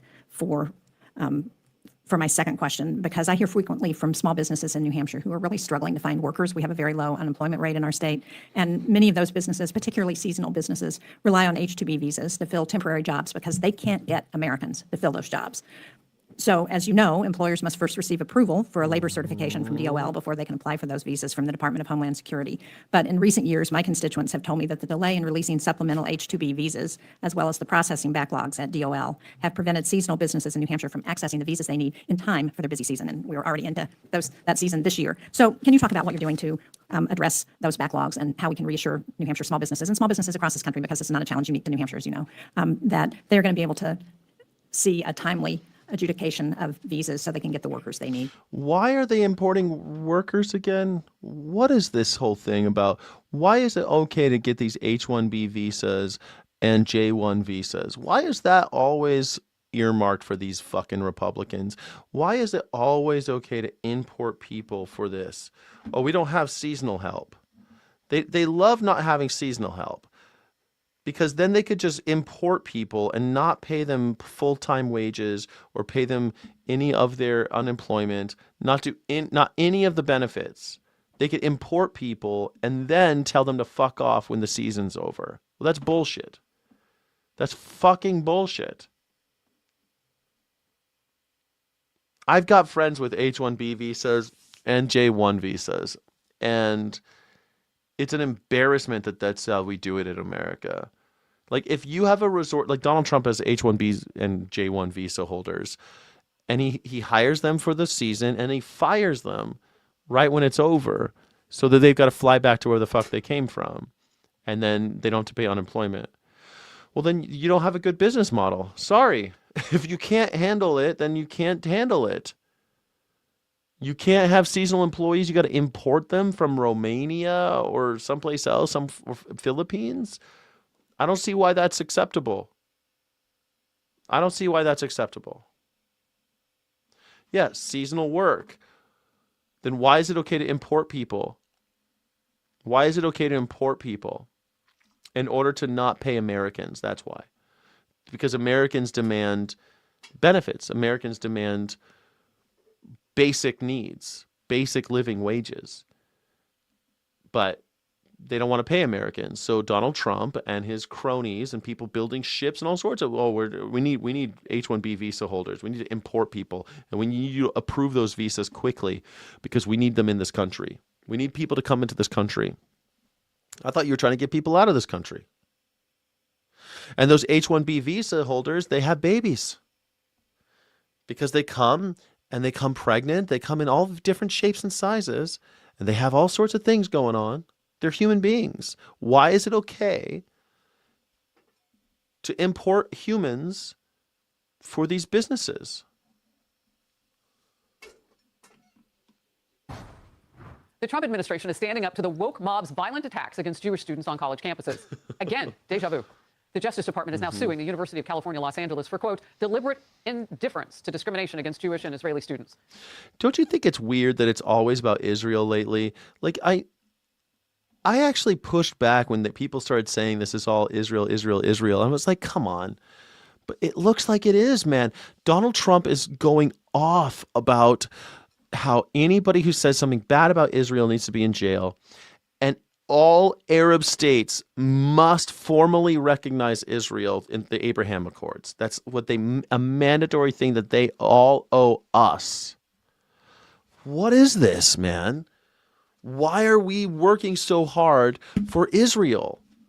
Why are there people in my chat that are so pro-Israel that they would do anything for Israel? The largest piece of the Israeli economy is AI and tech. And that's the only thing I can always keep going back, and arms. Like they're also great, the greatest selling weapons. So they manufacture, sell weapons, but their biggest piece is AI and tech. Well, the tech bros and AI bros, they do everything. All the billionaires are into this shit. So it's the only thing I can understand is that their ties to Israel are based on that. And so now they run the world. And we Americans we all work for Israel now. That is our big deal now. They control weapon manufacturers. They do, yeah. And AI and tech. Those are three major industries. And you add entertainment to that, but that's basically tech now, right? Entertainment's basically just tech companies now. So you take major economic powerhouses, and everywhere I look, Donald Trump, every time he gets a microphone, he's talking about the Abraham Accords, how everyone needs to bow down to Israel. Holy shit. Like, I was pushing back about this Israel shit for ages. And now everything is all Israel. Everything's coming up Israel every day. That's crazy, man. And now they're suing UCLA for not being pro-Israel enough. And that anybody who says anything about Israel have to go to jail? What in the hell? That's crazy to me. And I see some anti-Semitic stuff in the chat, but see, this is exactly how they get you, right? I'm not anti-Semitic. I love Jewish people. I grew up next to. I actually had a next door neighbor who was from Israel growing up, and I loved them. They were my fucking really close friends and shit. But I used to go to their house every Friday for Shabbat and all that. But they opened their doors to this little goyim. And I don't know, just had so many Jewish friends, and I just don't see the same thing that you guys are seeing. I don't think that Israel and Jewishness is the same. I know a lot of people who are Jewish who are really against, for example, who are really against Israel. So then you have this Zionist, right? What's a Zionist? What's a Zionist? But man, it's weird. That's like saying my best friend is black to excuse racism. No, I'm literally saying that Judaism and Israel and being an Israeli is not the same thing. That's all I'm saying. Not excusing. What am I excusing? It's fucking weird that Donald Trump is talking about Abraham Accords every single day on television. That is weird. It's very weird that that Donald Trump is using the DOJ, weaponizing the DOJ to go after anybody who hasn't stood up for Israel. That is weird. That is weird. This disturbing video from April 2024, look at the screen, shows just some of what they were facing on that campus. I mean, look, we covered this when it was happening. And what people thought was that justice would be served. But when we look back on this, we're also looking at the current and the future and Jewish hatred. So is justice going to be served? The DOJ says yes. This is, again, anti-genocide protests. Do you see what I mean? They love to say that if you are against the genocide, you must hate Jews. And that's not true. There couldn't be anything further from the truth. I don't want little babies being bombed from the sky because a country that has a right-wing dictator trying to stay out of jail, Benjamin Netanyahu. That has nothing to do with being Jewish. Zero to do with being Jewish. We only send them like $2 billion a month. Yeah, I mean, who funded the Iron Dome, right? That was us. We funded that shit. It looked staged. It doesn't have to be staged. It was a real... There were real protests. I remember them. I was on tour when they were going on. I saw some of those protests because I was touring. I was actually touring universities when everything started kicking off with Israel, man. It was crazy. Man, I actually saw some shit. And they have universal health care. Of course they do. Smoking Blondie. Of course they do. Of course they have universal health care. Everyone, I'm Laura Ingram. This is the Ingram Angle. Thank you, as always, for spending some time with us. We have all that coming and a lot more. But first, Trump and Texas take on the Senate. That's my focus of my angle. Ken Paxton's primary win in Texas has all the right people. I can't be openly Jewish out of fear. Most people don't make the distinction between being Jewish and... I know, that's a problem. There needs to be that distinction. That's absolutely necessary. It's the same kind of thing. I mean, I hate to compare at all, but I mean, when I was living abroad when 9/11 happened, and then we started, and everyone was super pro-America, and then America decided to start killing people in Iraq, and everyone hated Americans all of a sudden, and it sucked because it's like, I'm still the same person. I marched against the invasion of Iraq. I was in the street protesting the invasion of Iraq in Germany, and people would like, well, you and your fucking army, you shitty armies, scheiß armies. And I'm like, what the hell? Like, you can't separate the fact that I'm living abroad. I am not George W. Bush. It's very difficult for people to distinguish. I completely get that. I completely understand that. I get it. I really, really do. It's fucked. But whose fault is it? I think it's Donald Trump's fault. He keeps on talking about fucking Israel every day. And he's the one who keeps saying you're anti-Semitic if you say anything about Israel. He's the one doing that. He is the one every day doing that.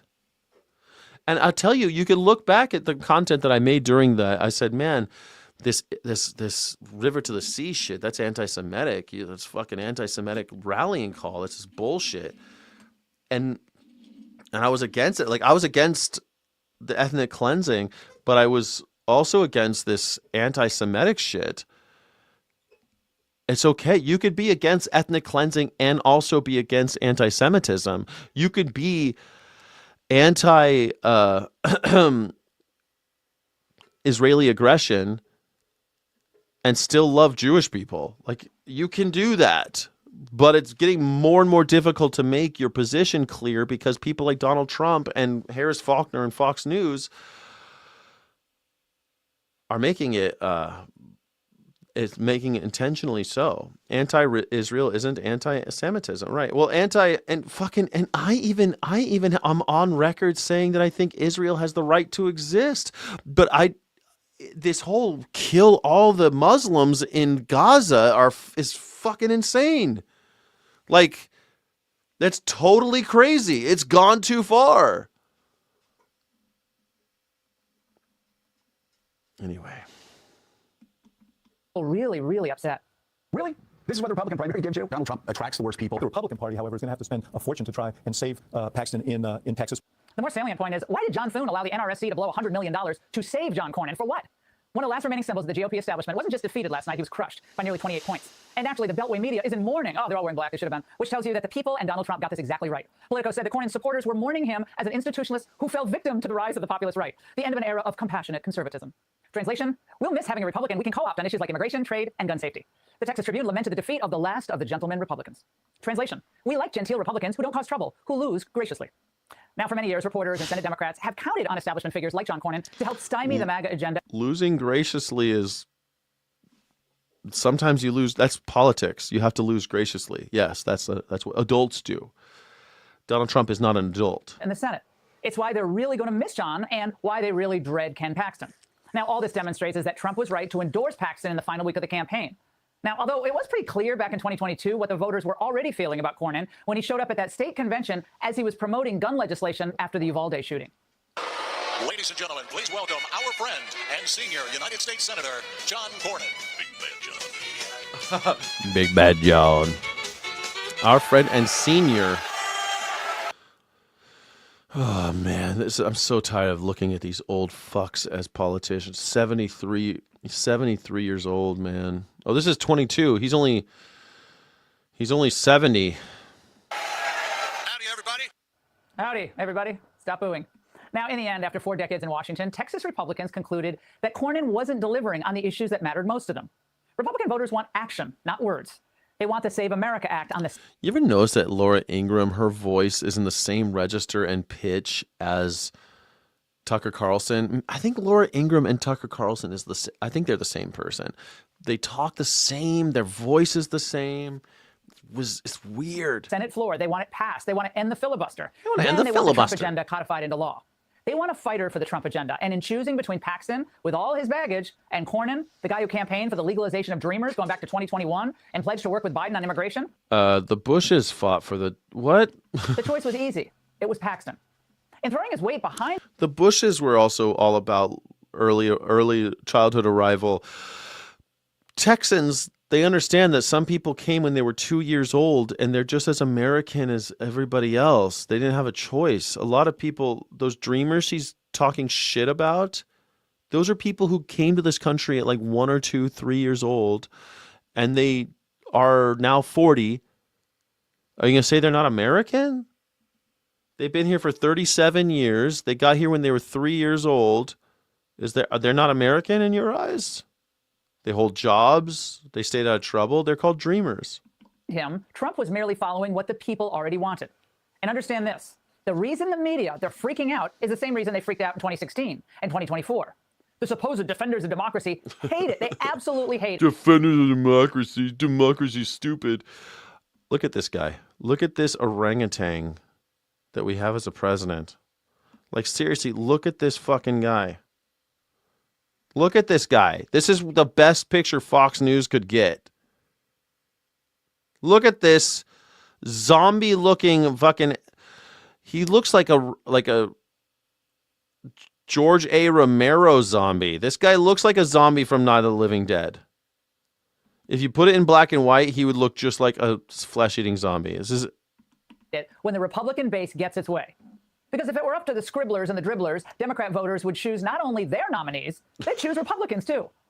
Look, they despise Trump for... Well, yeah, I mean, I think that we should have open primaries. That makes sense because you're not a Democrat just because you voted Democrat. And you're not a Republican just because you voted Republican. Republicans should be able to vote in Democratic primaries.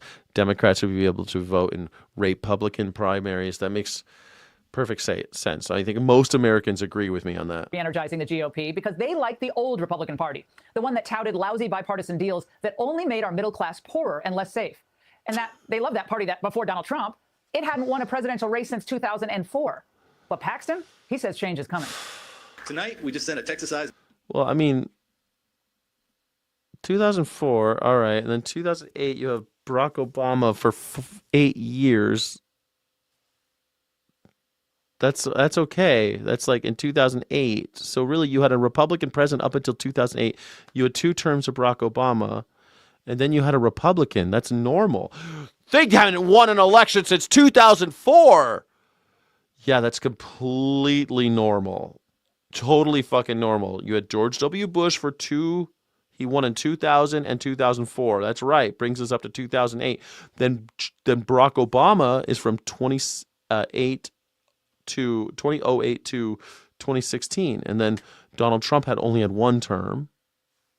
Like, what do you mean? Until Donald Trump, they never won an election. Yeah, they won right before. They won the one right before. What the fuck? That's the Ingram angle. How the fuck do these people on Fox News keep their fucking... How do they keep their face straight when they say this shit? Message to Washington. I said it in March, and I'll say it again now. Today, change was on the ballot, and change won. This guy creeps me out, dude. Ken Paxton is definitely creepy. Oh, he's in Plano. I've been to Plano. So at this point, really the only thing the press can do is they'll dredge up all the old stuff on Paxton, but they're also going to engage in wishful thinking. That's what they always do. They dig up old shit on politicians. That's what you just did. They all do that. Everybody, that's what the media does. That's kind of that's what we like. Thinking that like Cornyn now might join the ranks of other Republicans recently vanquished by President Donald Trump and begin bucking the president more. I've always supported the Republican ticket, and I intend to do so again in this general election. I trust the voters of Texas, and they've made their decision, and I must respect it. Look at that gracious loss. That's how you lose. Cornyn's an old man. He shouldn't be in Senate anymore. He should have called it quits a long time ago. 73 is too old. Until Americans are living to 150 regularly, no 73-year-old should be serving in Senate. He essentially said he was going to campaign, although he didn't mention Paxton by name, that he would campaign for the Republican nominee in November, as he should. And moving on to November, the same people who think Tallarico... As he should, because party matters more than people. ...will smash Paxton are the same people who tried to sell us Beto O'Rourke. And it actually even looks like the same campaign. It does. Same hand, back pocket. Yeah, it kind of does look like the same. She's got you there. Yeah. They did kind of like do the whole Beto O'Rourke thing. Beto made a splash, though, didn't he? Okay.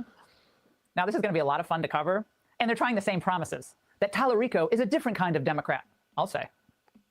Yeah, he's a Texan Democrat. Oh, wait! They're going to dig up old stuff. Here we go. Here's some more old stuff that she's digging up. This is him again. Get used to this. They keep on trying to pay him as a vegan. I love it. Existential that we try to reduce our meat consumption and that we try to respect animals. I am proud to say that our campaign has officially become... Respecting animals and caring about the environment is bad? A non-meat campaign. So we are only buying vegan products from our local vegan businesses. Have the mask and the vegan. Total disqualifier. Oh, but by the way, now he says he's not a vegan. That didn't happen. He never claimed to be a vegan. He said that the campaign buys vegan food from local vegan companies. That's it. He never was a vegan. Never claimed to be a vegan. And the big Christian has an interesting reading of scripture. I trust Texas women to make decisions about their own bodies. I don't believe that's a place for government. Yeah, I think Jesus said that too, right? Do your own thing. Don't let the government fuck you up. Belief I hold not despite my faith, but because of my faith. Yeah. Jesus never talks about abortion. The Bible is silent on abortion. Okay, the Bible's silent on abortion. Another disqualifier. The Bible is silent on abortion. The Bible also talks a lot about, especially the New Testament, talks about government. Go fuck yourself. Government can't tell me what to do.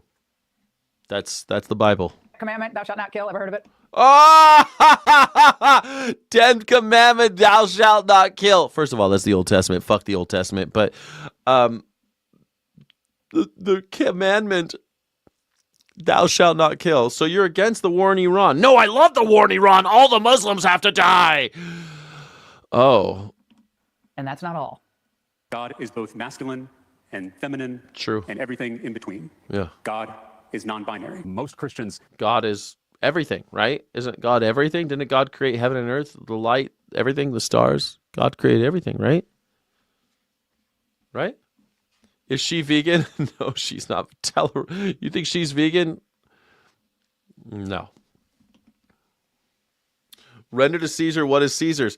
Yeah, he said that because of the coin. You know, it was the whole thing with the coin, right? They said, hey, Jesus, what do you think about this? He says, well, whose picture's on that?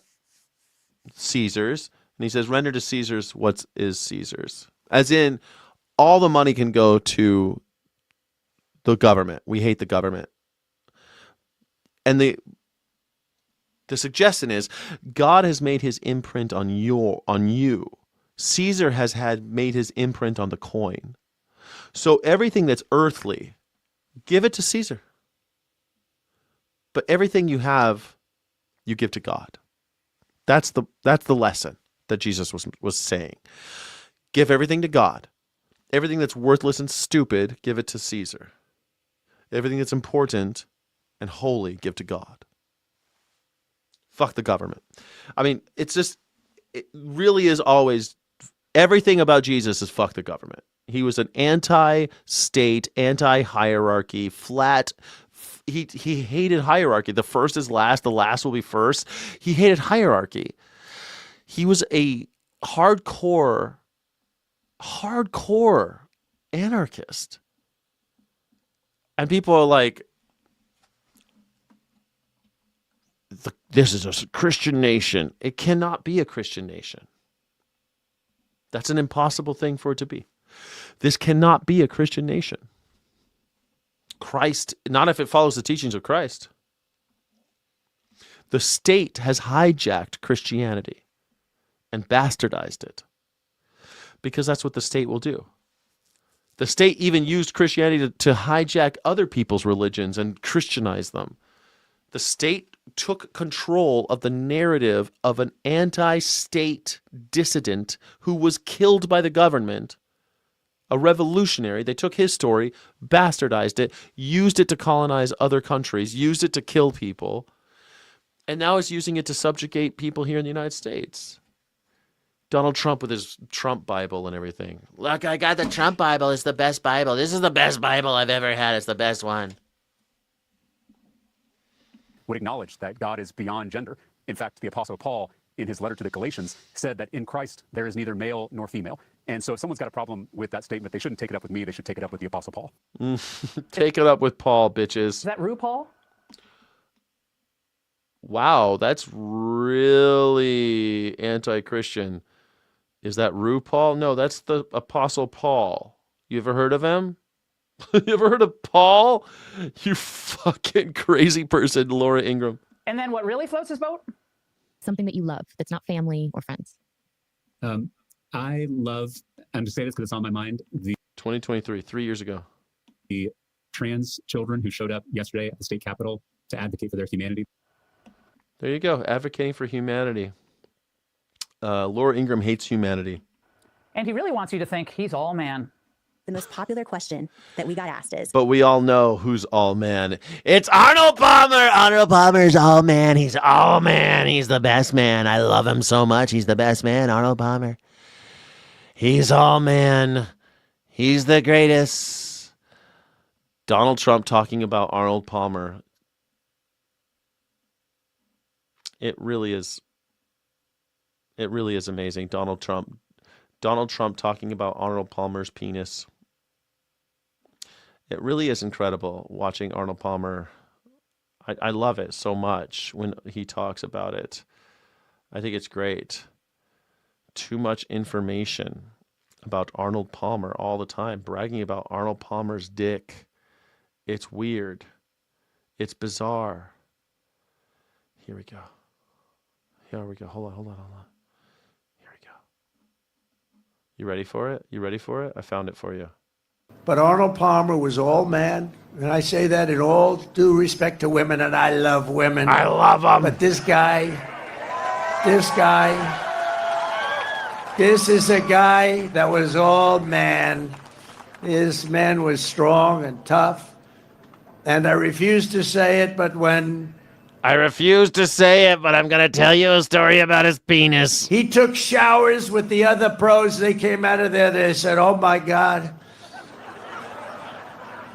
That's unbelievable. I had to say it.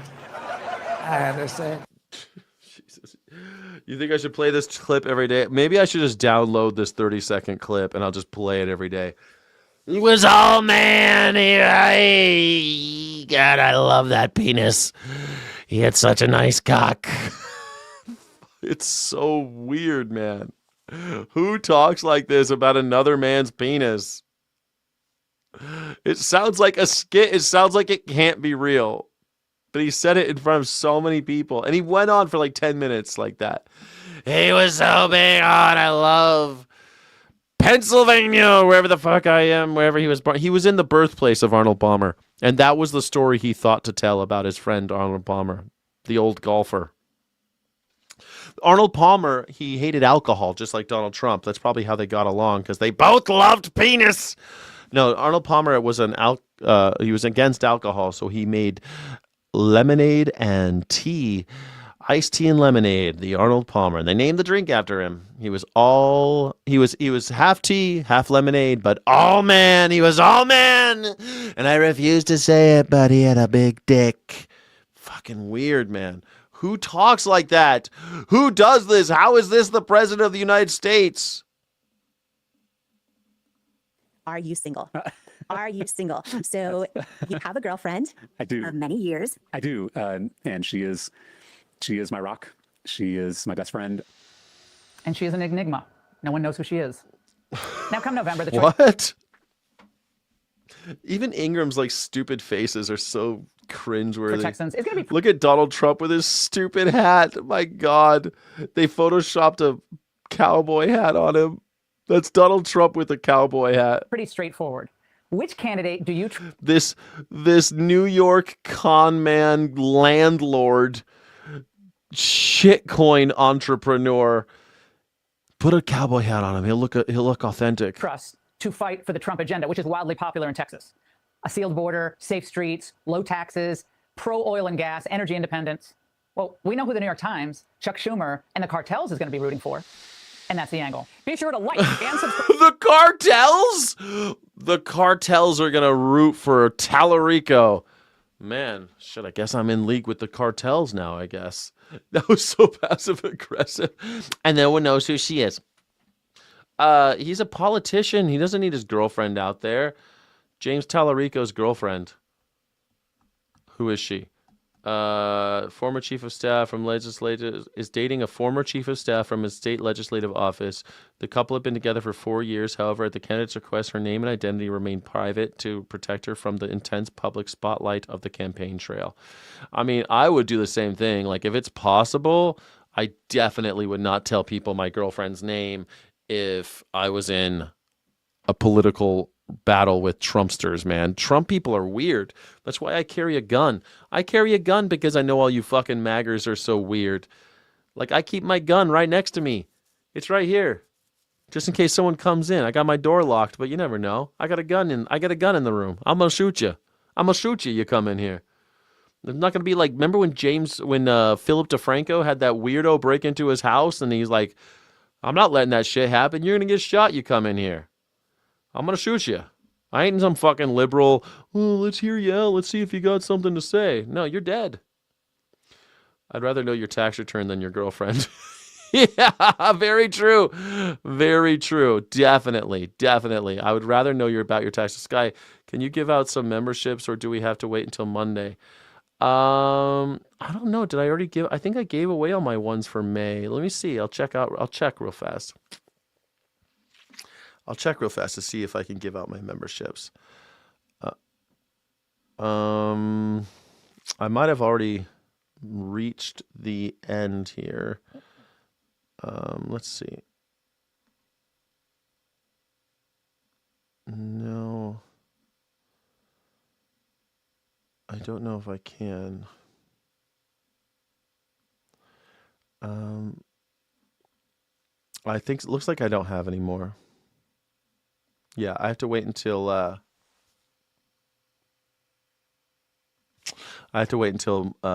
June 1st. Yeah, sorry. No more memberships. Sorry, buddy. I already gave them all away.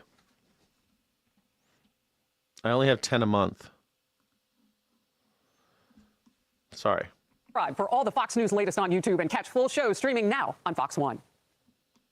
Well, with Republicans now one step closer to losing another seat in the United States Senate, with Donald Trump's scandal-plagued candidate Ken Paxton winning the Republican nomination last night in Texas, thereby strengthening Democrat Somebody should buy some memberships. It's so nice. I love when people buy memberships for other James people. Talarico's chances of being the first Democrat to win a Senate election in Texas in 38 years.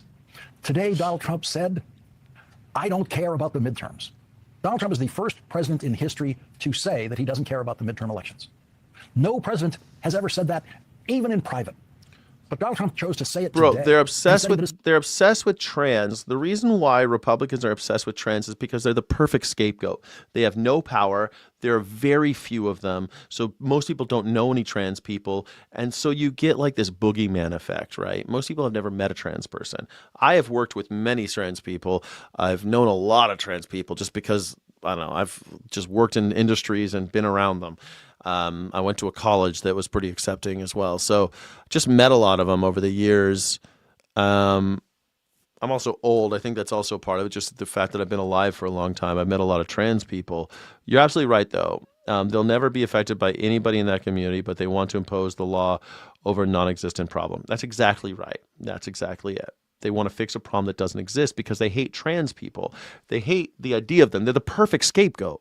Politically vulnerable, politically powerless, and very small group. And so, like, even the people who don't really care about trans people, they hear MAGA hate the trans people, and they're like, what do they care? They don't know these guys. Most Republicans, they hate the gays until their daughter's gay, right? They hate the gays until their son is gay or their brother's gay. Then all of a sudden they change. Republicans have this problem in their brains. It's been like that forever. Republicans are the type of people who only care about stuff when it affects them. And the chances of it affecting them are so slim, they don't care about trans people. The people who don't care. And the people who hate, they can get really rallied up, really riled up about trans people because trans people look different and it's really easy to hate on them. They have no power. They can't fight back. It's really easy to punch someone in the face when it's illegal for them to punch back, when they ain't got no hands, you know? It's really easy to punch someone in the face if they don't have any hands. supposed to be private, a cabinet meeting. Donald Trump bragged at the beginning of his so-called cabinet meeting today about inviting the White House press corps to join the cabinet meeting. Donald Trump said, quote, to the best of my knowledge, press has never been invited ever to a cabinet meeting for any reason at all. That's right, because prior to Donald Trump. I mean, MAGA, I just played the clip where Donald Trump is talking about Donald Trump is talking about Arnold Palmer's dick. So yeah, they can't stop talking about it. Cabinet meetings were real meetings. They were serious meetings.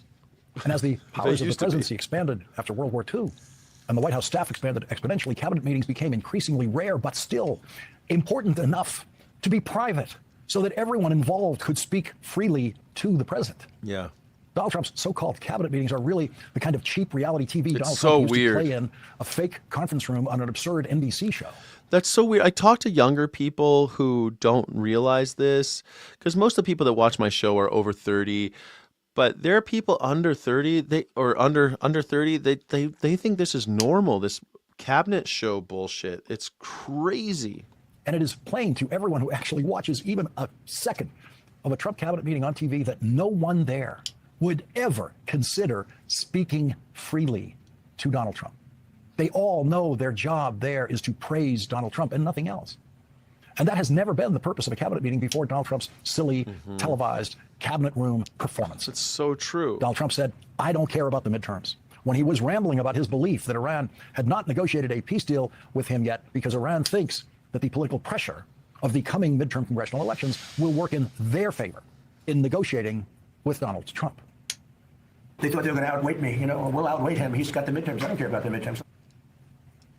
I don't care about the midterms. That is exactly what Republicans in Congress I don't have been care assuming about Americans' Donald Trump. He doesn't financial care about the situation. midterms. He doesn't care about their future. But Donald Trump has not been able to resist meddling in the midterm elections. Senate Republicans are reportedly upset that Donald Trump turned against one of their colleagues, a reliable incumbent Republican Senator John Cornyn of Texas, to support a profoundly damaged new Republican nominee for Senate in Texas, Ken Paxton, who Republicans believe will be easier for Democrat James Talarico to beat than John Cornyn would have been. And here is how. James Talarico. Euro, 1 euro eats 117 exchange value drop under Trump. The dollar's going down. It's scary, actually. Like, I have my house for sale right now, and I think about it every day, Chris. I think about it every day now. I didn't think about it as much as I do right this second. Like, I do a news show every day, and right now, I'm really, really worried that while my house is for sale, that the price is going to have to keep going down in order to sell it, and I'll have less and less to buy something else. So I might end up back in fucking debt. The whole point of selling my house is to get out of debt and buy a place. But it's like, I'm worried about it. I'm trying to sell. I'm selling right now. What do you mean sell your house yesterday? I'm trying to sell. Yeah. 1 euro equals 117 USD. It's not fucking good. US dollar versus euro. Euro cents. $1 equals 86 euro cents. Look at how far it's come down just in 1 month. Let's look at 1 year. This is where it was in the beginning of 2020. This is May 2025. So this is like 4. Let's look at this. Oh my God. Look at this. 2024, 24, all going up. 2024, 24, 24, 24, 24, going up. And then January 2025. That is 2 days before Donald Trump takes office. It's at 97 cents. And then since then, it's down here. Fuck. 86 cents. This is 2022 under Biden. It was $1.02. Wow, you got more than a, so we actually had higher. It was higher. A dollar was worth more under Biden than a euro. This is 2021. This is Biden. This is all Biden. Holy shit. And then it went down in 2022. Everything was going down in 2022, 23, 23, 23. Okay. 23, it's just kind of like plateauing. It's not doing so great. Oof. It came down again. Oh, no. Went down 2020, 24. The election's happening, 2024. And then 2025, it goes back down. Oh, it goes way back down. Interesting, man. Buy gold? I don't know, man. It sucks because I want to make an investment that actually pays me dividends. Gold doesn't pay dividends, you know? We're getting our ass kicked on a global scale. That's right. Look at this. Like the graph doesn't lie. This is just America versus US dollar versus euro. Look how high it was under Biden, dude. That is crazy. Okay, it did go down in 2023. But it went up towards the end of Biden. Like, this is boom. We're in the dirt again. 86 cents. It's not looking good for America. Rico greeted Ken Paxton's nomination to run against him last night when James Tallarico joined us on this program. Ken Paxton embodies the broken political system that we're running against. He is the most corrupt politician in America. 3 years ago tomorrow, he was impeached by his own party for using his public office, his position of public trust, to enrich himself and his donors at our expense. Yeah, I mean, I think that Ken Paxton's going to lose this thing. And that is exactly the problem in our politics. It's puppet politicians who serve themselves and their billionaire mega donors instead of serving us. It's why we can't afford anything. It's why we can't get ahead no matter how hard we work. The system is rigged by corrupt politicians like Ken Paxton. And so it's going to be all of us. It's going to be Democrats, independents, and Republicans. It's going to be urban Texans, rural Texans, suburban Texans. It's going to be all of us coming together, the people versus Ken Paxton. Republicans in the Senate and in the House do care about the midterm elections, and they know Donald Trump is not helping them, and they know nothing is hurting them more than Donald Trump's war. Thanks all for joining. Thank you, Kit. Thank you, Earl. You think gold, huh? Do you think gold's going to Bitcoin? Gold's going to moon? Not Melania coin? You think I should buy gold, not Melania coin? I thought Melania coin was going to moon.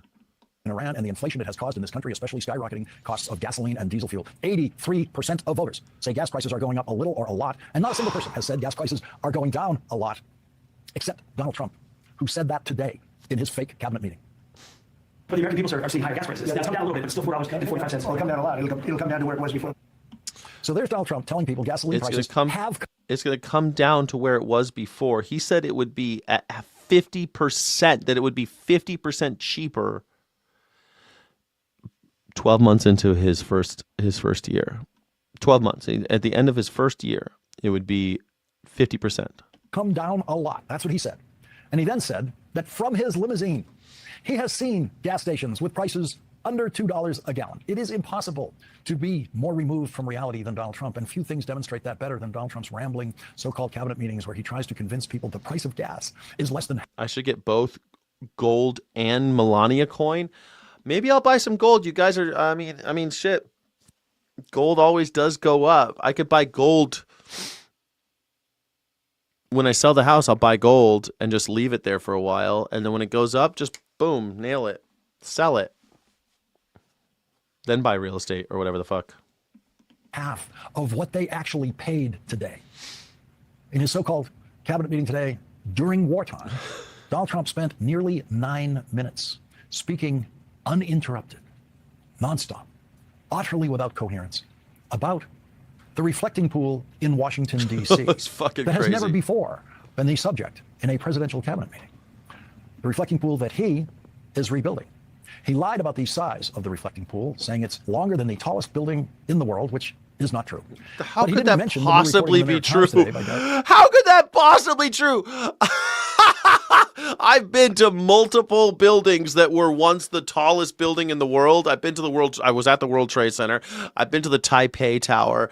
I've been to so many of the tallest buildings I've been to the Empire State Building. What do you mean? He said that the fucking reflection pool was longer than the tallest building in the world. Come on. David Farenthold about the reflecting pool project. Quote, a National Park Service analysis found that the contractor, given a no-bid contract to repair the Lincoln Memorial reflecting pool, is being paid an inflated and excessive profit margin, according to federal documents obtained by the New York Times. So, in a country where people are wondering whether they can afford to fill up their gas tanks this week, Donald Trump is awarding no-bid contracts with inflated profit margins to... How do you get gold in your you buy gold and you put it in your house? That sounds dangerous. Rebuild the reflecting pool in Washington, D.C. in the way that he likes by the 4th of July.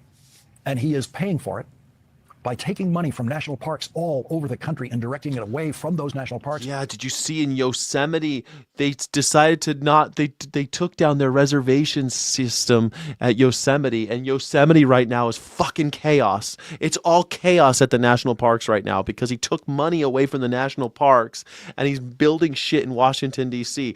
And Yosemite is just fucking bonkers.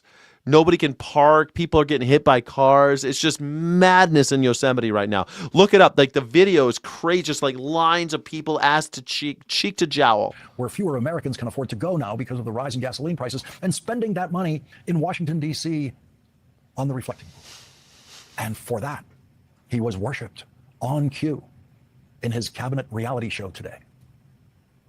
The fact that we have dedicated presidential leadership is really what's made this possible. It speaks to the strength of your leadership. It has never been a better time to be an American. It's never been a better time to be an American. So Scott Bessent, that billionaire. It's okay to be gay if you're a billionaire. Scott Bessent is an openly gay man, unlike Marco Rubio, he's not a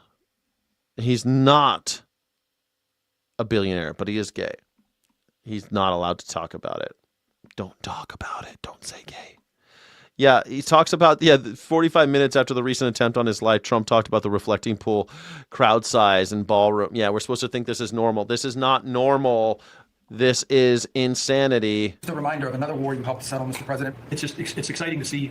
Look, here's a hat. I signed it for you. Can you all wear the hat? It's a free hat.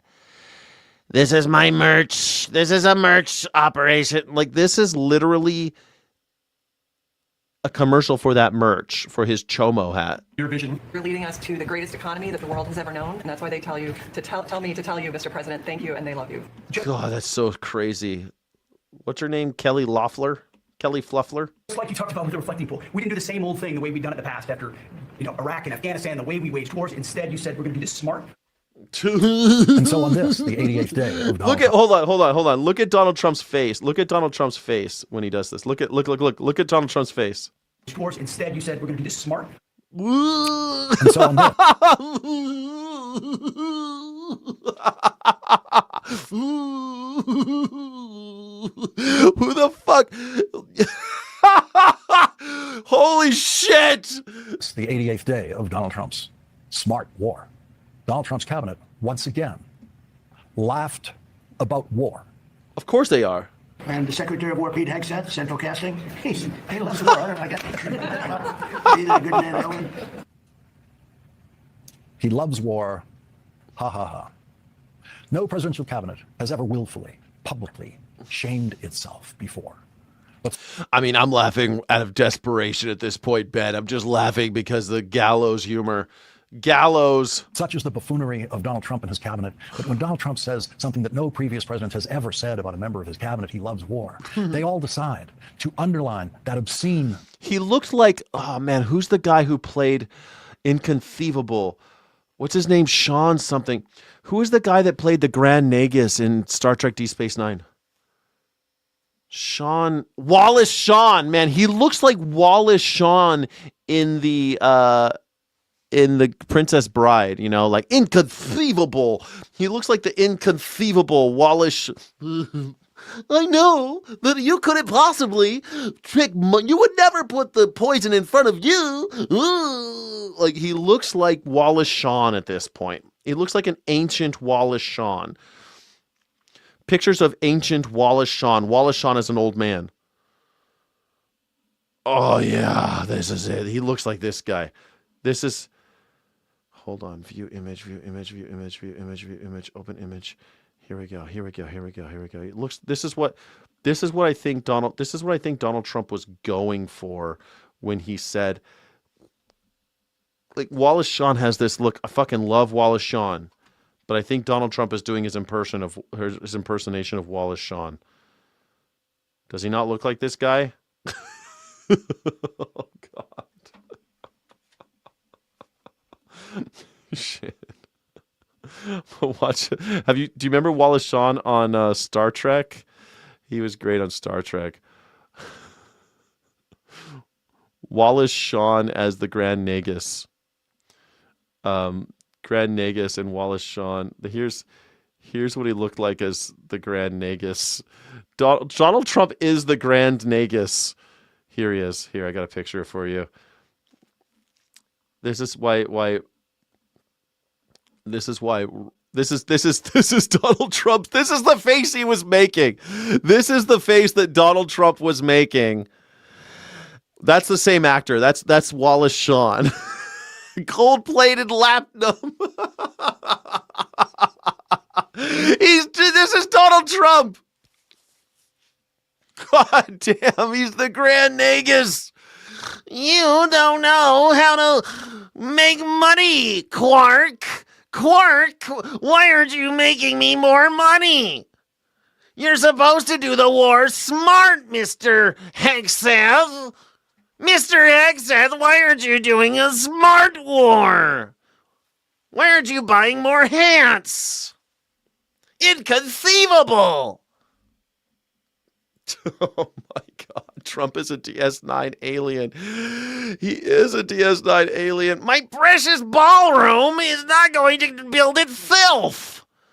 The billionaires will build me a precious ballroom according to the contract.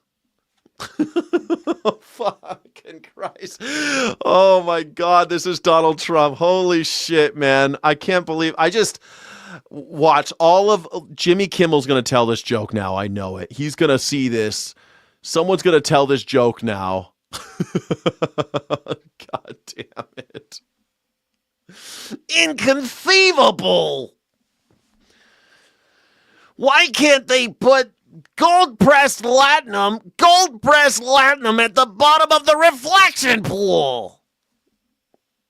Oh, shit. Shit, man. This is it. This is it. It's done. It's over. Oh, damn. Oh, no. Oh, we are living under the Grand Negus.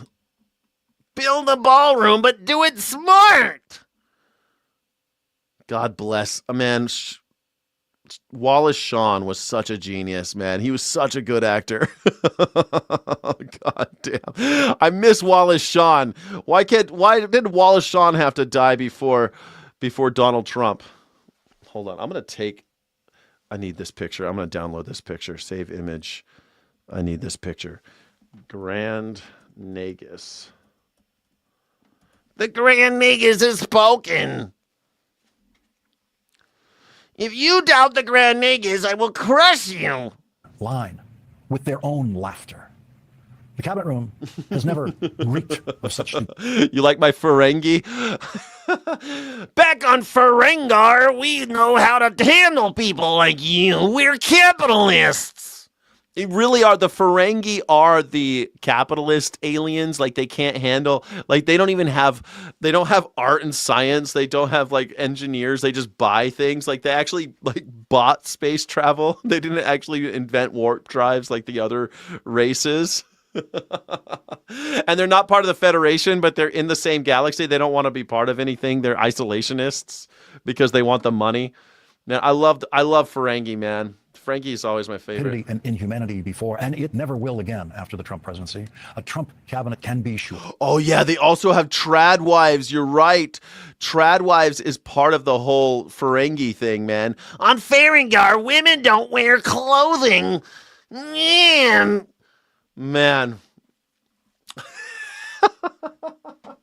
And Rom becomes Grand Negus eventually. When Wallace Shawn dies, they had to have a new Grand. I don't know if he actually died in real life, but he ends up not being the Grand Negus anymore, and Rom has to become Grand Negus.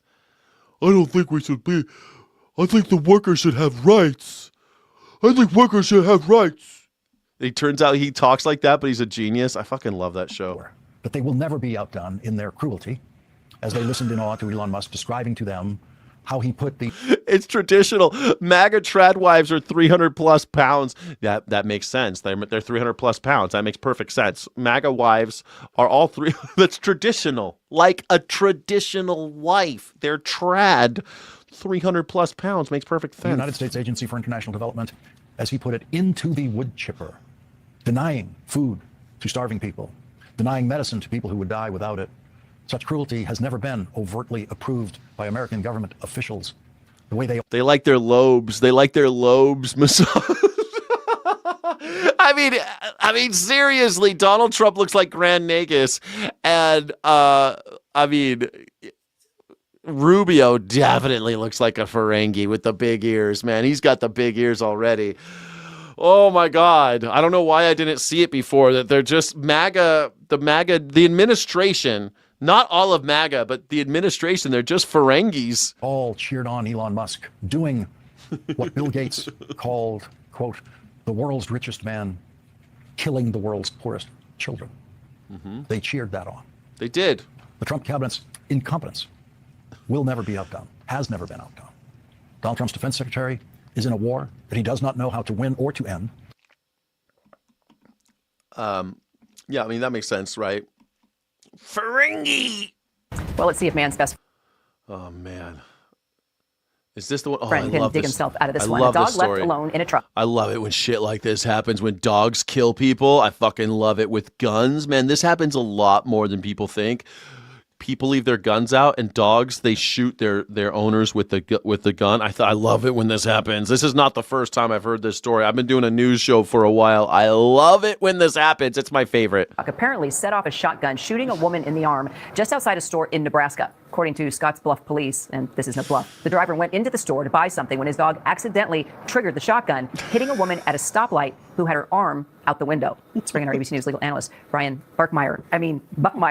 Here we go, Brian. Just when you think you've heard it all, clearly the dog can't face criminal charges, even though his paw prints are all over the crime scene. Why not? Hey, you know what? If you could have a 14-year-old face the death penalty, why not have a dog face the death penalty? I mean, Kristi Noem killed that dog for nothing. Cricket, justice for cricket. # justice for cricket. You know, I mean, if you could kill an animal for nothing, I think an animal should... it was Nebraska.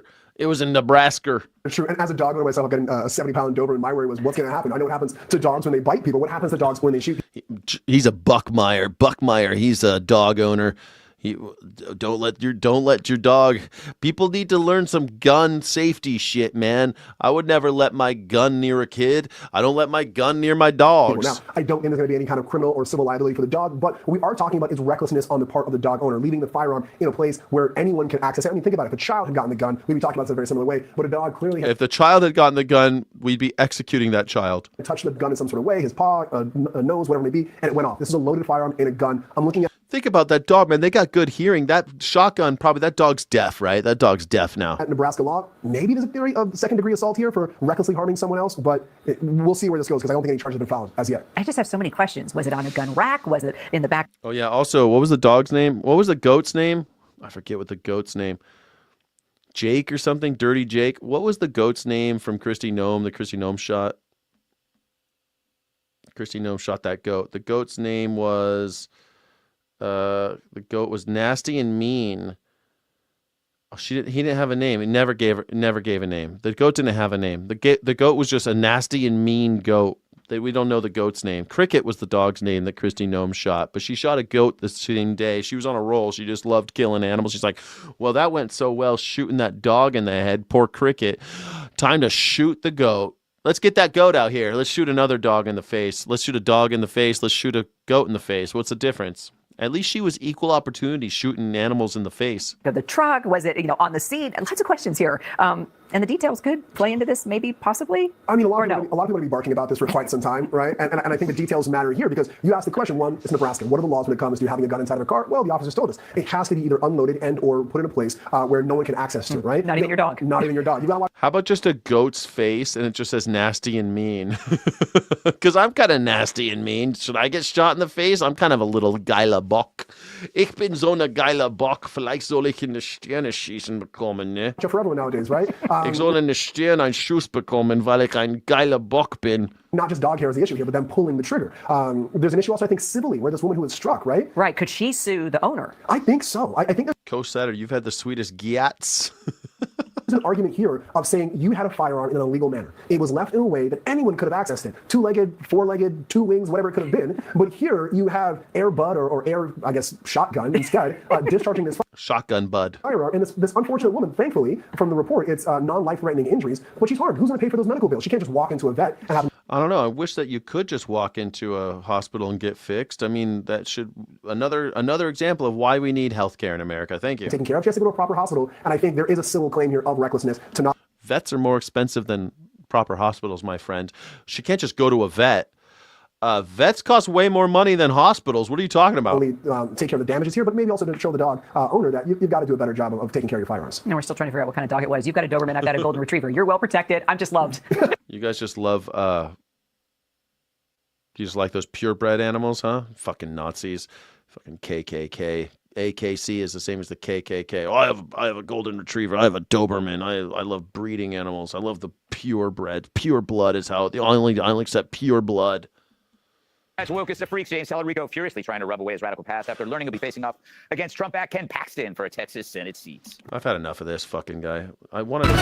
Now at 10:30. Oh, yeah, it's this one. Oh, this is one I was looking forward to this one. They built these... Look at this. In Los Angeles, in East Hollywood, they built these little mini houses for homeless people. Look at this shit. They've even got little picnic areas for them. Come on, that's got little AC units. I kind of want to live in one of those. I kind of want to live in one. I mean, I like this. And to help alleviate the homeless crisis in East Hollywood is getting... this is kind of nice. I mean, it's not the perfect idea, but it's I think it's a step in the right direction. A little dignity, a tiny bit of dignity. Here's a little house you can live in. I don't know. Like, what do you think about this shit? What do you think about that? It seems... Pushback tonight from residents. It involves the building of a tiny home community right in their neighborhood. The residents fear the tiny homes will bring blight, break-ins, and violence to their community. Not in my backyard. You fucking liberals. NIMBY, they call it. Not in my backyard. NIMBYism. And they say they will fight to stop it. KTLA's John Fidelio is live in... Why are they going to stop it? I hate the homeless people. I hate all this shit in the street. Okay, we built these little community for them. I hate that. They're going to be crime or something. Bro, like, what do you want? You want them in the streets?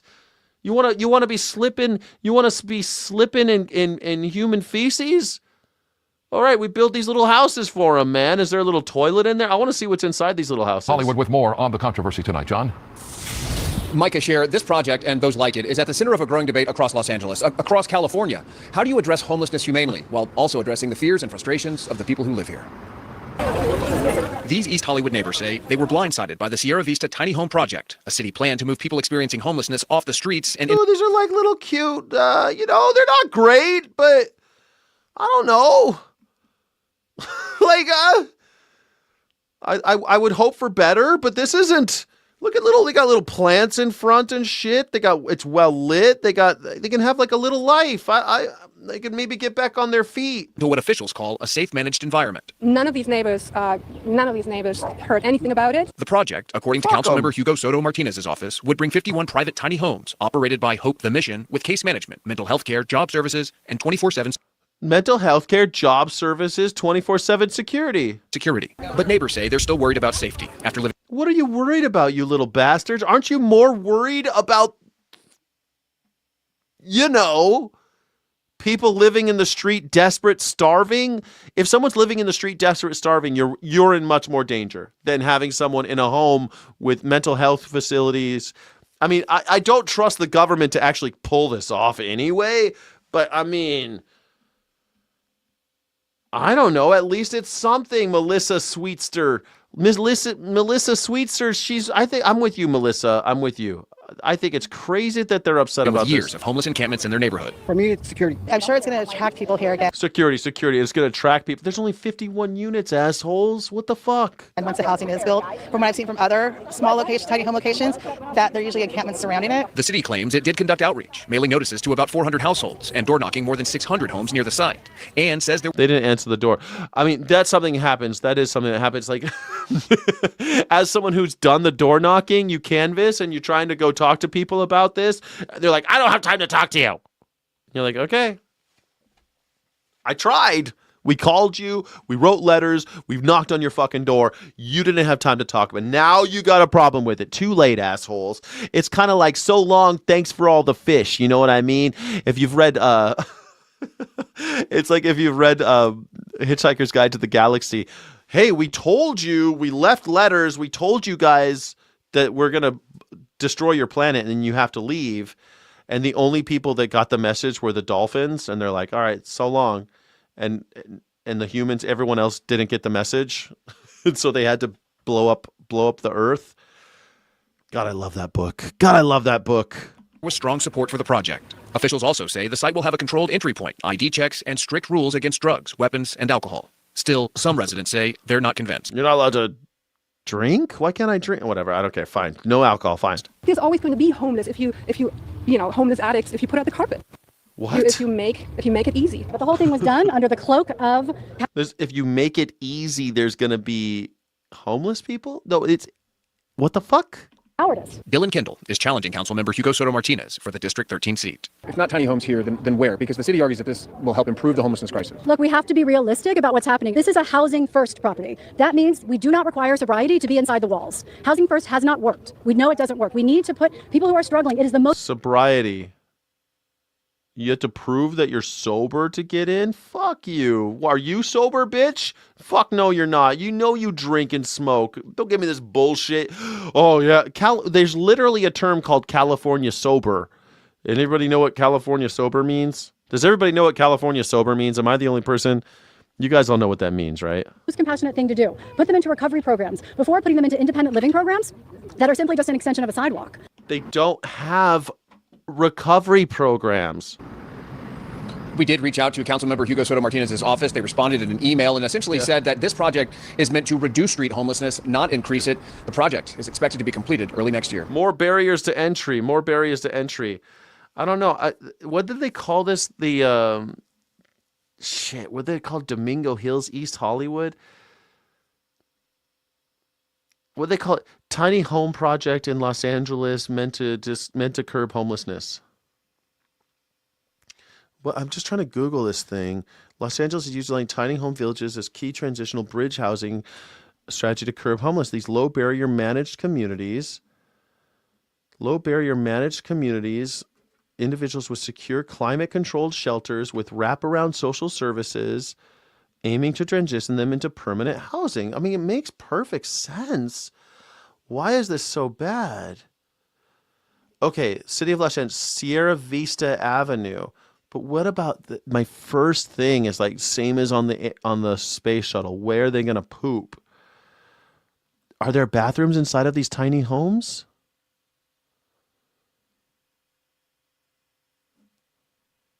No, these specific tiny homes do not have bathrooms inside them. Instead, residents are centralized, shared facilities located within the village. Shared trailers, high-quality mobile trailers contain private stalls for flushing toilets and hot showers. Okay, I was very curious about that because I feel like if you gave everyone a toilet, it'd be a nightmare, man. That's all you would do is be unclogging toilets all day, man. You cannot trust people. On-site staff clean and sanitize the facility multiple times a day because they only have one big facility. Perfect. You need to have hygiene. That's great. Laundry, separate communal trailers provide free washers and dryers for residents. What is the problem? You get free washers and dryers. Can I see? Are there any images? Are there any images about what they look like inside? I want to see what they look like. There's several images. Oh, okay, good, great. Let's see if I can see these. I'm going to share this tab. See if you guys can see this. This is what they look like inside. I mean, it's not great. It kind of looks like a space shuttle, really. They got 2 beds in there. And you can live in there and have little shelves and your little shoes and shit.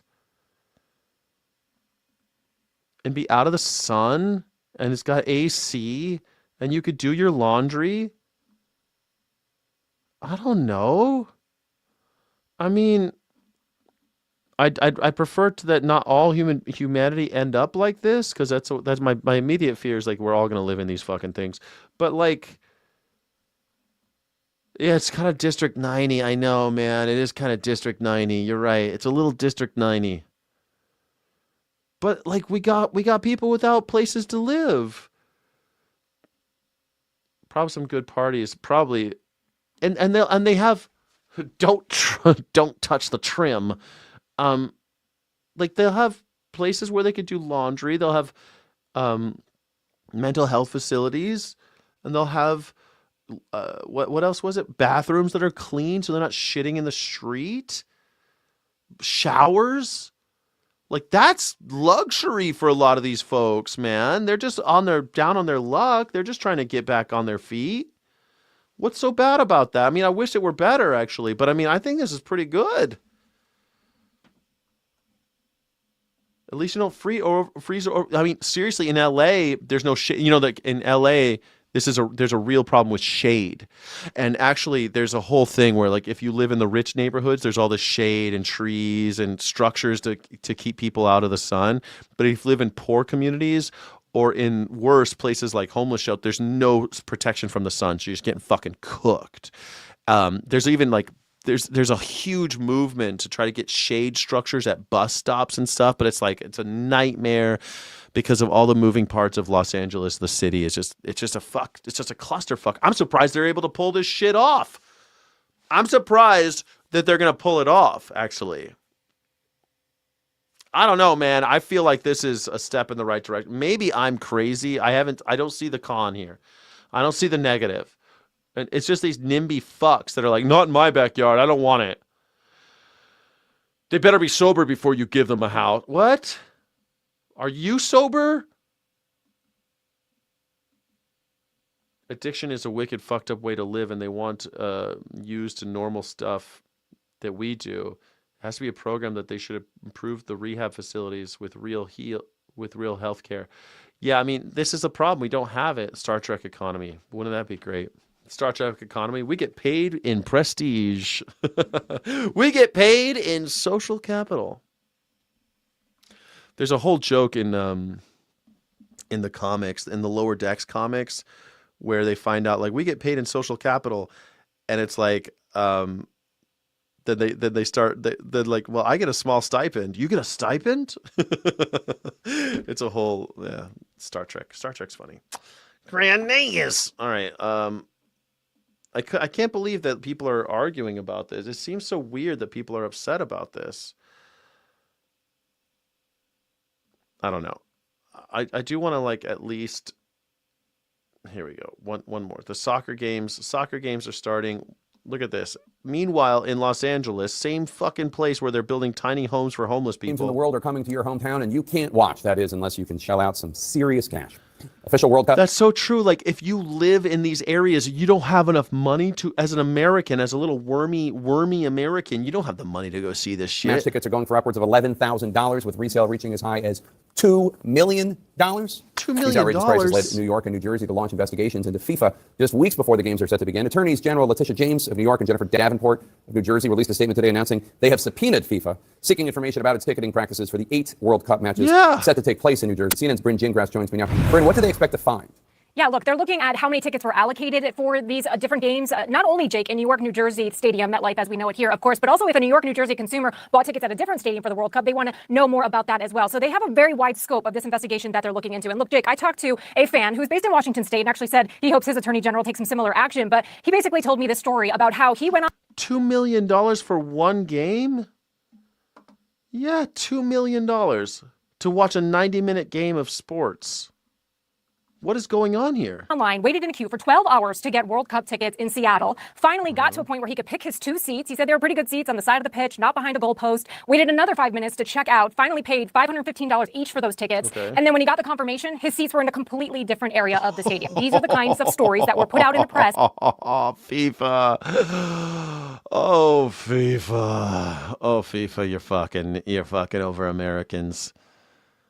I hope that this breaks FIFA. I hope this breaks it. And what the New York Attorney General's office. 3 countries. When have they done 3 countries? I guess when they divided up between Korea and Japan.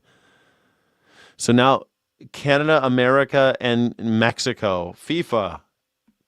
North America. What said to me basically was they heard about these stories and now they want to know more. Why did this happen? How did this happen? Did they break any laws? And they actually aren't the first attorneys general to take action. California also has put into an inquiry with FIFA for similar questions, wondering what sort of disclosures are given to these buyers before they purchase tickets. So there's a lot of questions that are outstanding here. And the big question for fans, as I talked to one, is will there be any recourse? Will there be any restitution? Of course, the games start in just a couple of weeks. FIFA at the moment is saying that they have no comment on these investigations that are now open, but the fans are telling me that they're just happy someone is at least on their side because what they're dealing with is really just taking away from the whole entire experience. All right, Bryn Gingras, thank you.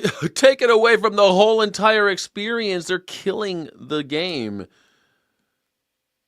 I had tarps over my camper helping me keep it cool. They had me put in the hospital for a week. Then her and my bro took it down. Ooh, that sucks. That sucks. This is all a joke. Paid over $1,000 and didn't get the seats they wanted. I'd be a little salty. Hell yeah, I'd be salty too. I mean, I didn't get the seats that I was promised. I won't break FIFA. It won't break FIFA. It's one of the most corrupt organizations ever. Remember the FIFA Peace Prize for Trump? I know. I was talking about the Peace Prize yesterday.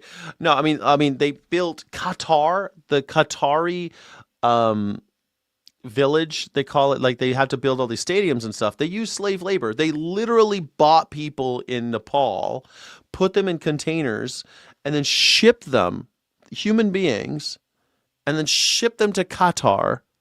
And then force them to build these stadiums and build these villages for World Cup. This is well-documented, straight-up used slave labor. Foreign slave labor. Literally went to another country, stole people, bought people, and brought them to Qatar to build the FIFA infrastructure. It's disgusting stuff. And now that the FIFA's gone, they just let that shit rot. It's just rotting. They don't need it. They built whole cities that they're never going to use for FIFA's World Cup. And for some reason, they keep on doing it. I'd love to see FIFA gone. Yeah, literally. And held their passports. Yeah, that's true. They took their passports. Commodify everything. I think it's okay. Last one. President Thing, we the American people are extremely concerned about the high price of gasoline. We need to know what your administration is going to do about it. I hear your concern, and our top minds, along with our allied nations, are working on this. We're doing everything in our power to correct the market and to fix these prices. These are Democrats. Know that the brunt of this pain is on the working class and middle class families of this nation. We feel your pain, and I'm doing everything I can, and my administration is doing everything we can to lower the price of gas and make sure this never happens again. Fuck you. Again, I feel your pain. President Mann, we the American people are extremely... I feel your pain. We're doing everything we can to change this. We can't let that. We hate that the brunt of this is being borne by the worker. Fuck you. All right, now the Republican president. Extremely concerned about the high price of gasoline. We need to know what your administration is going to do about it. What, are you going to cry about it? Well, I'm sorry, but we're doing a war here. There's more important stuff going on. Grow a pair, make some more money, or get an electric car. I don't give a fuck. You sound confident, and I like that. Fuck off. Okay. I think that was I thought that was so funny. I thought that was a really funny clip. Anyway, thank you everybody for joining. My name is Skyjack Morgan. I'm an independent news and culture commentator, free speech and critical thinking advocate, and coffee freak. Please give me money for coffee. Please donate. You can donate through Cash App or YouTube or Venmo. You could do all of those things. You could do Venmo. Venmo is Skyjack23. And Cash App is Skyjack Morgan. Please donate money so I can buy decent coffee. Please, I'm begging you. Coffee's too expensive. I'm dying over here. Please, I'm begging you. Please. Thank you. I'm going to play guitar right now. I'm going to take off this jacket and everything. We're going to play guitar. If you like hanging out a little bit longer, we're going to enter the chill zone. I'm going to go downstairs and play some guitar, and I'll bring you guys with me. I appreciate you very much for being here. Please donate to the Skyjack Morgan Morning Sky Show for the Coffee Fund. I appreciate you very, very much for being here. This is the #1 news reaction show on YouTube. Thank you. I know it was a lot of hard work. Thank you very, very much for everything. I really do appreciate you for being here. Please support the channel, like and subscribe, hype anything, and share a short. Share anything. Share one of the longs. Share something about the channel. Please do me a favor. If you appreciate what I do, please do that. Please share the channel out there. I'm trying to grow it. It can happen. It can happen. Why not me? Why not me? I got funny things to say about the news and stuff. Come on. All right. That's it. That's the whole show. Not the whole show. We're going to play guitar here in a second. I appreciate you guys for being here. You are amazing. You don't want to get mixed up with a guy like me. I'm a loner. I'm a loner, Daddy. A rebel. Thanks. 1, 2, 3.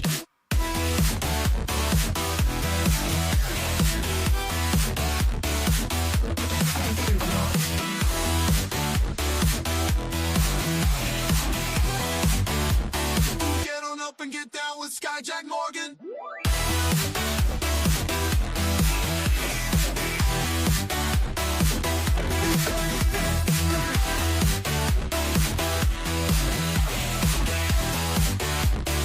One, two, three. Get on up and get down with Skyjack Morgan.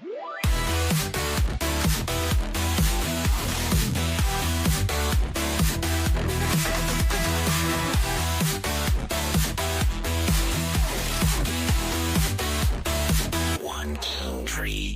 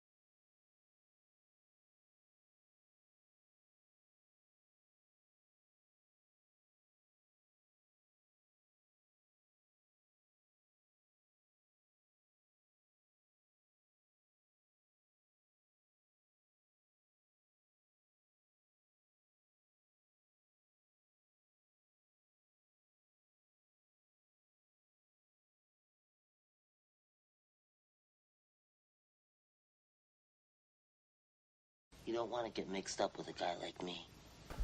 I'm a loner, Daddy. A rebel. Hey everybody, welcome to the show.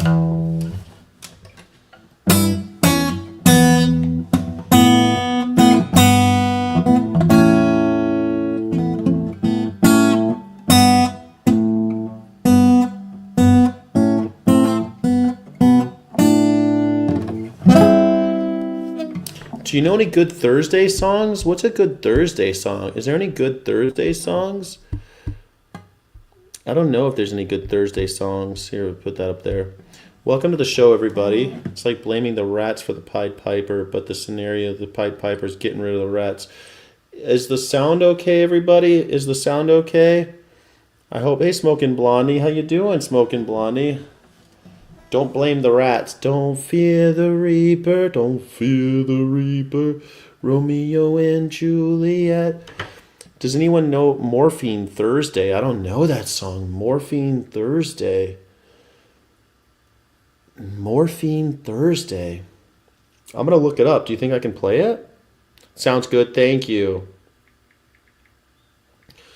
Thursday. I don't know this song. Thursday by Morphine. Brand new song. Never heard this song my entire life. And there's only... Ooh. No. No, I can't. It looks like that won't be something I can play. Damn. Songs about Thursday. Where did you sleep last night? Friday, I'm in love. I don't care if Monday's blue. I don't care if Monday's blue. Tuesday, Wednesday, how about you? I don't think I can play Morphine. I can't find any tabs on it. Man, whoever recommended Blonde Redhead last night, I listened to Blonde Redhead a lot. Come on, I can't play it. It's not... Let me see. I'll try it. Let me look it up again. Thursday, Monday, Tuesday. War All the Time.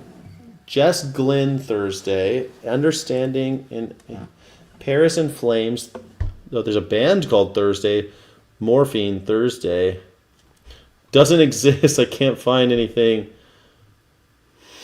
Thursday by The Weeknd. The Weeknd has I love her today because it's Wednesday. I won't be late. I used to know.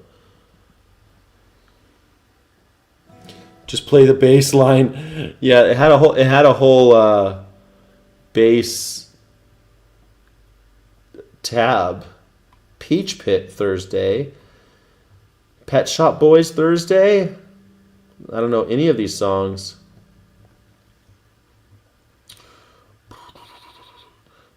I Am the Killer Thursday by Jess Glynn.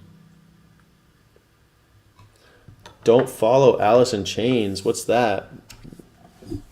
No Myth, Just Jam. We're gonna jam right now. We're jamming, baby doll. I don't know this song. I won't wear makeup on Thursday. I won't wear makeup on Thursday. I'm sick of covering up. I'm tired of feeling so broken. I'm tired of falling in love. And sometimes I'm shy and I'm anxious. Sometimes I'm shy and I'm anxious. Sometimes I'm down on my knees. Sometimes I try to embrace my insecurities. Oh, I won't wear makeup on. Who I am is enough. And there are so many things that I could change so slightly. But why would I succumb to something so unlike me? I was always taught to be myself.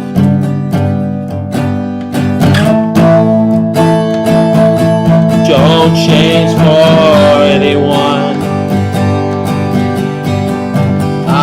laugh, I don't wanna cry, I don't want these tears inside my eyes, yeah. I don't wanna wake up and feel insecure.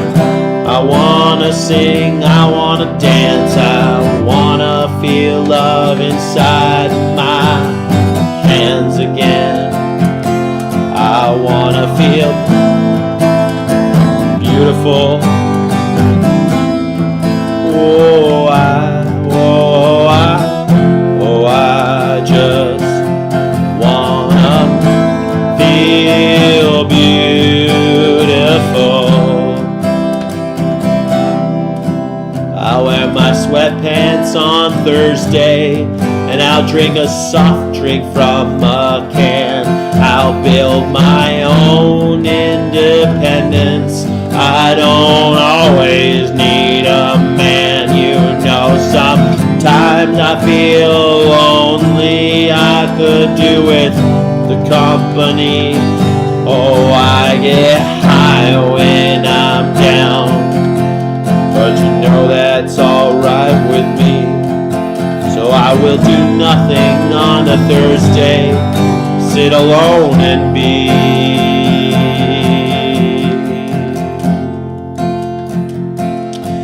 There are so many things. There are so many things I could change so slightly. But why would I succumb to something so unlike me? I was always taught to just be myself. Don't wanna change for anyone. I wanna laugh, I don't wanna cry. Don't want these tears inside my eyes, yeah.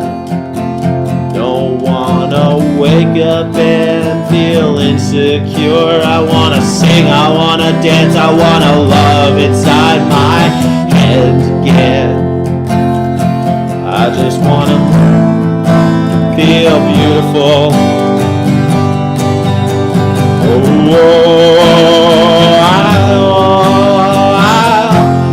I just wanna feel beautiful.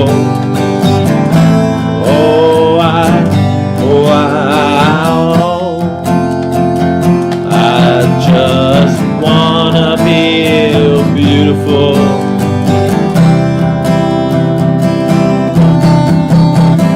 I won't wear makeup on Thursday, 'cause who I am is enough.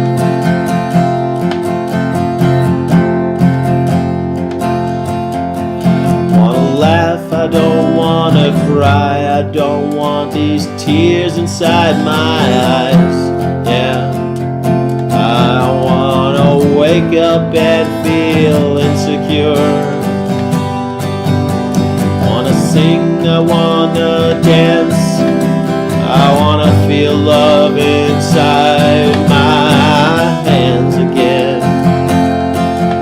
I just wanna feel beautiful.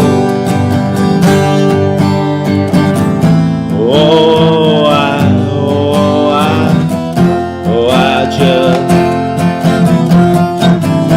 wanna feel beautiful.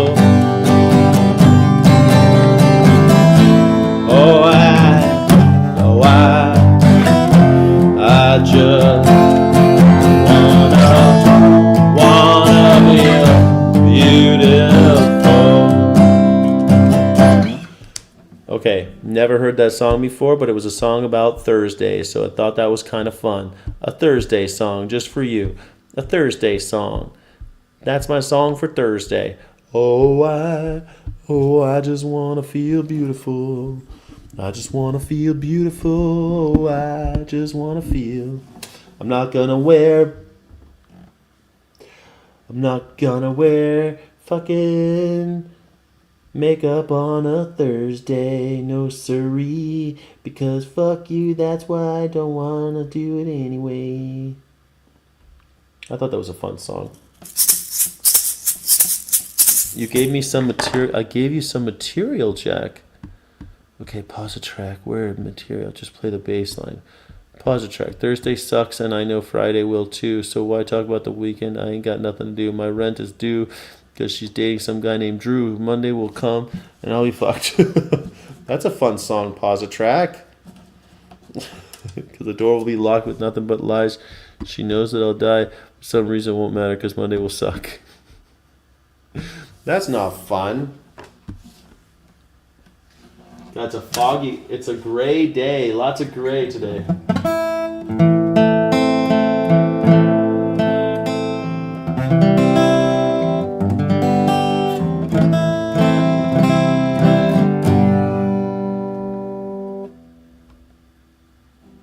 I thought that was kind of a fun song. But let's see on my tabs. What else we got? What a wicked game we play to make us... I kind of want to play this national song again we played yesterday. I thought this was a fun song. But he plays at the 3rd fret. Okay, 3rd fret. Here we go.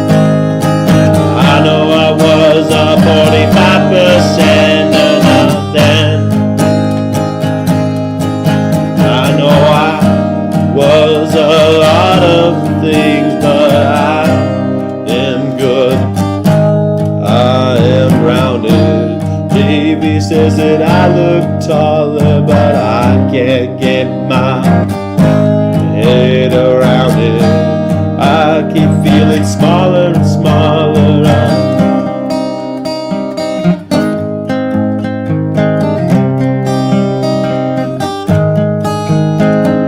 I keep feeling smaller and smaller.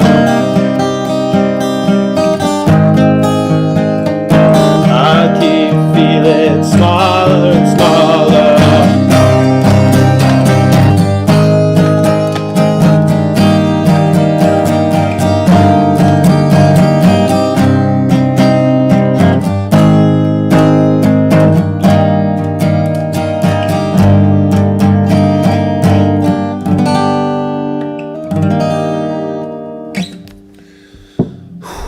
Thank you all for being here. Thank you for joining me. My name is Skyjack Morgan. I'm a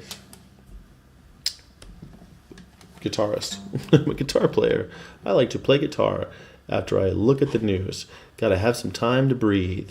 Just gotta have some need to breathe time, you know? Gotta have some need to breathe. Need time to breathe. Thank you for all the applause in the chat. Thank you so much for all the applause emojis in the chat. I appreciate you so much for being here. Thank you. Thank you, Twitch user.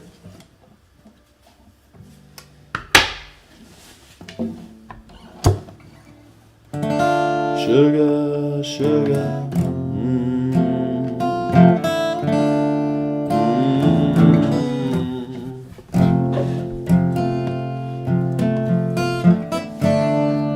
I forgot.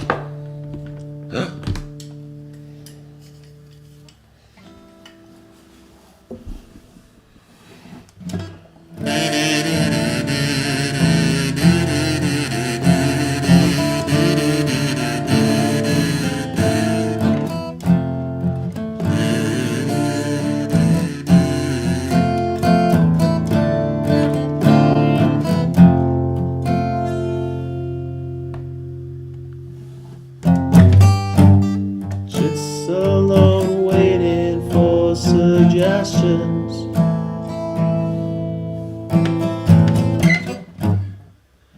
He's so nervous avoiding all the questions. His lips are dry, her heart is gently pounding.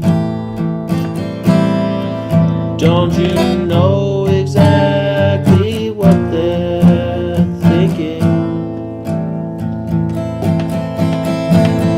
If you are my body and you think I'm sexy, come on sugar, let me know.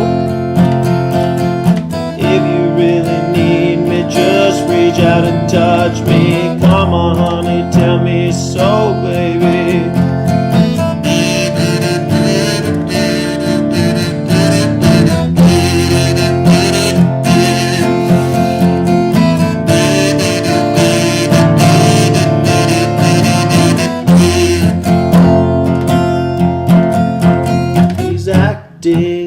He's acting shy, but he's acting shy. Man, I messed it up. He's acting shy by looking for an answer. Come on, honey, let's spend the night together. Hold on a minute before we get much further. Come on, baby, I can phone my mother. Come catch a cab to this high-rise apartment. At least he can tell her exactly what his heart meant. Oh, if you are my body and you think I'm sexy, come on honey, let me know.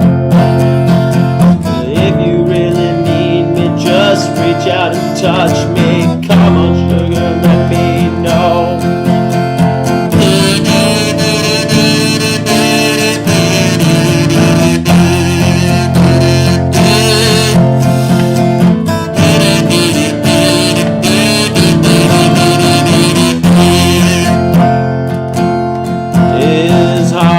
beating like a drum.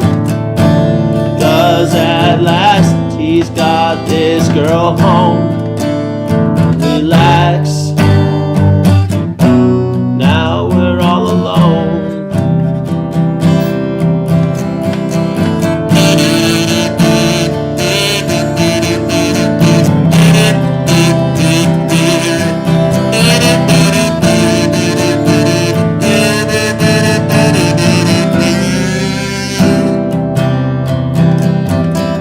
Wake up at dawn 'cause all the birds are singing.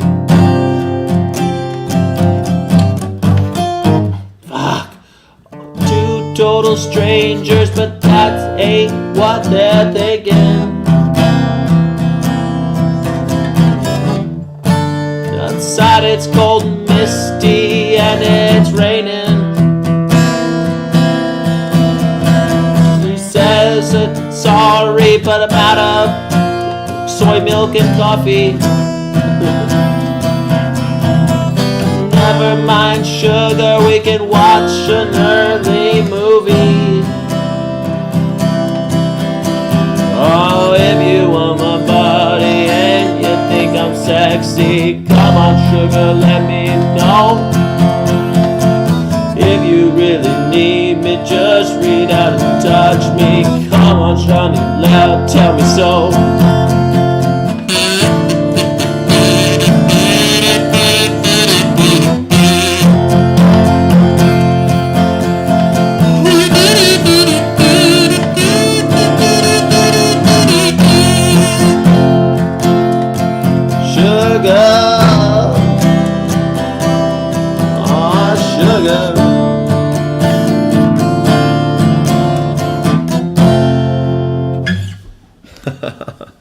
That was a fun. It's such a fun song to play. It's hard to play with the chords are kind of the chord progression's weird.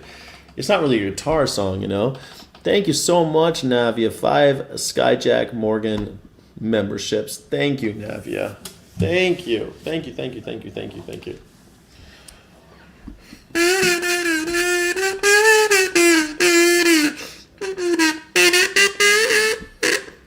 We left to see Aerosmith, but I didn't know you were a lovesmith. My first kiss was in front of the goldfish. We left the crate at the train, but I didn't know my fate. Oh, you know what? Aerosmith song. What's that song? That was such a... I really like playing that song, If You Want My Butt. Do Ya Think I'm Sexy? I'm so glad that you guys made me think of that song. Of course, we all know that song, but it's such a, like, I don't know, who plays that, like, the guitar like that? Nobody, just me. I think I'm the first person to play that song like that. I'm original, Navia. I think I'm the only person to ever play that song. Thank you, Navia. I kind of want to bring this back. There we go. That might be good. I'm going to play the song by...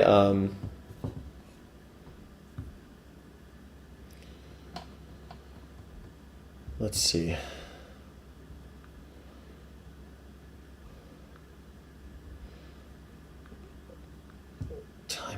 Timing. Everyone wants to know when I'm moving. When am I leaving? When are you leaving, Sky? When are you leaving? As soon as possible, man. Come here, baby. You know, you drive me up the wall. All the way you make good of all the nasty tricks you pull.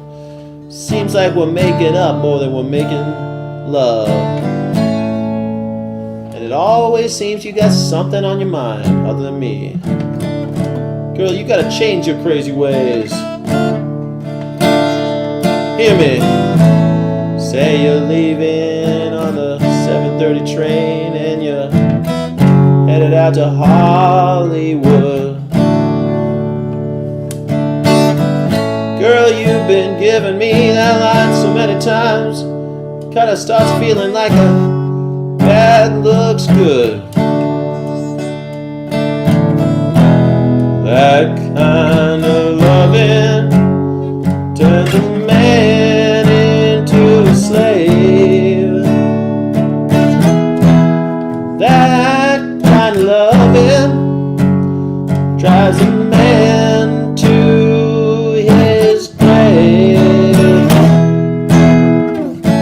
Crazy, oh crazy, crazy, I go crazy. You turn it on, then you're gone. You drive me crazy, crazy, crazy for you, baby. What can I do, honey? Feels like the curfew.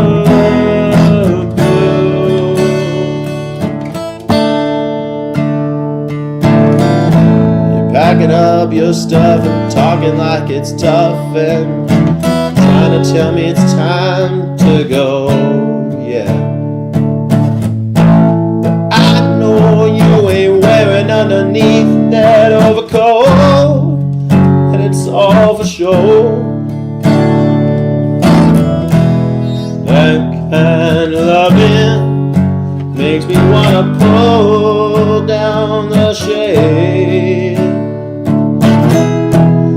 That kind of loving makes me never, ever, never, ever gonna be the same. I go crazy,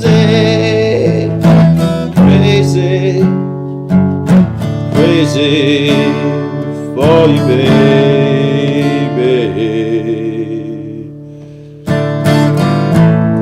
You turn it on, then you're gone. You drive me crazy, crazy. I'm crazy for you, baby. What can I do, honey? Feel like the color blue.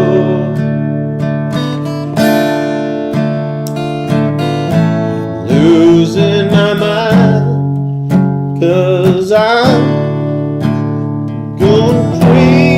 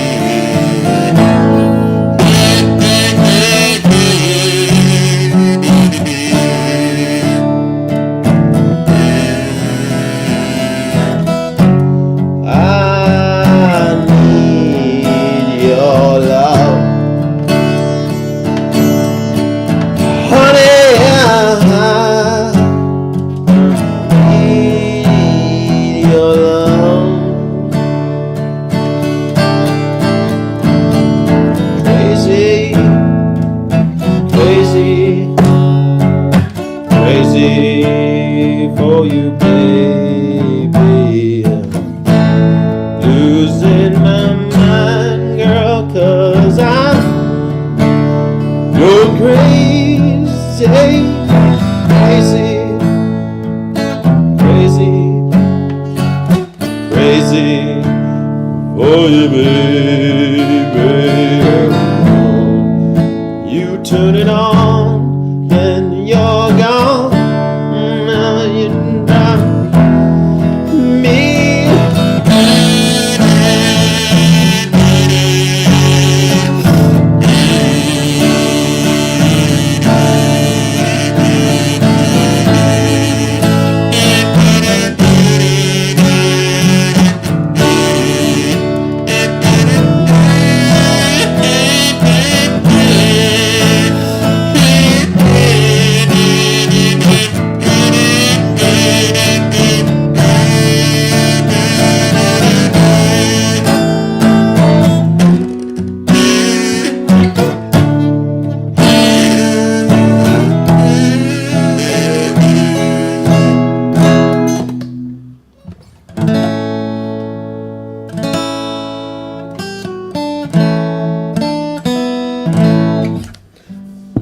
Bruce Willis in Armageddon. Liv Tyler was in it. Alicia Silverstone, yeah, crazy.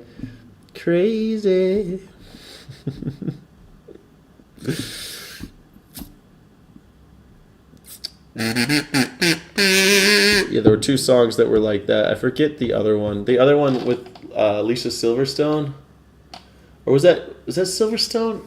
Yeah, that was Alicia Silverstone. That's how she became famous. Crazy was the one where she. I'm pretty sure Crazy was the one where she jumps off the bridge in the end, right? And she flips off the camera.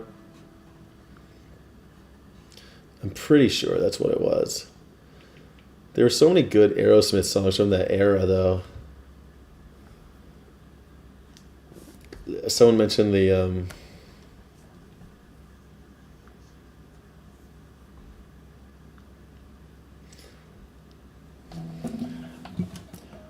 I could stay awake just to hear you breathing.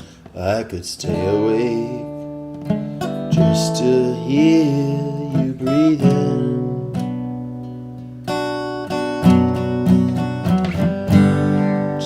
I think he plays it like he's got such a weird voice. I could stay awake just to hear you breathing. Watch you smile when you are sleeping, while you're far away and dreaming. I could spend my life in the sweet surrender. I feel like if I could find the right key, I could stay awake just to hear you breathing. Watch you smile when you are sleeping, while you're far away and dreaming. I could spend my life in your sweet surrender. Oh, I could stay lost in this moment forever. Oh, I could spend every moment spent with you is a moment I treasure. I don't wanna close my eyes, I don't wanna fall asleep, 'cause I miss you, babe, and I don't wanna miss a thing. 'Cause even when I dream of you, the sweetest dream would never do, I'd still miss you, babe, and I don't wanna miss a thing.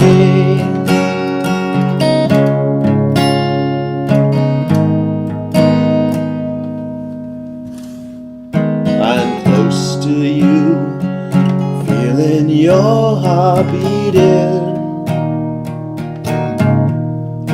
Oh, I'm wondering what you're dreaming, wondering if it's me you're seeing. And then I kiss your eyes and I thank God we're together. And I wanna stay with you in this moment forever and ever and ever. I don't wanna close my eyes, I don't wanna fall asleep, 'cause I miss you, babe, and I don't wanna miss a thing. 'Cause even when I dream of you, the sweetest dream would never do, I'd still miss you, babe, and I don't wanna miss a thing.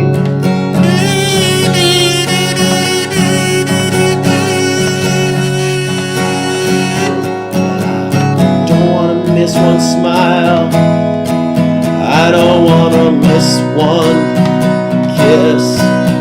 I just wanna be like you in this moment, just like this.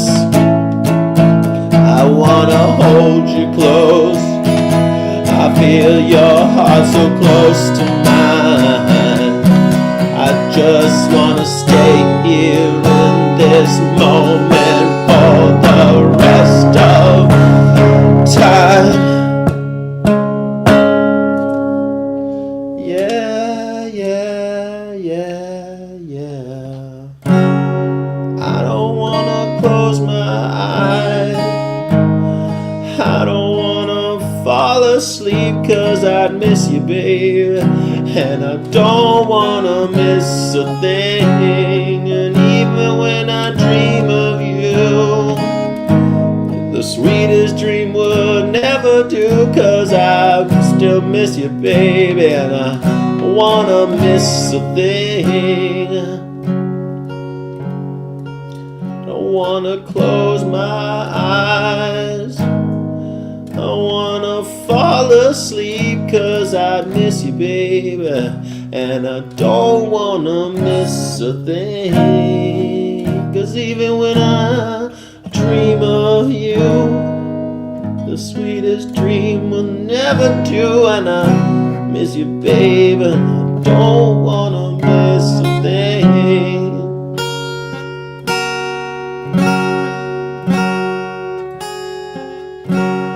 Don't wanna close my eyes.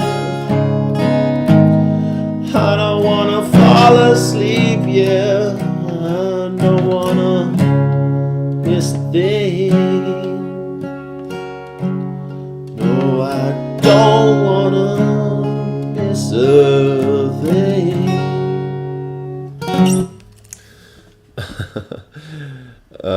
That was it, Aerosmith.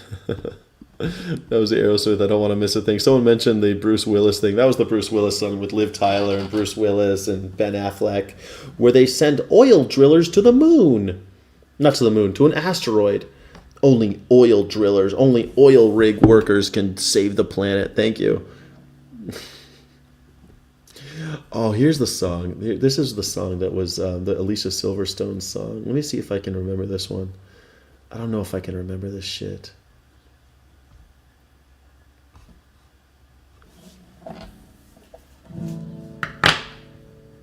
I don't know if I can remember this. Let me see if I can remember this song.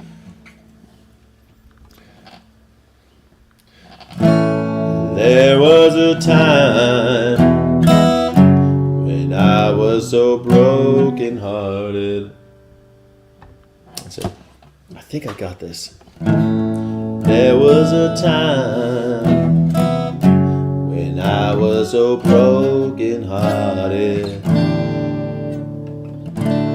Love wasn't much of a friend of mine.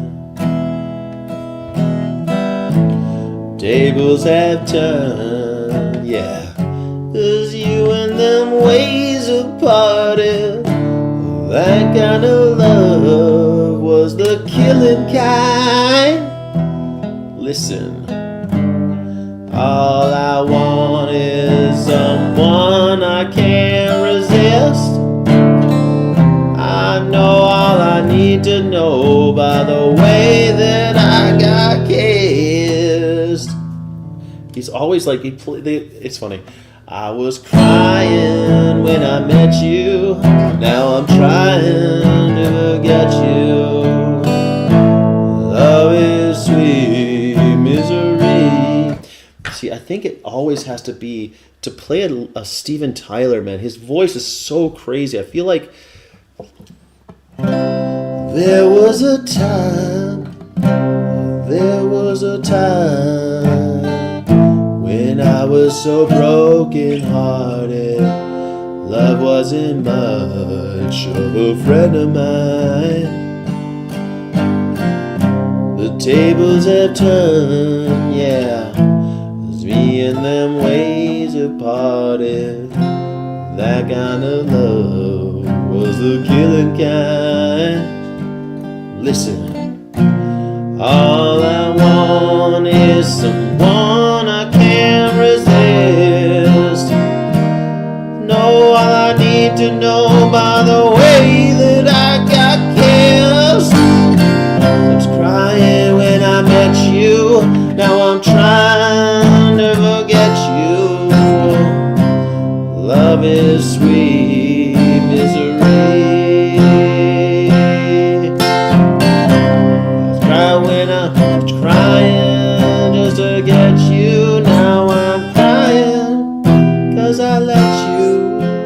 Now I'm dying cause I let you do what you do down on me.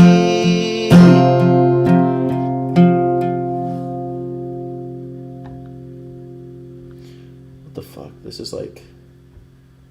He goes like...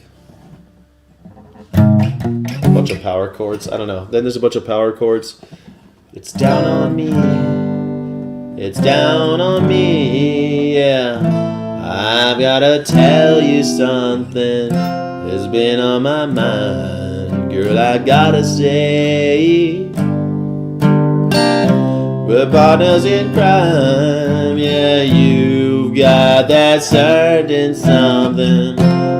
You gave me takes my breath away. Words on the street is the devil's in your kiss.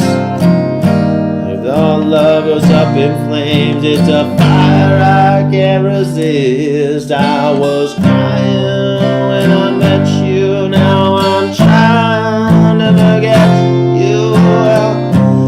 Your love is sweet misery. I was crying just to get you. Now I'm dying cause I let you do what you do to me.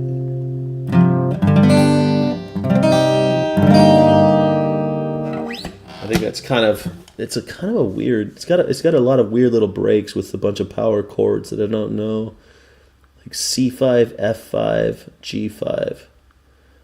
C5, F5, G5. So he goes like... I don't know. It's when they switch to like power chords, I don't know. It's a little harder.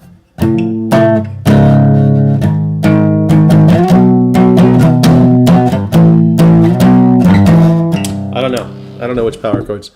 Let's go get piercings now.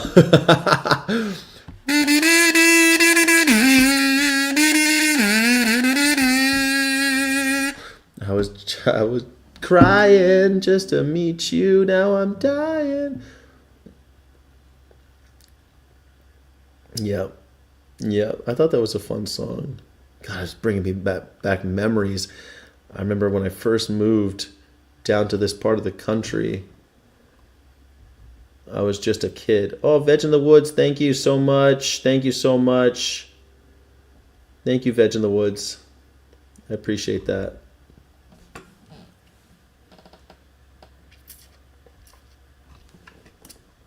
Thank you, Veg in the Woods.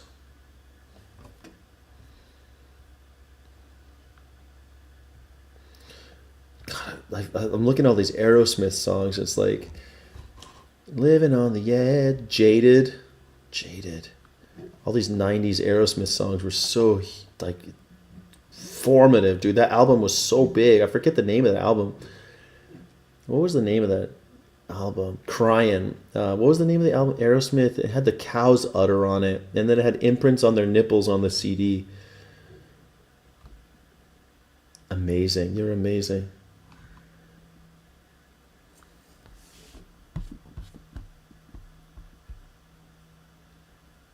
Pump was earlier. Pump was before the one I'm thinking about. There's Permanent Vacation, Pump. But what was the one where they had just the cows off the album? Amazing Aerosmith. I think it was just... Maybe that album was just called Aerosmith. The Five Nipples of Aerosmith.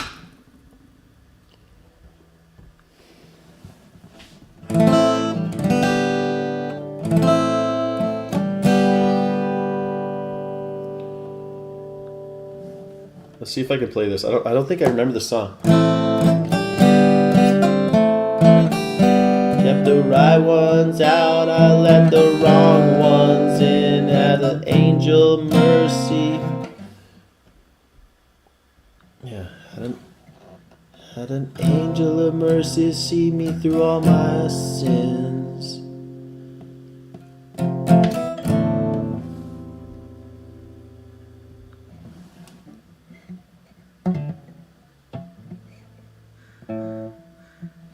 It There were times in my life I was going insane, trying to walk through the pain.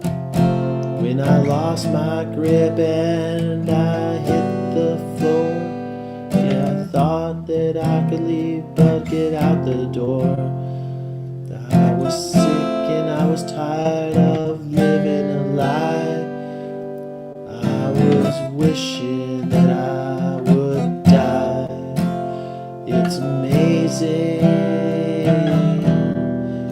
With the blink of an eye, you can finally see the light. It's amazing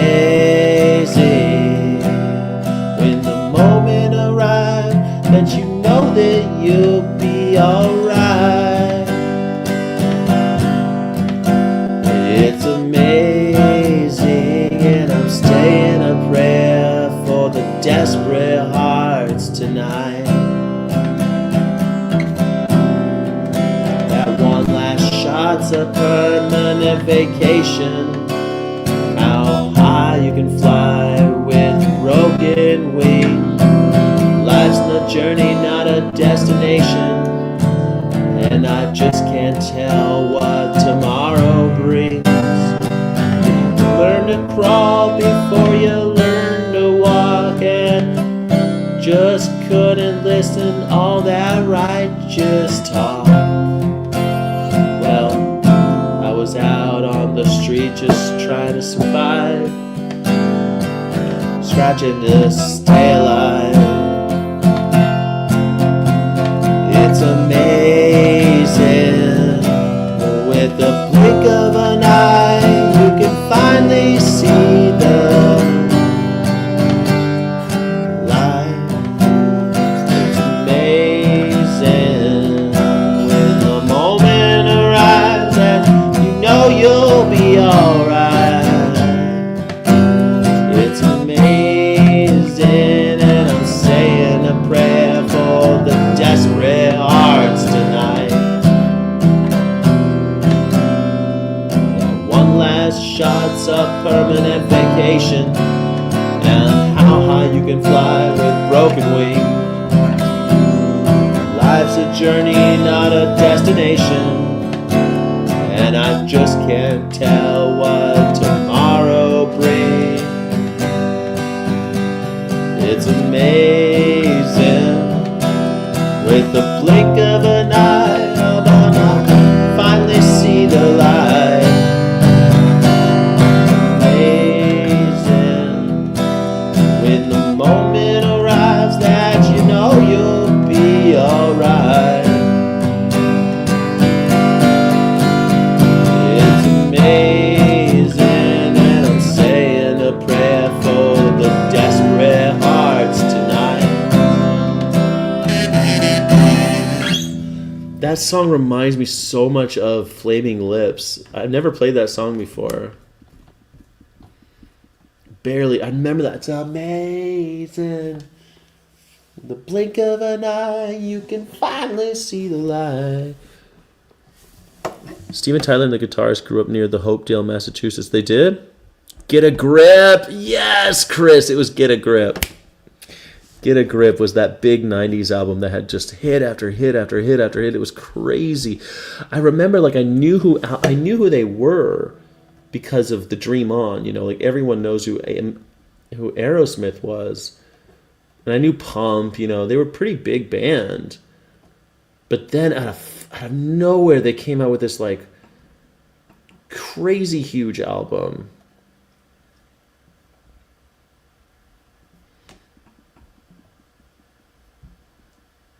It was a wildly huge album.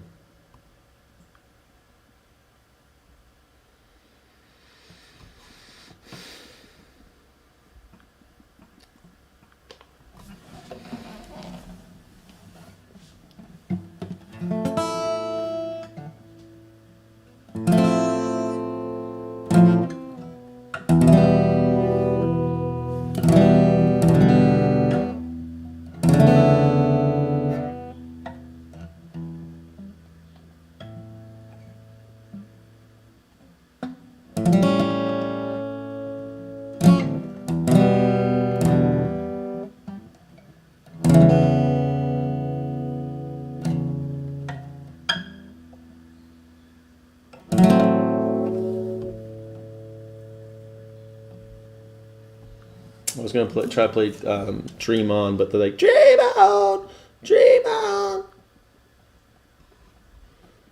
It'd be kind of it'd be fun to try to play it, but I think I'd have to like simplify it a little bit. Let me see if I can play this song. Let me see if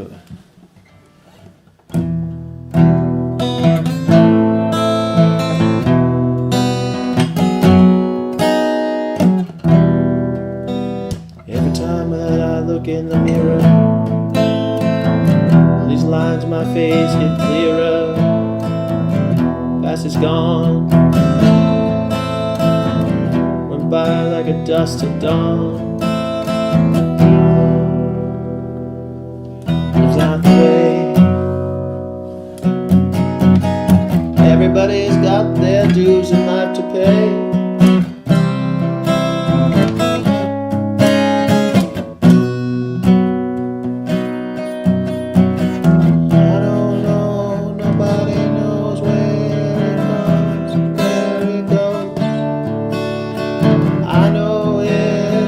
Everybody's saying you gotta lose to know how to win.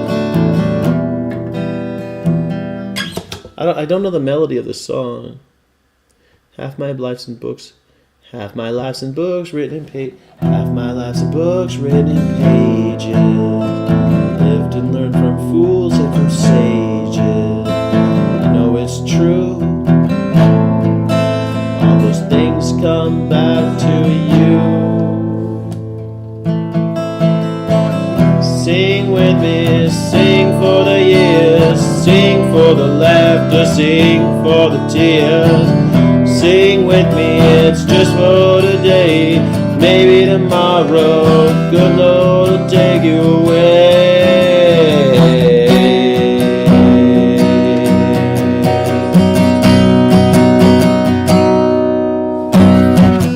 Sing with me, sing for the years, sing for the laughter, sing for the tears. Sing with me, it's just for today. Maybe tomorrow the good Lord will take you away.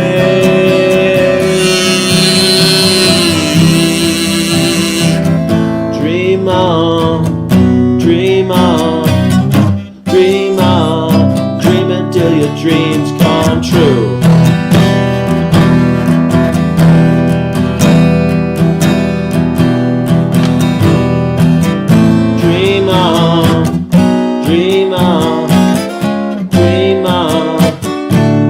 Till your dreams come true.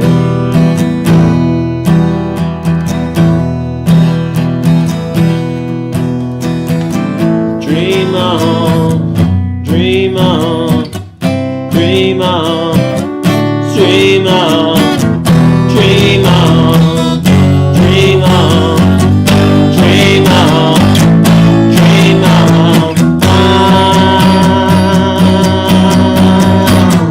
Sing with me, sing for the years, and you sing for the laughter, sing for the tears.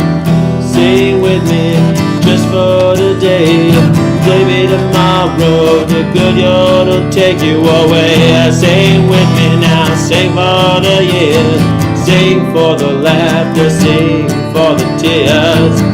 Sing with me, just for today. Maybe tomorrow the good Lord will take you away.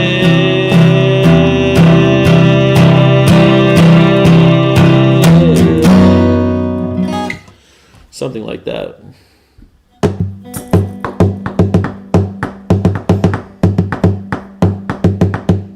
It's something like that, right? Every time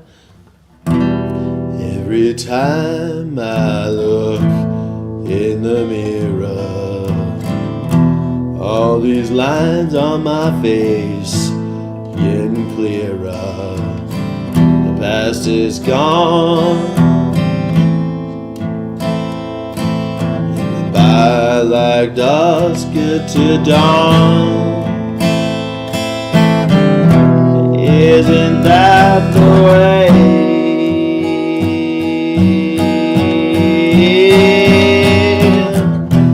Everybody Everybody's got their dues in life to pay.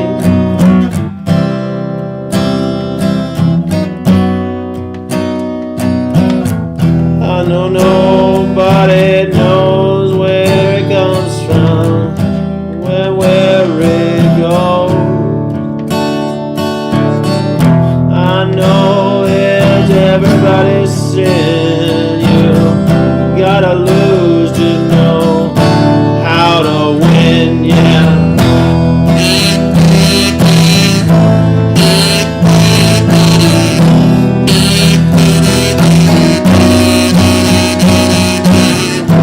Have my life in books, written pages, lived and learned from the fools and from sages. You know it's true. All those things come back to you. Sing with me, sing for the years, sing for the laughter, sing for the tears. Sing with me if it's just for today, or maybe tomorrow the good Lord will take you away.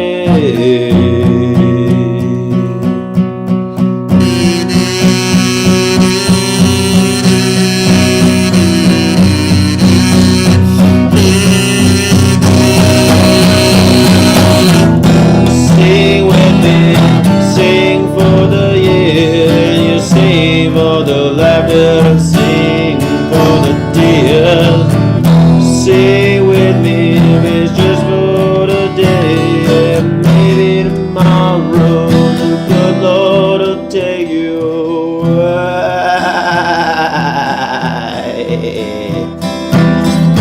Dream on, dream on, dream on, dream until your dreams come true. Dream on, dream on, dream on, dream until your dreams come true.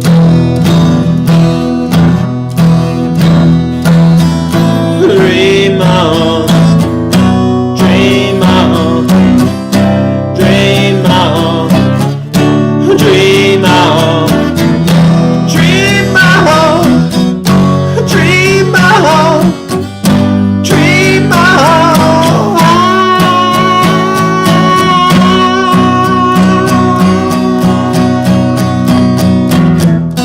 Dream with me and sing for the years, now you sing for the laughter, sing for the tears now. Sing with me if it's just for today, now maybe tomorrow the good Lord will take you away. Sing with me and you sing for the year, sing for the laughter and sing for the tears.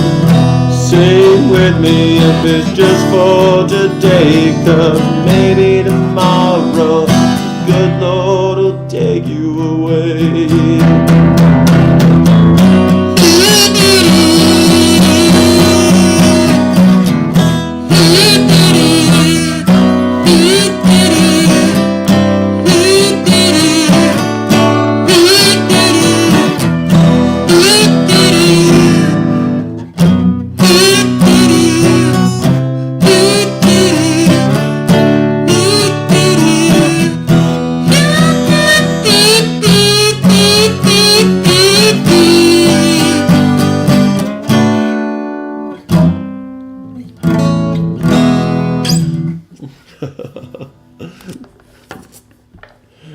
He wrote that song at 19. I know, it's crazy.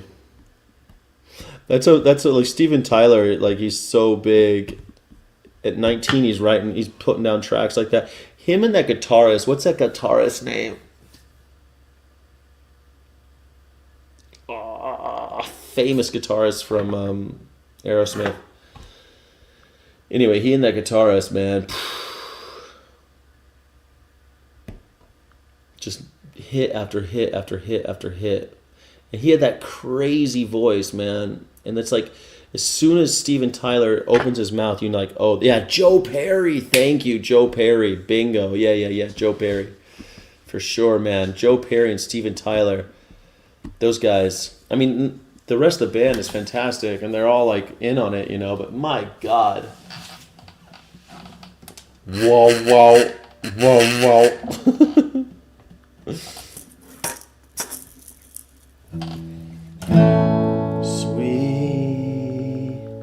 Sweet emotion,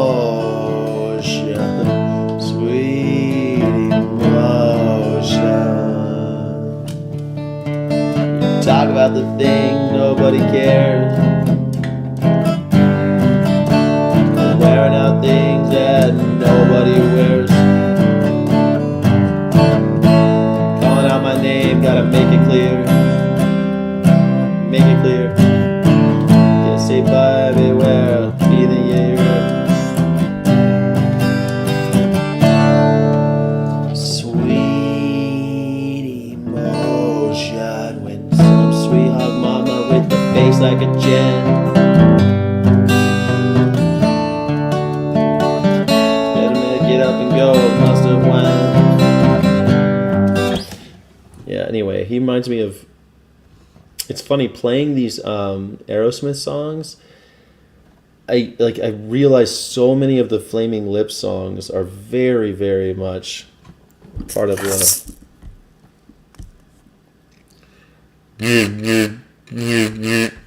You don't have to be technically great to be a great songwriter. Sweet emotions. I'd like to try to play it where it's not like the original, you know.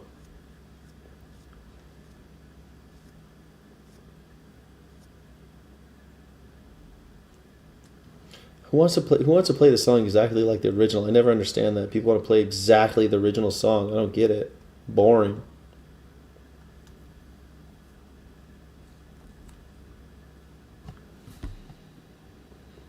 You haven't heard these tunes in years, I know, right? What was that other Aerosmith song though? Like, fuck, man. Sweet emotion. I think it'd be so much more fun to play. Let me try that again. I'm gonna play it again. I felt like I wasn't doing any justice, but I really like playing songs the way they're not supposed to be. So I'm gonna try that song again. I just don't like. Okay, cool. I think I found a better version of it. Let me see if I can do this. Sweet emotion.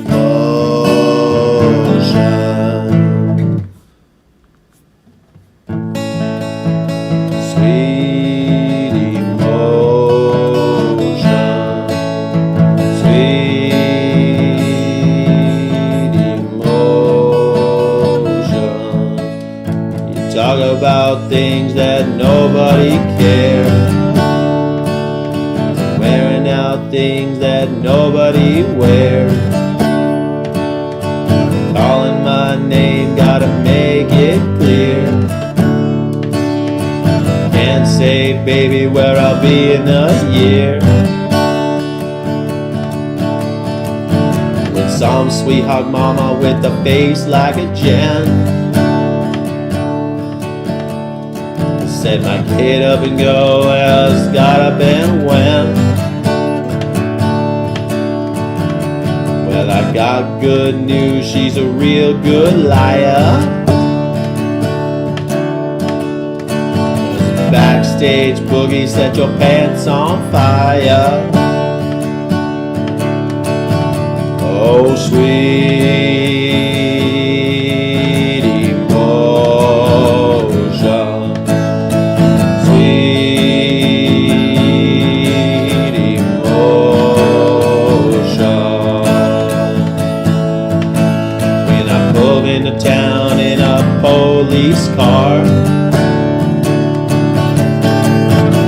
your daddy said I took it just a little too far. You're telling me things, but your girlfriend lied.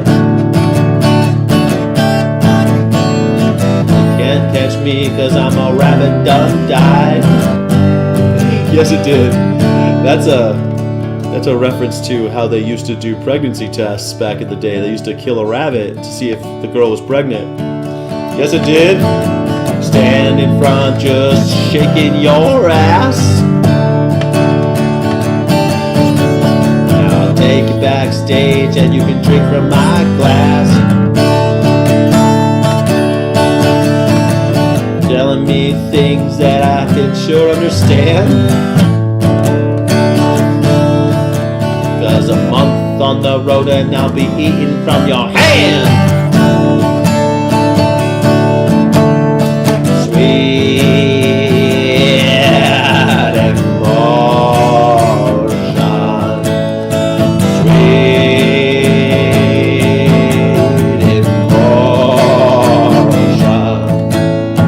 Sweet emotion. Sing it with me now.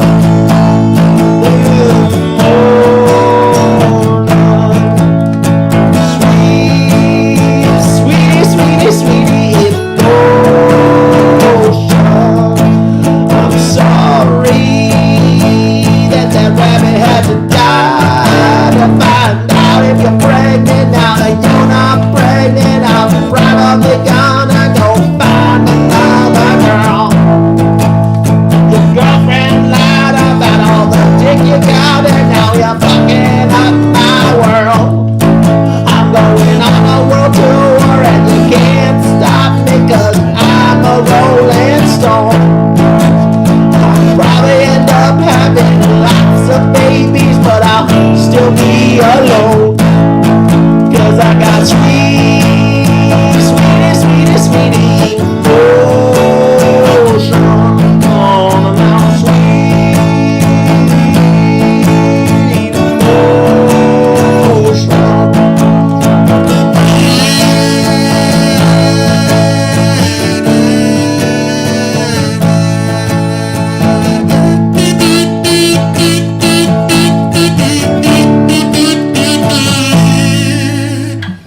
How does a rabbit... They used to take a blood test from the girl and inject it into the rabbit. And if the rabbit died, it was negative, I think. I forget how it works. I'm not that old. I'm old, but I don't know. But killing a rabbit, it was a whole thing. Like, they would take... You'd get a rabbit and you'd put chemicals in the blood of the girl. I mean, let's look it up. Explain how people used to use rabbits for pregnancy tests.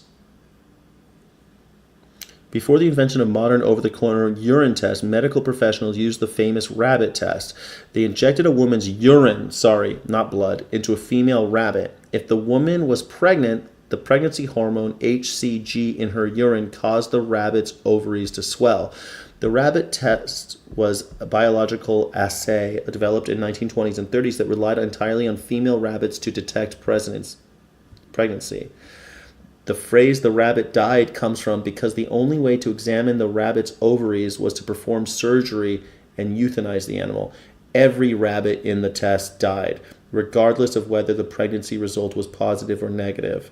The gruesome reality birthed by popular 20th century euphemism, "the rabbit died," which women would use to tell their parents that a pregnancy came back positive. They would say the rabbit died because the ovaries would swell, but they all died, actually. 100% of them died.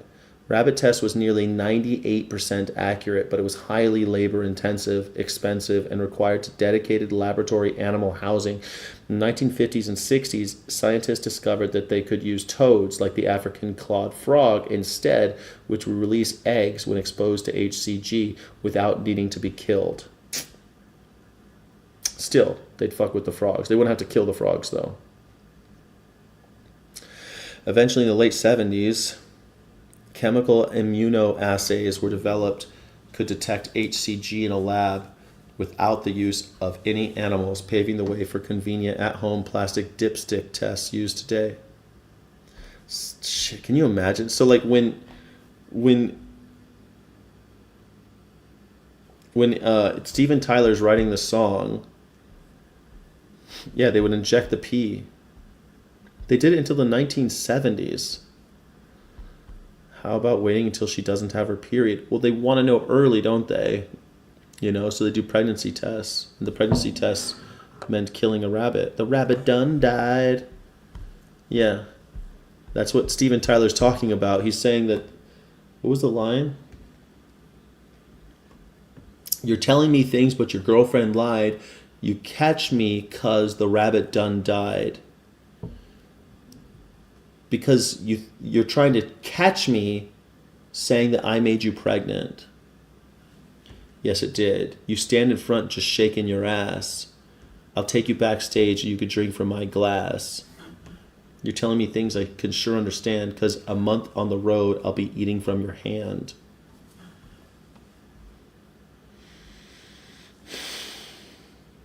She's trapping him, saying that she's pregnant, knowing that he's gonna... Oh shit, the rabbit didn't die though? No, the rabbit... All the rabbits die, but you could tell someone the rabbit died, and that was like a euphemism for people to tell others that I'm pregnant. The rabbit died. You see it in like old shows and stuff. The rabbit died, and that's just what people started saying to say I'm pregnant. Whether there was a rabbit or not, people would say the rabbit died, as in I'm pregnant.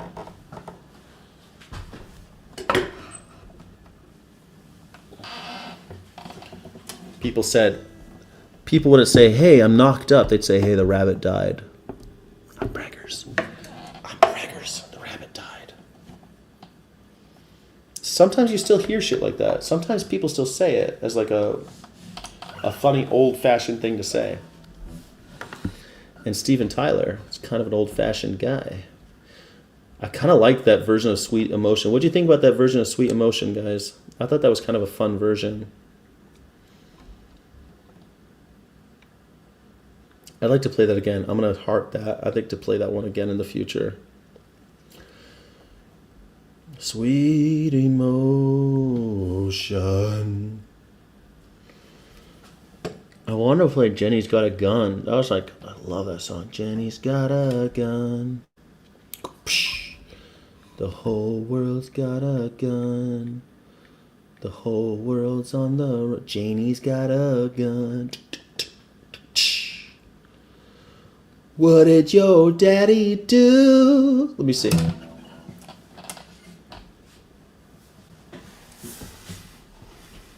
Pretty good. Thank you, Pause the Track.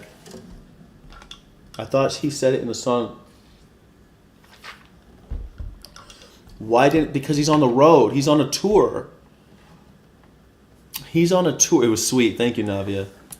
He's on a tour, and she's saying, I'm pregnant, trying to catch him. And a month down the road, he'll be eating out of her hand. He knows, like, she's catching him saying, I'm pregnant. Let me see if I can play this song. AB4. 1. Dum da da dum dum. Honey, have you done? Dum dum. It's the sound of my gun. How's the intro? Honey, what have you? Honey, what have you done? Dum dum dum. It's the sound of my gun. Dum dum dum dum dum. Honey, what have you done? That's the sound. It's the sound. Na na na na na na. Okay. Na na na na na na.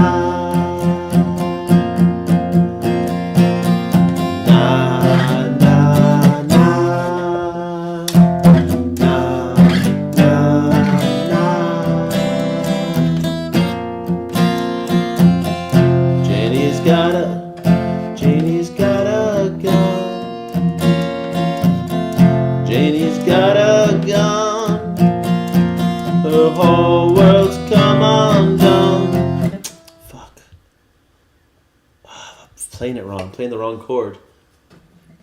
Janie's got a gun. Janie's got a gun. Janie's got a gun. Janie's got a gun.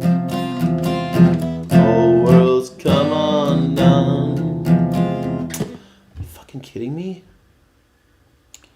Okay, it's this is the chord. Janie's got a gun. Oh, they're playing. I see what's going on.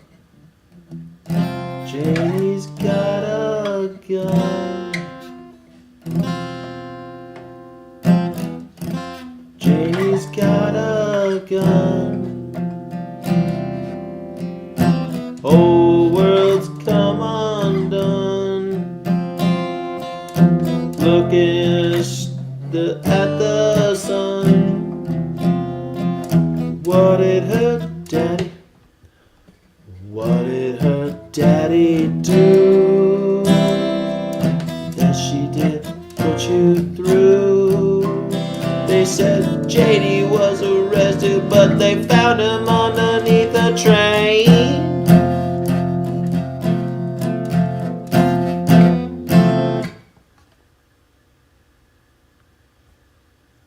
That is not the chord. They found him underneath the train.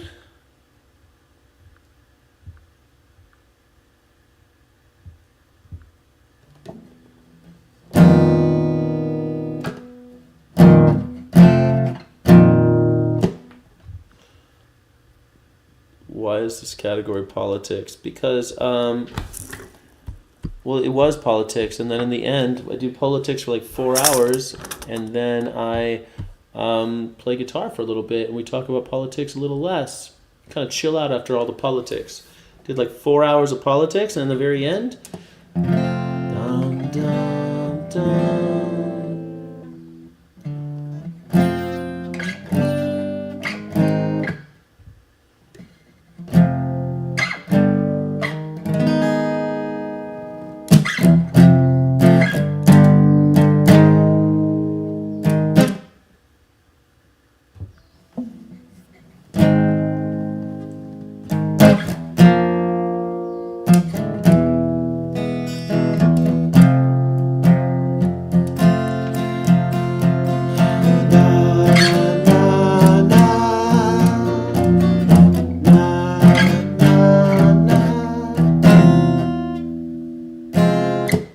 There's got to be a better way to do this.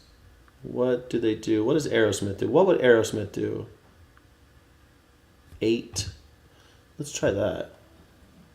Na, na, na, na, na, na, na. That sounds pretty cool. Okay, it's this though. 8.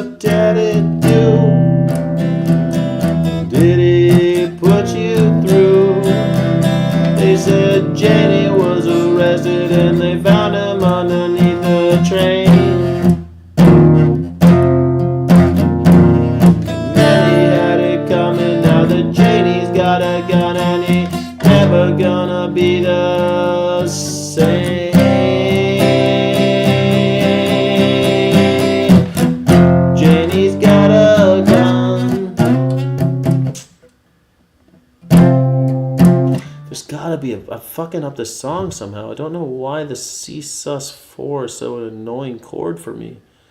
8, 8, 8. It's all like all the way to up. Fuck. That doesn't make any sense. There's something going on with this song that I can't quite put my finger on. I can't quite put my finger on it. How about this one? How about that? That sounds pretty... Okay, I think maybe that one is... Jamie's got a gun. Jamie's got a gun. Dog days just begun. Everybody's on the run. Tell me, is it a... Tell me, is it a... Tell me, is it true? How did her daddy do? He jacked a little bitty Eddie baby man to do it, say. Said smell it and was under the lightning and the thunder, and he knew he wouldn't drop the train.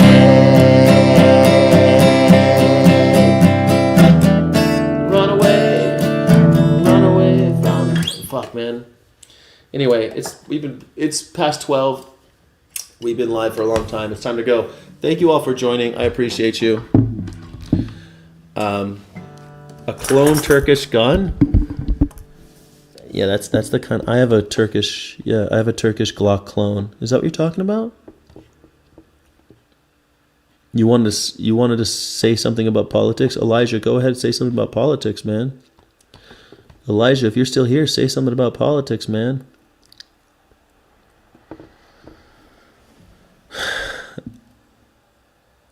It's another tough one on your own. Yeah, but I feel like you could crack it. I feel like I'm also thinking about the original too much, and that's when I'm at my worst. I feel like I'm my best when I'm like, fuck the original, I'm going to play it my own way. And I'm thinking about... And, you know, like, Steven Tyler's always... Yeah, Turkish. Janie has a clone Turkish gun, just like mine. Janie's got a Glock clone. Janie's got a Turkish Glock clone. Yeah, something like that.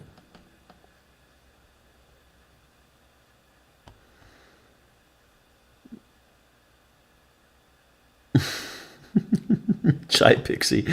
That's true. Sorry, I had to do it because I feel like if I don't do it that way, Chai Pixie, it's not... Actually, no, the only reason I do that is because YouTube only pushes out one to the general.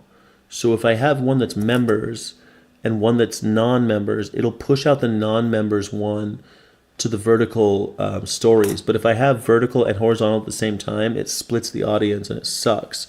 So, but so many members were saying that they want the horizontal because they can listen to it in the background. So I started doing horizontal for members only. That's why. Oh, I should have thought of that. I should have done that.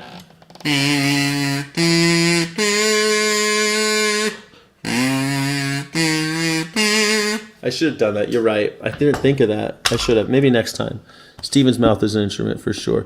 But I think that Janie's Got a Gun would be a fun song to play if I could figure out the chord progression more properly and then like fuck with the vocals a little bit. It could be really fun. All right. Baraga Embankment by... did you just come at the last second when I said... Fucking Baraga Embankment by Bear versus Shark?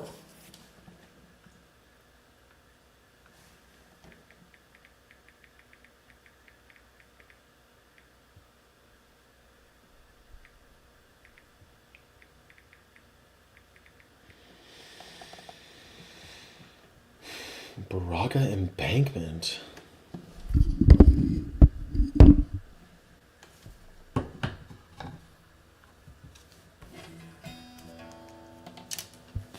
Piano. It's a piano song originally. It's the changing of the guards straight from the mailbox to alarms. It's the changing of the It's the changing of the guards straight from the mailbox to alarms.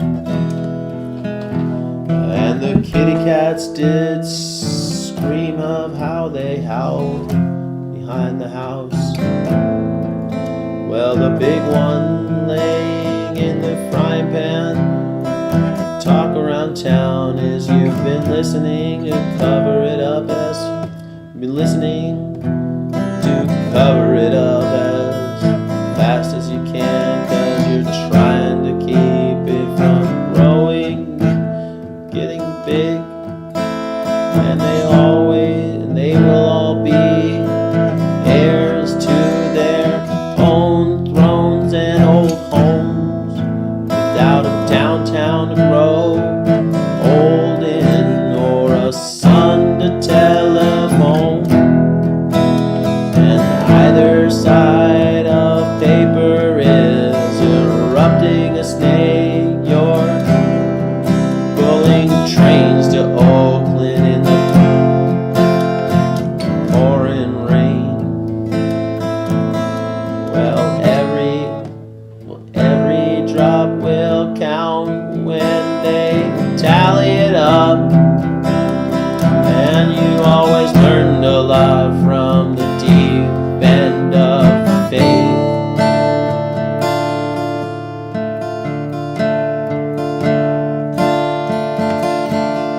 Fingers through the tarmac on pavement. Lighting was breathing in faces, and either side of paper is erupting a snake. We're pulling train to Oakland in the pouring rain. Well, every drop will count when they tally it up. And you always learn a lot from the deep end of faith. And I'm worried yourself sick.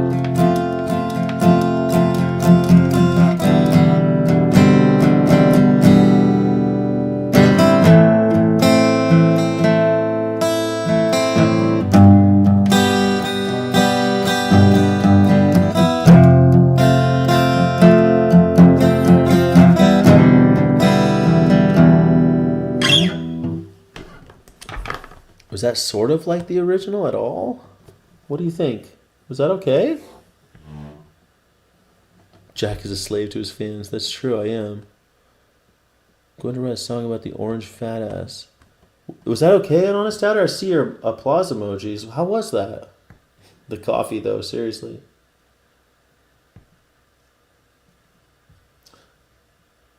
I think I could. Let me try one more time. That was just sight reading. Just a straight up sight read. Let me see. It's changing of the guards straight from the mailbox to alarms.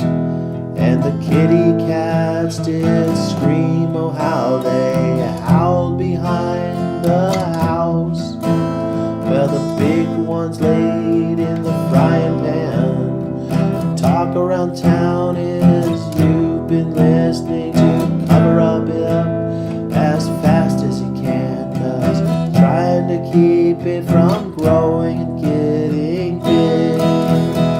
And they will all be heirs to their own thrones and old homes, without a downtown to grow old in, or a son to telephone.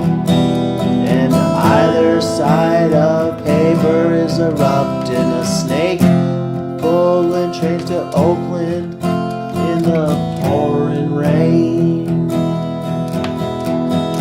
Every drop will count when they tally it up.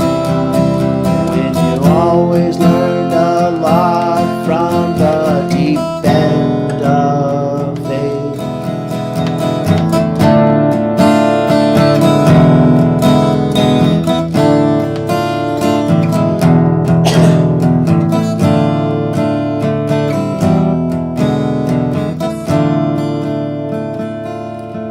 Fingers through the tar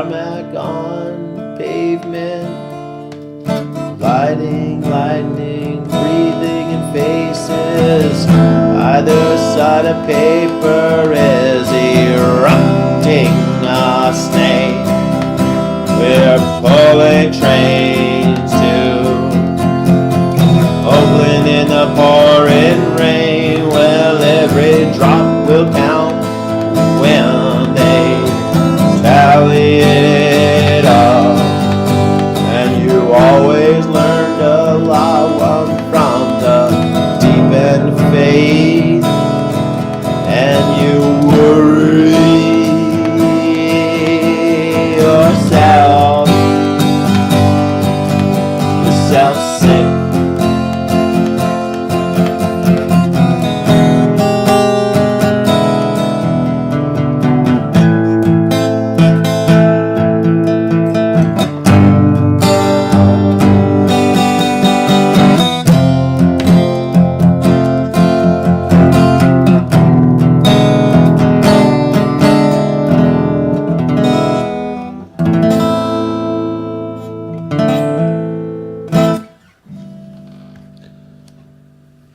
How was that? Was that a decent cover? Much more screamy. Much more screamy. Did you miss my Sweet Emotion cover? Sweet emotion. Sweet emotion.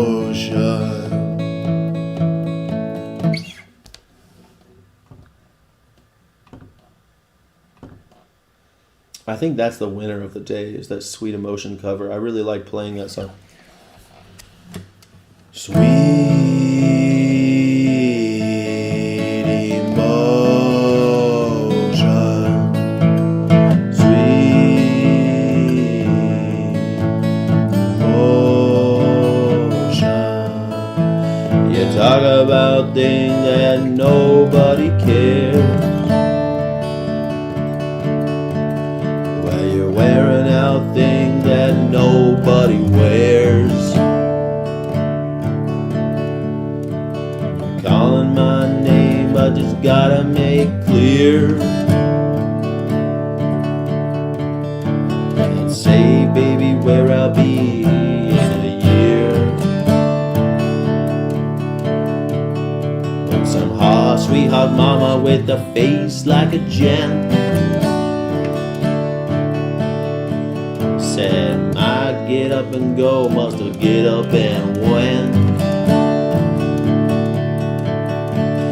Well, I got good news, she's a real good liar. 'Cause backstage boogie, bet you set her pants on fire. Set your pants on fire. Sweet emotion.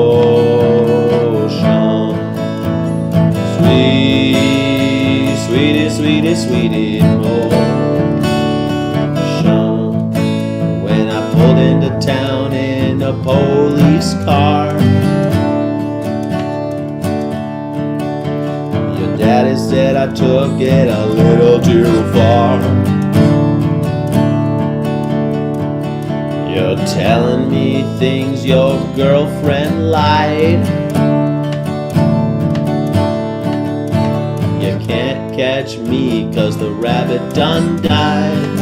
Yes it did. You stand in front just shaking your ass. I'll take you backstage, you can drink from my glass. You can eat my ass. Telling me things I can sure understand. A month on the road and I'll be eating from your hand.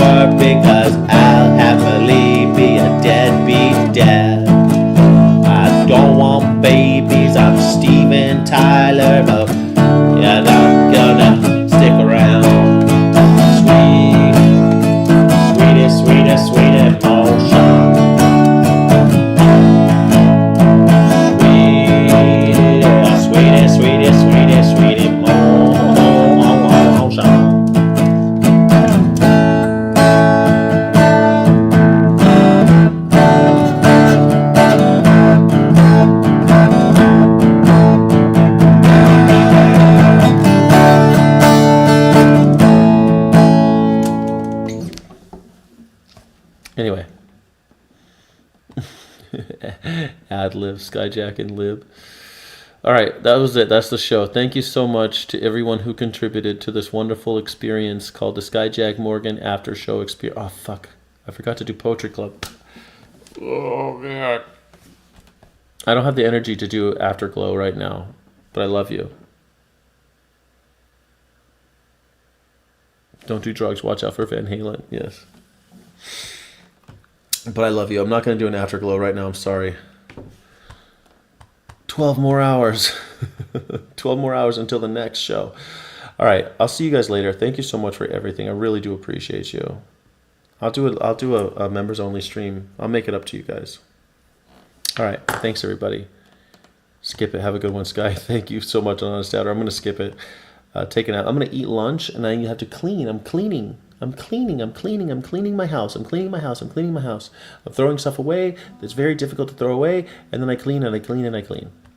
Love you right back. Thank you, Chai Pixie. I'll see you guys on the other side. Thank you. Stay cool. Thank you so much for watching. Don't forget to like and subscribe. Thank you so friggin' much.